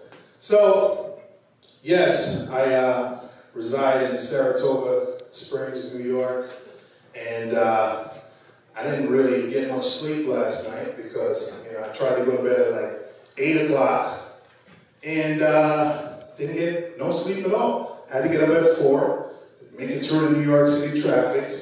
I'm driving down in a Tesla, so I had to stop and charge it up. So that's the inconvenience of an electric car, but I still love it. So anyway, I'm a father of 7 beautiful children. Thank you. I have 4 beautiful girls and 3 handsome boys. And if you're a parent, and if you have as many kids as I do, you get to see them go through changes. And some of those changes involve them having some mental health issues. Now, I had to witness my son, Donovan, who is great baseball player. I've always had my kids in sports to keep them busy. And he had some great success. He was a New York State high school champion. He was a first baseman, and he was incredible. And then we had COVID after that. So no baseball happened in college. He had 2 seasons that were canceled. And he went into a real, funk. And I couldn't believe that it was happening. That was the first time mental health really hit home close for me. I know we all have someone in our family that, suffered from mental health. I believe, like Bernard said, and some of the other speakers said, we all suffer from some form of mental health. And it's all a matter of how we look at the things that are happening to us and how we deal with the things that are happening to us. And I'm not gonna keep you here too long this afternoon. I have a father that's my biggest inspiration. He's 100 years old, and I ask my dad every time I get a chance, I'm like, Dad, you're 100 years old. How in the world did you do it? Because people are always asking me, your dad's 100 years old? I said, yeah. How did he do it? And I said, well, you know what? Let me ask him for you. First thing he says to me, the man upstairs. And every time I get up, every time I wake up, I thank the man upstairs first and foremost. And then I go about my business. He said, the second thing is, do all the good you can. In all the ways that you can. To all the people you can. For as long as you can. And I sat back and I thought about that. And I said, wow, that was powerful. He's 100 years old. My mom's 94 as well. And I'll tell you, thank you. I'll tell you that anytime things get hard for me, those are the people that I call on because I'm just the best at screwing up. I go out there and I screw stuff up, and that's how I learn. And I encourage my children to go out there and screw stuff up because here's the thing, ladies and gentlemen. If you're not screwing up, you're not learning anything. Does that make sense? You got to go out there and screw up. My sister, my older sister is here in the back, Margaret Roden. My brother, Oscar Roden, my nephew, AJ Roden. And my sister says to me, well, one thing I can tell you, Donovan, in our Jamaican accent, one thing I can say about you is that when something don't go right for you, you go change and you go try something else. And I said, you're right about that. Because you just got to keep trying something else. If it doesn't work out for you, it doesn't matter if somebody call you a failure. It doesn't matter. I had teachers in high school that, told me, hey, this guy's going to be a waiter somewhere, or you're going to end up, over here. Just, they didn't have my best interest at heart. So, I wanted to go out there and show them that inspired me to be the very best that I could be. And I'll tell you, ladies and gentlemen, I went out there and I screwed up. I failed at a lot of things. But it's not about how it's not the fact that you failed, it's what you're going to do when you fall down, right? So if you fall down, make sure you're falling on your back so you can always look up. Does that make sense? Absolutely. So I just wanted to come up here, close it out for you guys, and if I could leave, anything with you guys today is that, the real gift is life. That's the real gift. Thank you. Every morning that I get up, I'm just excited. You know why? Because I know through my parents teaching me and my family teaching me that, hey, you can't do anything without the power of the Most High that runs through you. First and foremost, you can't lift your finger. You can't open your eyelid. You don't grow hair. And I'm missing a bunch of hair now. That don't mean I'm not blessed. So yeah, you cannot do anything without the Most High giving you that energy to move your finger, to walk, you know, and any of those things. So that, if you can recognize that itself is the gift, then we're way ahead of most people. So I'm saying to you, if you have suffering from any type of situations where you're having a rough time, you know, mentally, you know, get together with someone here. Meet the people here. Everyone here has gone through something. I've listened to every speaker here, and every one of you guys were inspiring today. I mean, I didn't know how I could even come up here and try to, you know, even top anything that you guys said, because everything you guys said today really hit home in my heart, and I'm sure that everyone here would agree on that. So I just want to thank you guys for having me here. I'm not going to take up a bunch of your time. We all know that it's the Most High that gives us the power, the inspiration to make it happen. And I just want you guys to understand that you got to go out there and be unstoppable. Thank you.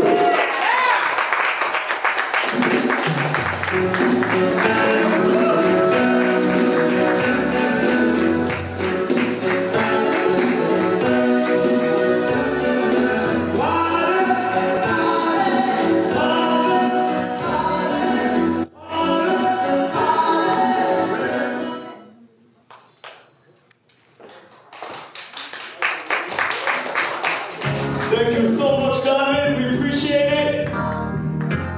Ladies and gentlemen, just gonna do one quick thing before I bring up our final speaker. I'm gonna sing one of my tracks, Moment of Love. I need to sing you a song. I have been trying now. It's time to share this moment that I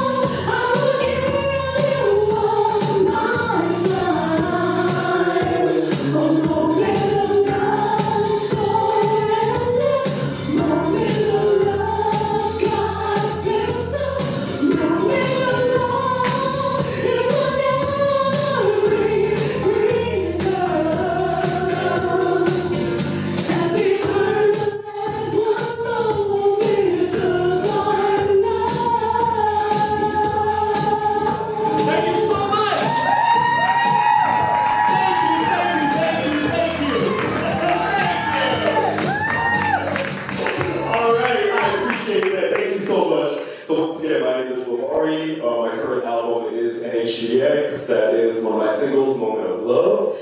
And I'm also in 4 horror movies right now. Wow. Yeah, I love people, but not these like intense, mysterious horror movies. Those like jockey, schlocky, Jason kind of 80s horror movies, which in my opinion is the best. So that's it. So you can look out for me. My Instagram is Lovari Official, LOVARIOFFICIAL. That's my little plug for today. Thank you. Thank you for listening. And now, last but certainly not least, is the man that made this all happen. Now, I know that you said don't read speak from my heart. I'm gonna speak from my heart, but I also think it is important for people to know about you, right? Because we learned about everybody, so I do want to read that Bible. You're gonna be mad at me later because you told me not to, but we need to know, right? Yes. So, hold up. All right. Speak from the heart. Okay. So, Rahu K. Maharaj immigrated from Trinidad and Tobago nearly 23 years ago. He currently resides in Queens, New York. 5 years ago, he created Your Life Experiences with Ra, a social media platform that allows everyone to share real stories about overcoming the pitfalls of life. Rahul is the author of Untold Stories, Hidden Truths, and Melly and the Pandemic. Ra is also a great friend of mine, and he has been very, very supportive from the day that we met. He's an empathic person, and he always wishes the best for everybody, and he really means it. You know how it's great to just get well wishes, that's beautiful, but Ra goes above and beyond, and I'm sure he doesn't just do that with me. So, ladies and gentlemen, Rahul K. Maharaj.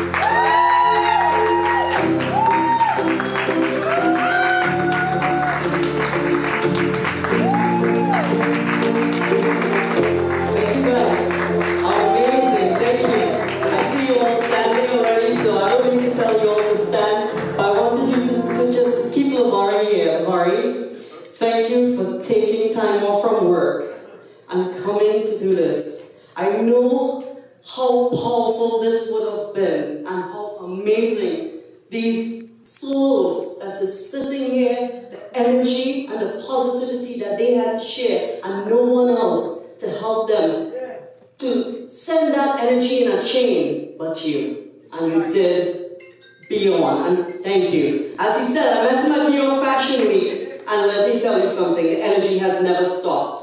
Thank you so much, Lavari. Well, honestly, I don't want to keep anybody back because, whoa, I was actually supposed to go on within the first 3-4 speakers, and every single story is in my abstract. Every one of you, Bernard, talking about rape, I told in my abstract, which was accepted in Cambridge University, which we all worked hard on, and it's my life story.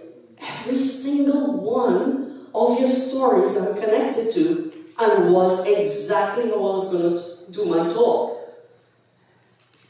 Being abused, being beaten to the ground, being held down and taken advantage of and being raped, being ridiculed, being abused over and over, trauma again and trauma again, and it just didn't stop. And my little story went on, and I said, all I gave you all was a piece that went from 10 years to 18 years old.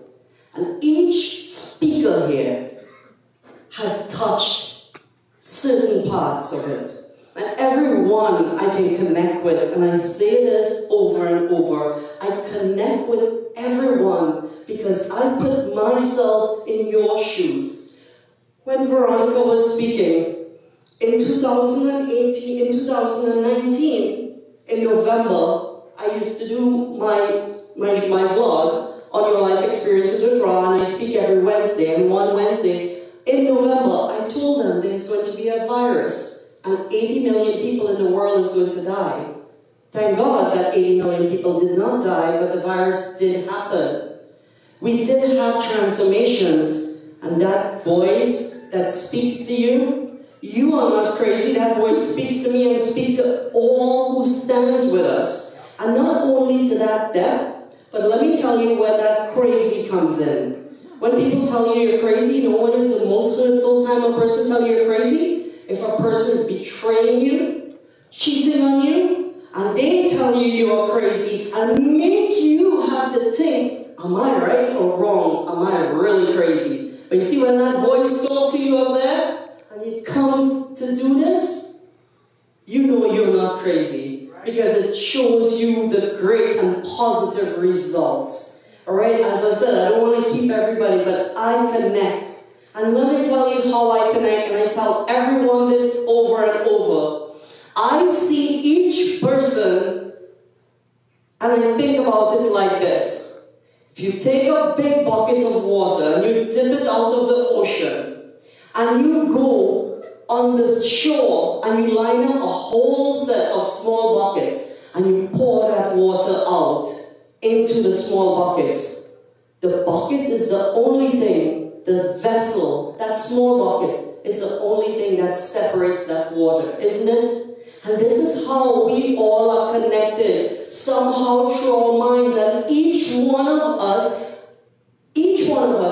think a little bit differently because our mind is connected. And you connect with people through that empathy that everyone speaks about. LeVar just introduced me and he spoke about me wishing people well. See, that's the thing about me. I met these wonderful people in Paris and I connected with them.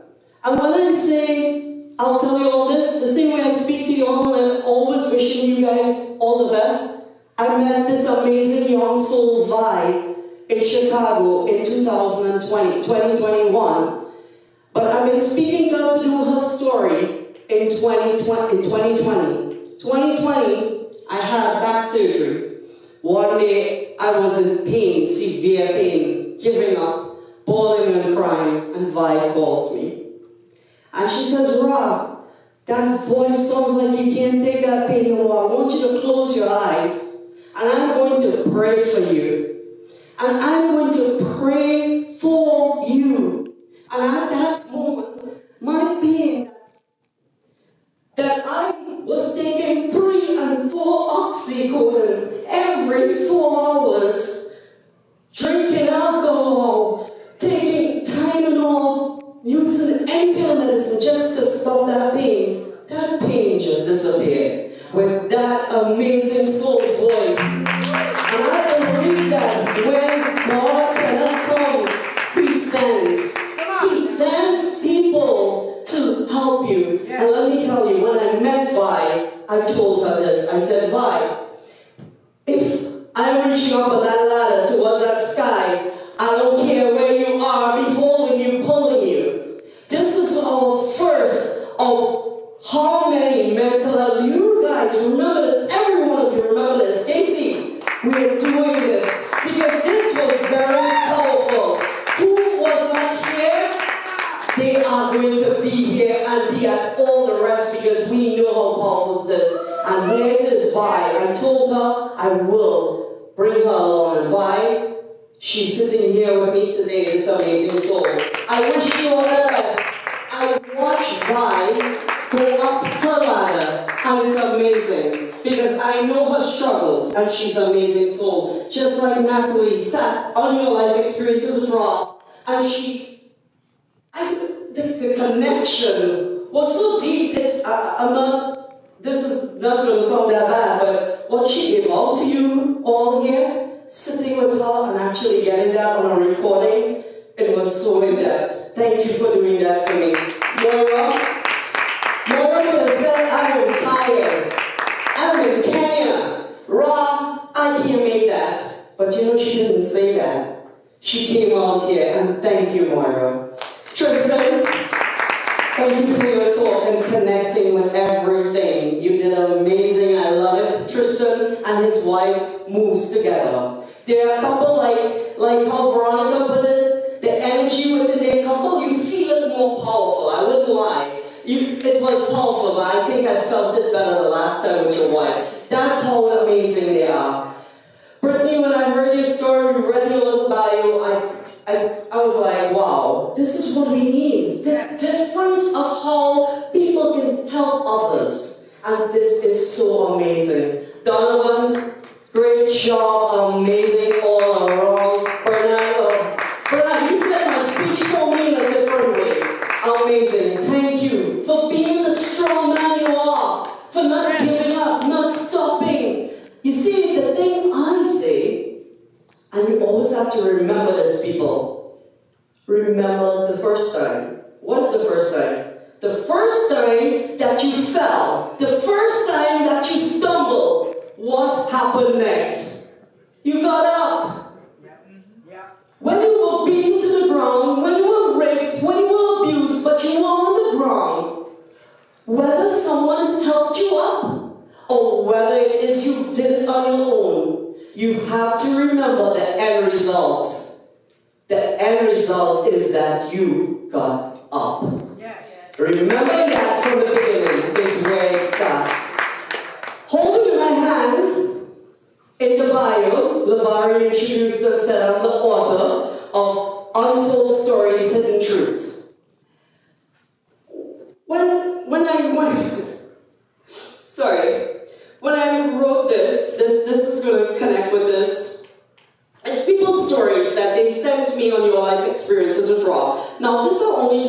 stories, which the last one I put a small piece of my story. But do you know how many stories I actually have of people's stories in my inbox? Maybe over 130. But the problem is I couldn't connect with them, get in touch with them to release the story to be put in the book or any of the other books. So the ones I got, I put my advice in here, but that didn't happen. So during the pandemic, my mom, and one of the things I was telling Mr. Gimri today before he left, and he spoke about hope, which is so amazing. And speaking about hope, he never let go of hope. And the same way I told him, his mom taught him that. You know what my mom taught me? And I'm sure, Casey, you could, Veronica, you could connect with this. My mom told me throughout life, when she was young, being abused, she would come and she would lie in our laps and tell us, take all the gray hair. But if you think, my mom was 19 years older than me, so if I'm 9, she's like now 29 or whatever, or 30, right? And she would lie there and hearing this woman, all that she went through, and she would lie there and she would say, always remember, the longest rope has an end. And throughout life, I pull that with me. I don't grab along the anchor, you know, like an ocean liner, they have an anchor that drops off and it's so huge. But think about a rusted, dirty, old ocean liner, and we pull this weight on our back throughout life with the traumas that we've been through. But when we let that ocean liner go and let go of the excess baggage, the people talking, whispering, just imagine, Bernard, you should connect with this on this level. But being called a faggot, when you don't even know what your sexuality is going to be when you're a young child, and you're thinking you're seeing your cousins or other guys, you know something is a little bit wrong with you, or the feelings that you have, you're not sure, but because people condemn it, and all the things, you're looking at your cousins or a regular kid on your age, and you'll be like, there's no difference with me. Why would they call me these names? Or why would they ridicule me this way when there's no difference with me? But those are the things we let go of. Because guess why? We do not give up in ourselves when we keep carrying on. So let's run quickly with this because this was supposed to be my book launch. In 2020, I was living with my ex and my mom, again, this is the story where my mom comes in. She was working for these amazing people in Manhattan. And they went away to Florida during the pandemic, but they had this plant. And they would tell my mom, can you go water this plant once a week? So my mom would go, and my ex would go upstairs in the building with her. The little girl who my mom takes care of, her name was Ellie. I actually got to sit with these people and tell them the story. But her name was Ellie. And through Ellie's window in the apartment, you could see the Empire State Building. So this guy comes home and he's saying, I'm going to write a book. I'm going to write a book. The book is going to call Ellie and the Pandemic. Ellie and the Pandemic. So I hear him carrying on about this all the time. And what I did was, one day, I said, come here. Say what you got to say for me. And I recorded it, right? He probably said that in 3 minutes. Less than 3 minutes, how fast these people went away and the pandemic is still there, but he never ended whenever. He just put it out what was actually happening to this family. So we broke up, he left. I told my mom, I'm going to write this. She was like, do not use the child's name. And I said, all right, no worries, I'm not going to use the child's name. So I moved to the Poconos and I was alone. And I sat down one day, listened to his voice note, and I transformed his story. And I renamed it to Melly and the Pandemic. So that this is raw. And I like things in details. Have you ever been to your dentist and he tell you he's a perfectionist, so you gotta look good before he leaves? He don't need you to tell him you're looking good. So this was raw. And I had to get everything right in this book. It's a book with illustrations. It's a kid's book made for everyone, which we will make this into a history book because we have put the dates of the lockdowns and everything. It's inspired by true stories, and I Reverend said, and I'm bringing a part 2 in this book. And here we are unveiling. My friend left because she edited this book for me, Melly and the Pandemic. It will be released in 2 weeks. And this is the covers of the book. The cover and the back of the book. And Veronica, I would like for you to come up here and do me a solid. While she's coming up to do the solid for me, I want you all to listen to what happened with this. When I heard they told me the book is going to take like 6 months, which the book in me is going to be 2 years it took to make and create and put everything together. When I heard that, just like Veronica said, that voice spoke to me and says, Rob, you have those people's stories. People need to hear it. Write untold stories, hidden truths. And that's how the name came and everything. And I wrote the stories. It went and it came back to me to edit and publish. And you know what I said? Something is missing. And that's when I put my advice. But I don't want to kick it off. Veronica, the mic is yours. I want to hold this up and I want you to read what is a hug. Okay, all right. Jerry the doctor, what is a hug? The definition of a hug is to hold someone in their arms and express affection. Did you know that frequent hugging can help to lower blood pressure, reducing the risk of heart disease, heart attack, or stroke? Hugging boosts self-esteem. In addition, holding a hug for an extended time lifts one's serotonin levels, elevating mood and creating happiness. Hugs also strengthen the immune system. Everyone has their own thoughts and feelings about whether or not to get the COVID vaccine.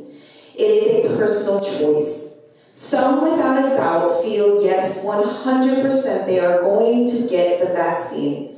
Others are torn thinking about the long-term effects, while others just plan out will not get the vaccine.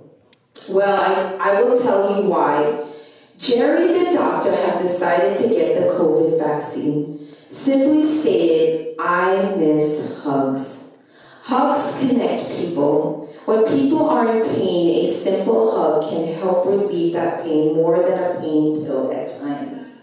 When people are getting exciting news, they need to hug to show their excitement. When people lose a loved one or receive really bad news, a hug can help them from falling off of the edge. I understand people's fears of the long-term effects of the vaccine, but ask yourself this. Could you honestly go another 20 plus years without hugging someone? I know I couldn't. Some people during quarantine, as much as it hurt not to see their loved ones, held off. Seeing their loved ones from a distance and not being able to hold them in their arms was a pain too much to bear. Anyway, this is a major reason why I am choosing to get the vaccine. Just remember, no matter what your choice is, Jerry the doctor loves you no matter what. Stay healthy, wash your hands, wear a mask, and keep your distance, as COVID is still a risk. Jerry the doctor. Thank you, Veronica. You see, the hug, the reason why we put the injection in there, how many of us missed that hug when it was happening? How many of you lose loved ones and didn't hug them for the last? So, this is Melly and the Pandemic. We created Jerry.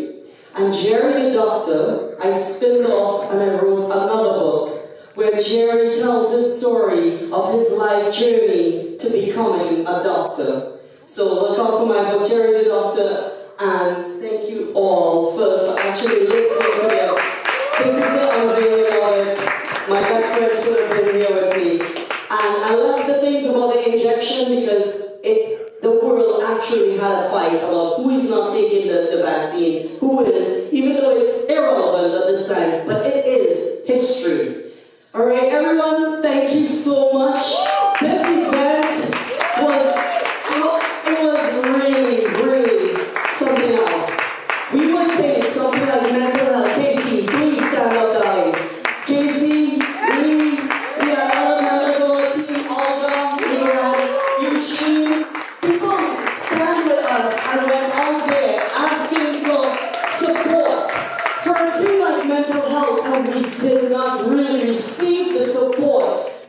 we should have gotten. This place should have been full where people didn't have space to sit because of the importance of the messages, but that is going to happen. Quickly before I leave, I want to thank Sanskriti, American chapter, Big Apple, Veronica, good energy. She brought that energy in here, that uni energy, and we love it. Nay.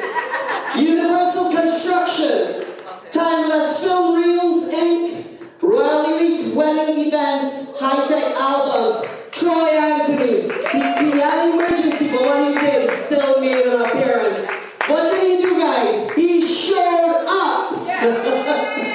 DJ Lucky, Tara Spain, oh my God, amazing. She started talking to Casey from the beginning, and she didn't see it through till it ended. Ozzy's Construction, and let's not forget L. Stratton Editing and Speech Consultation. I want to tell everyone who's still with us, especially right here, the staff at the Sheraton. Sheba, amazing human being. She stood through us, understanding the struggle to the last. And I thought that doing this for so long and watch people on Facebook, Instagram, posting these things, and I keep saying it, do you actually live it? Do they really live it? No. You walk outside and you abuse Veronica. You walk outside and Casey's lending you a hand, you take her hand, she pulls you up and you push her back down. No. Mental health is too big. So if you're talking about it and you're posting it, whoever is looking at this, support it. Yeah. Do it. Change. Be that change for everyone. So let's go. We're going to have another event in July. Right, Casey? And this event, whoever wants to come out. Who wants to sponsor us, who wants to stand with us. Because this is New York City Mental Health Conference Series. This is Raw, and I love you all. Thank you.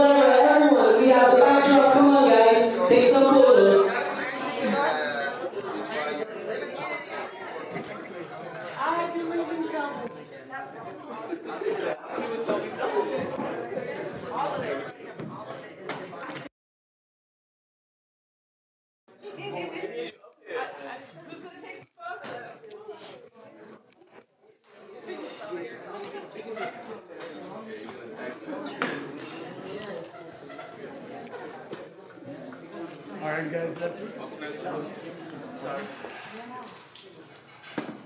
We gotta promote.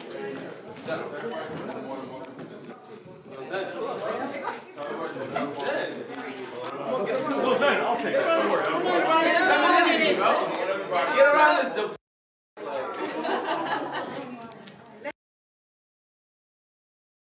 One step this way. Good, nice. Alright, everyone look here.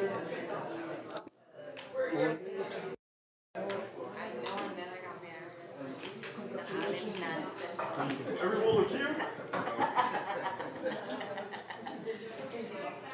Let's go, love. Go ahead.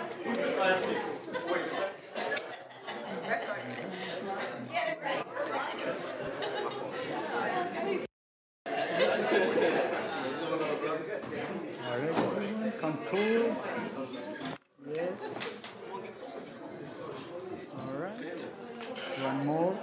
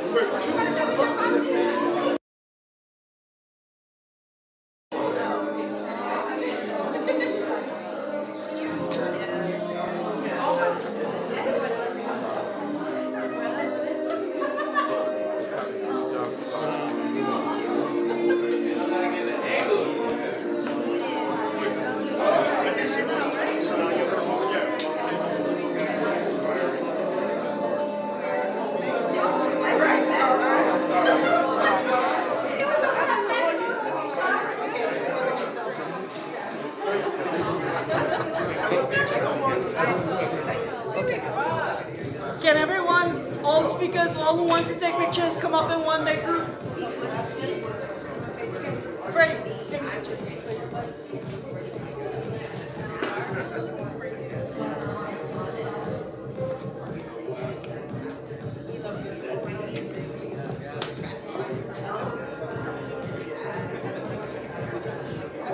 All right, guys. Yeah. Everyone look there. Look at our camera right there. All right, now everyone look here. All right, everyone. Yes. One more. Thank you.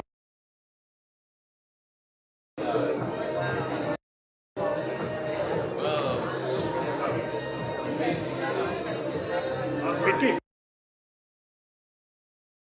Not everybody.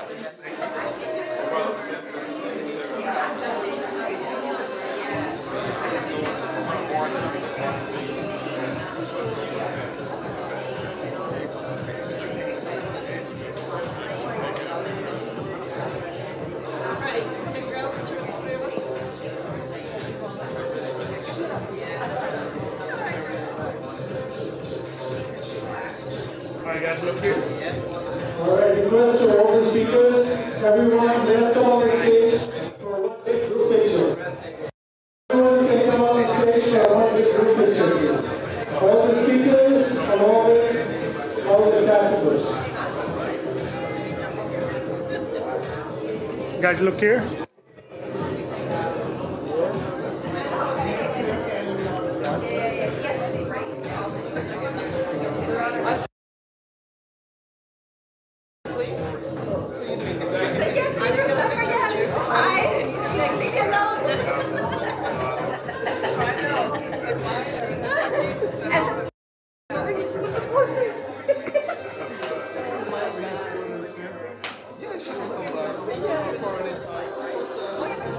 I want all the speakers to come up. Moira, run it. They want to come up Are here. you guys ready? Everyone look here. One more shot. Thank you.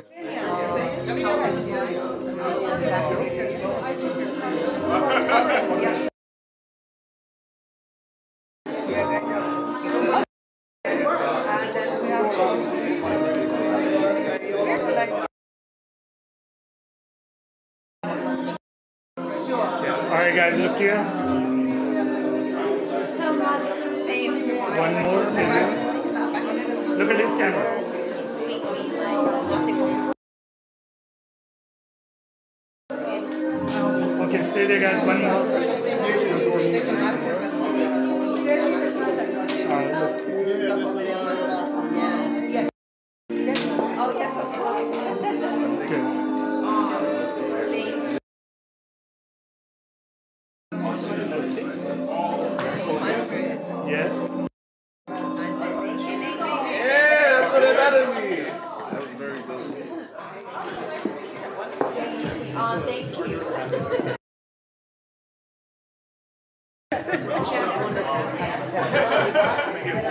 Very nice city.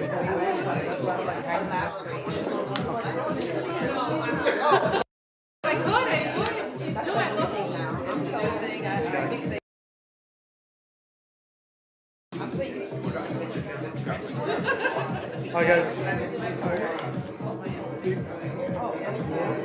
Okay. All right, let me take one.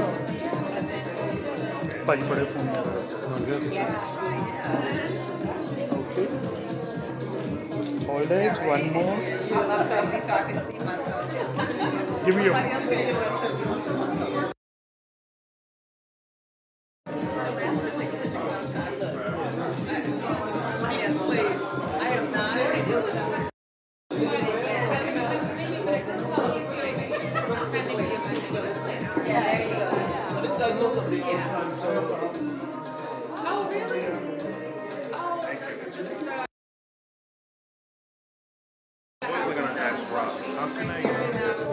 You guys do video and everything? Yes. Right. So how can I get a clip of the video? Video you can watch on the YouTube. Yeah, you can contact Casey. Casey? Yeah. Okay, And let me she get will her have all the contact. pictures and the videos. Videos? Yeah. Okay. So you can do have individual, each person individual video? You can get that? Yep, yep, the speeches all. Oh, all right. Cool. So let me get her.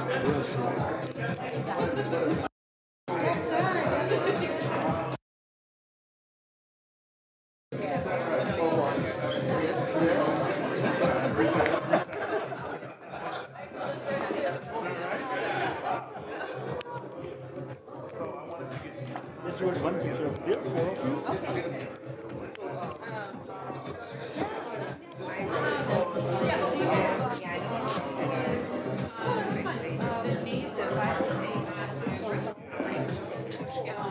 And my dad was there.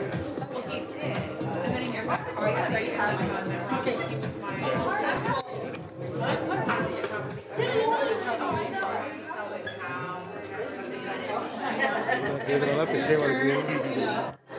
Everyone to step forward towards me.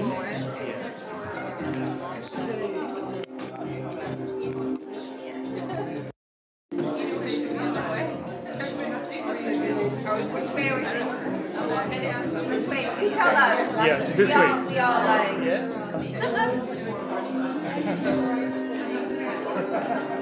Hold it, one more. Yeah. Give me a fun, like strike a pose. Yeah. Thank you. Thank you. Strike a pose.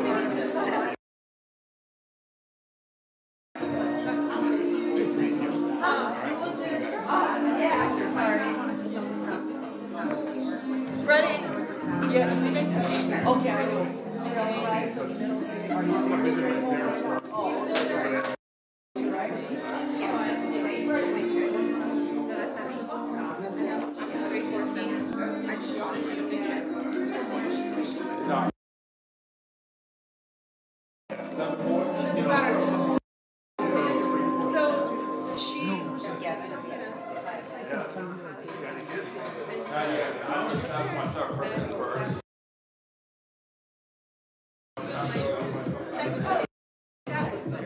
डालो भाई दो भाई नहीं होना okay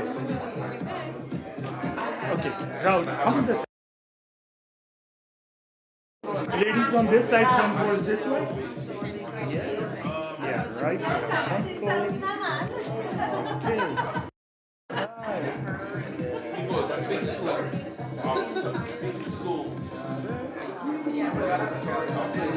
okay both of you okay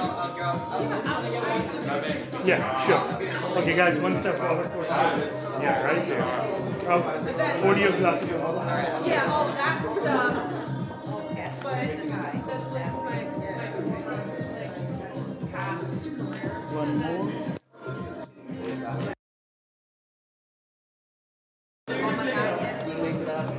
I love your energy.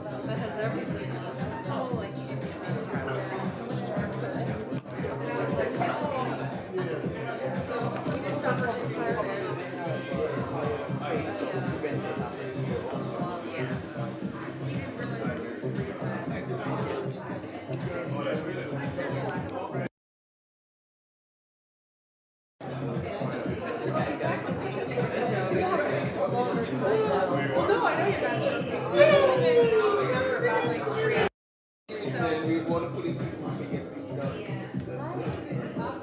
You guys are learning this.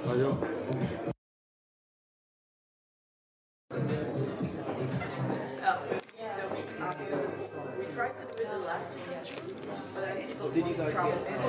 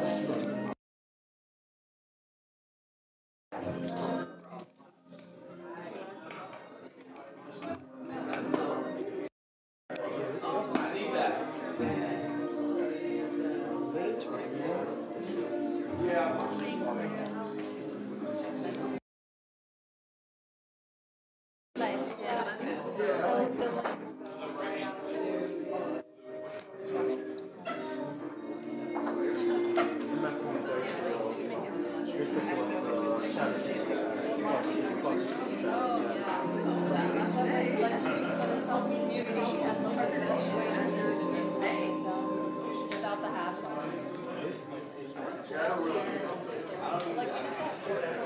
You know, there's $100 for donations.